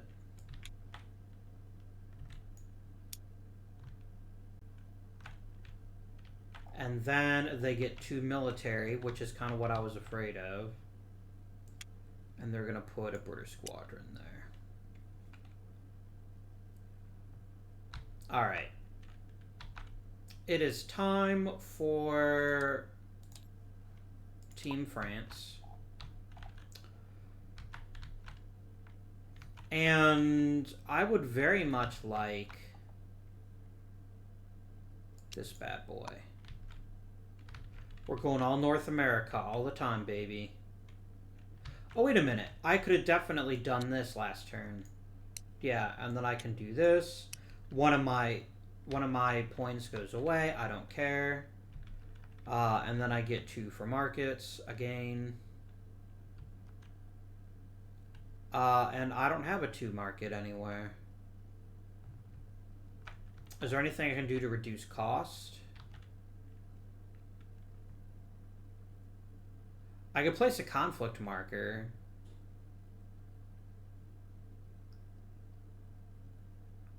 Yeah, let's do it. Because you can place a conflict marker even in a space with no flag, and then I'm just going to go, oh look, that's a way to do that. I think that's a thing you can do. You know what? I probably shouldn't cheat. Can I put a conflict marker in something with no space?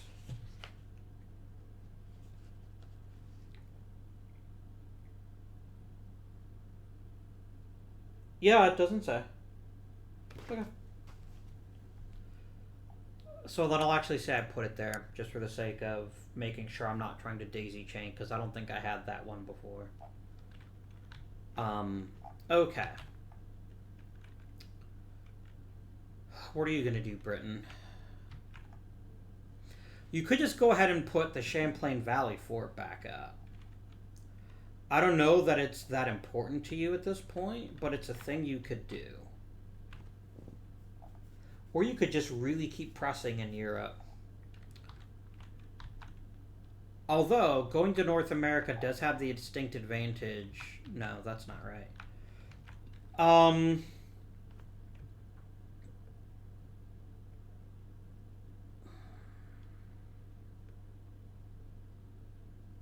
don't know if I can use War of the Quadruple Alliance with there's nothing left on the turn tracker. I don't know. I'd have to check.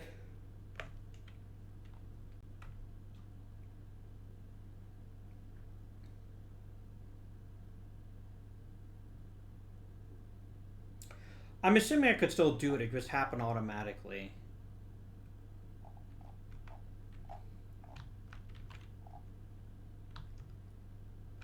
Because otherwise that card would be pointless. But maybe it is just pointless. And I have to accept that I can't really use either of these. It would help if I was on the right color. Yeah, this is the one I wanted to play.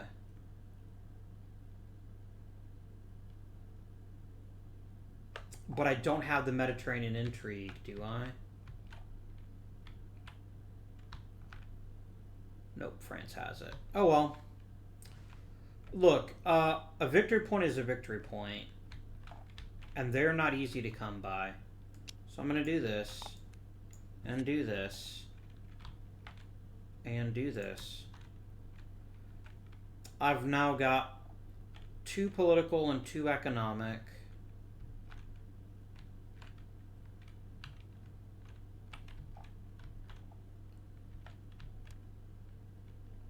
I'm just going to reveal Samuel Johnson just so I don't forget to do it later.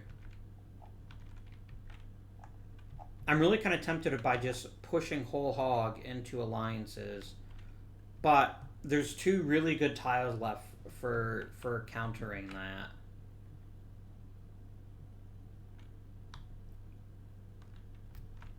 And with only having 2...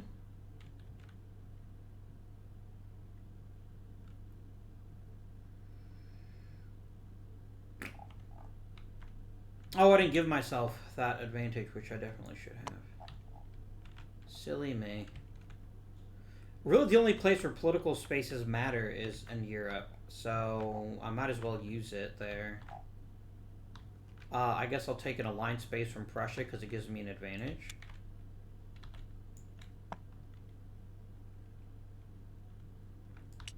And I can just instantly play this next turn and reduce my debt by 2, which is pretty fantastic. And then I have 2 military. I'm going to spend 1 to use at another theater, and then 1 to place this over here. Protect that up so that the French can't get squirrely. I'm going to take this one. And I'm going to spend my every waking moment, i.e. 4 victory point dealies. I've got to get more prestige spaces here. So I'm going to do that. And then I have nothing to spend my military on. So the British take the last one and they say, hey, you know what? Wabam. And they've got so much debt left, and there's no reason not to use it. They're just going to go ahead and drop that here. Alright. This is it. Now, this is the final turn of the game, and automatic victory is possible because we actually do scoring twice. So we'll first start with the space demands. Okay. France has an inconquerable lead in North America. There's nothing anyone can do about that. So I'm going to go ahead and get 1 victory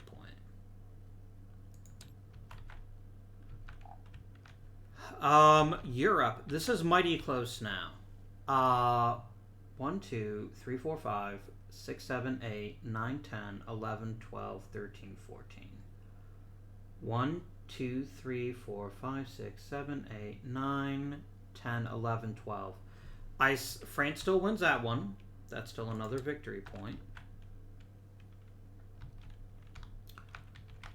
Coming down here. Oh, a treaty point is useless now.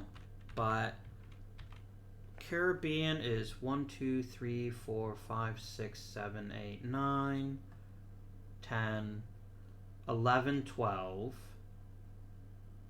Versus 1, 2, 3, 4, 5, 6, 7, 8, 9, 10, 11, 12, 13, 14. So yeah, they win the victory point. And an entirely meaningless treaty point, but you know what? And I'm not even going to bother with India, because it's not worth anything. Next, we're going to score spice. Give me the hookup, yo. It's France, so that's worth 3 victory points and -1 to my debt.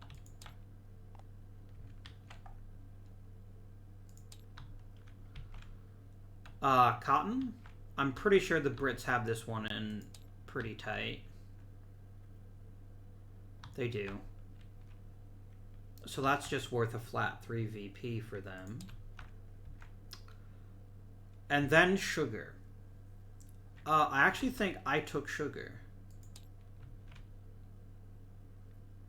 1, 2, 3, 4. They have 1, 2, 3, and then this, and then that one. So yeah.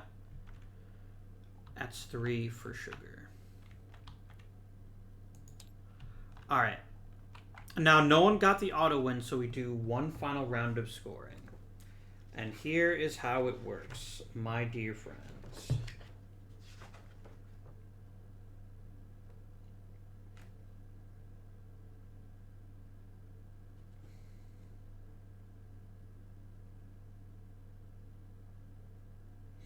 Oh, okay. There's actually, I didn't do the European prestige spaces. 1, 2, 3, 4, 5, 6, 7 for the French. 1, 2, 3, 4, 5, 6, 7, 8 for the British. That actually gets them 2 more victory points. Alright, here's how final scoring works.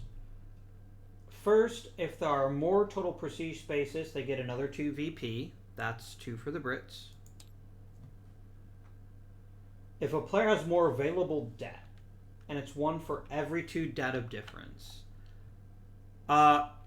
we actually have the same debt, so that's no difference there. Every commodity with more controlled markets than the opponent is worth just 1 victory point. Okay, so we're going to start with fur. That's a massive, massive advantage for the French. That's +1. Spice we just did. That's France. That's +1. Cotton we just did. That's Britain. Britain +1. And sugar we just did. That's France. France +1. Fish is very much the French.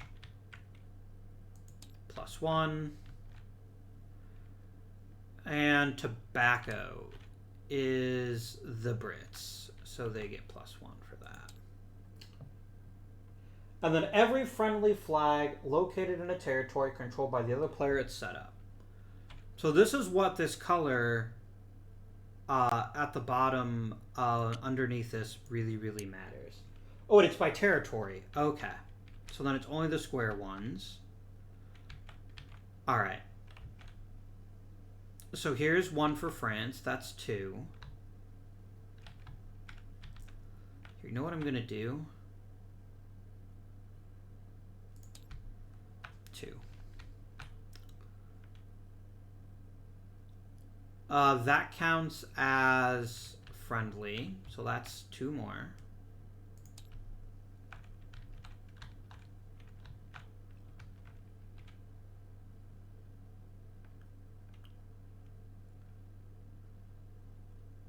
This one doesn't count because it wasn't controlled by anybody you start out with. Here the Brits pick up 2, because they took that from me.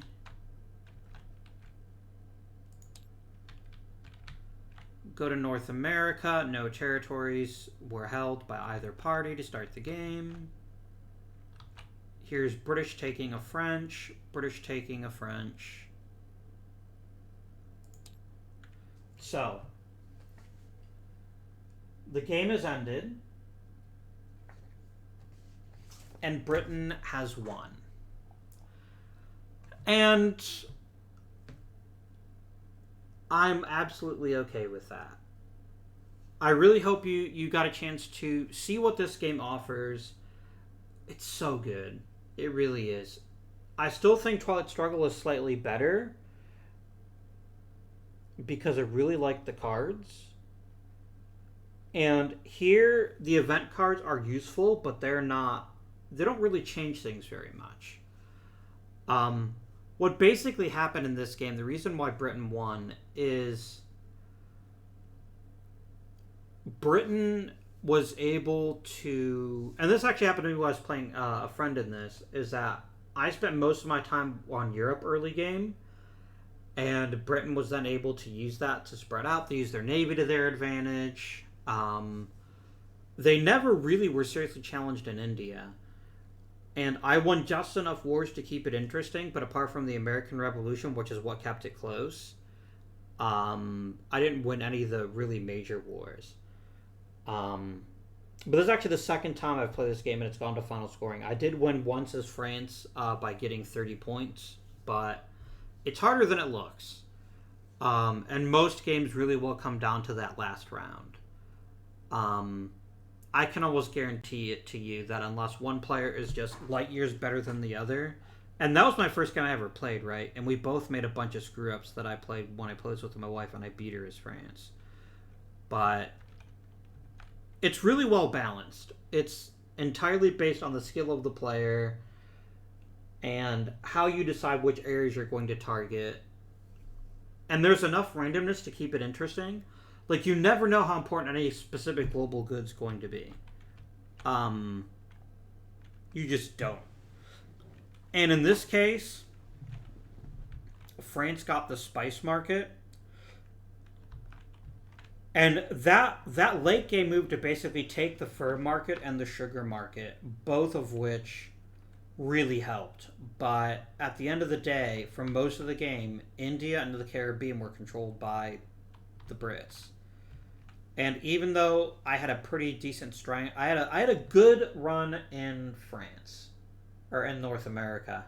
They really only got to the very tippy top of decisiveness when the USA came out. It is real good, my dudes. It is real good.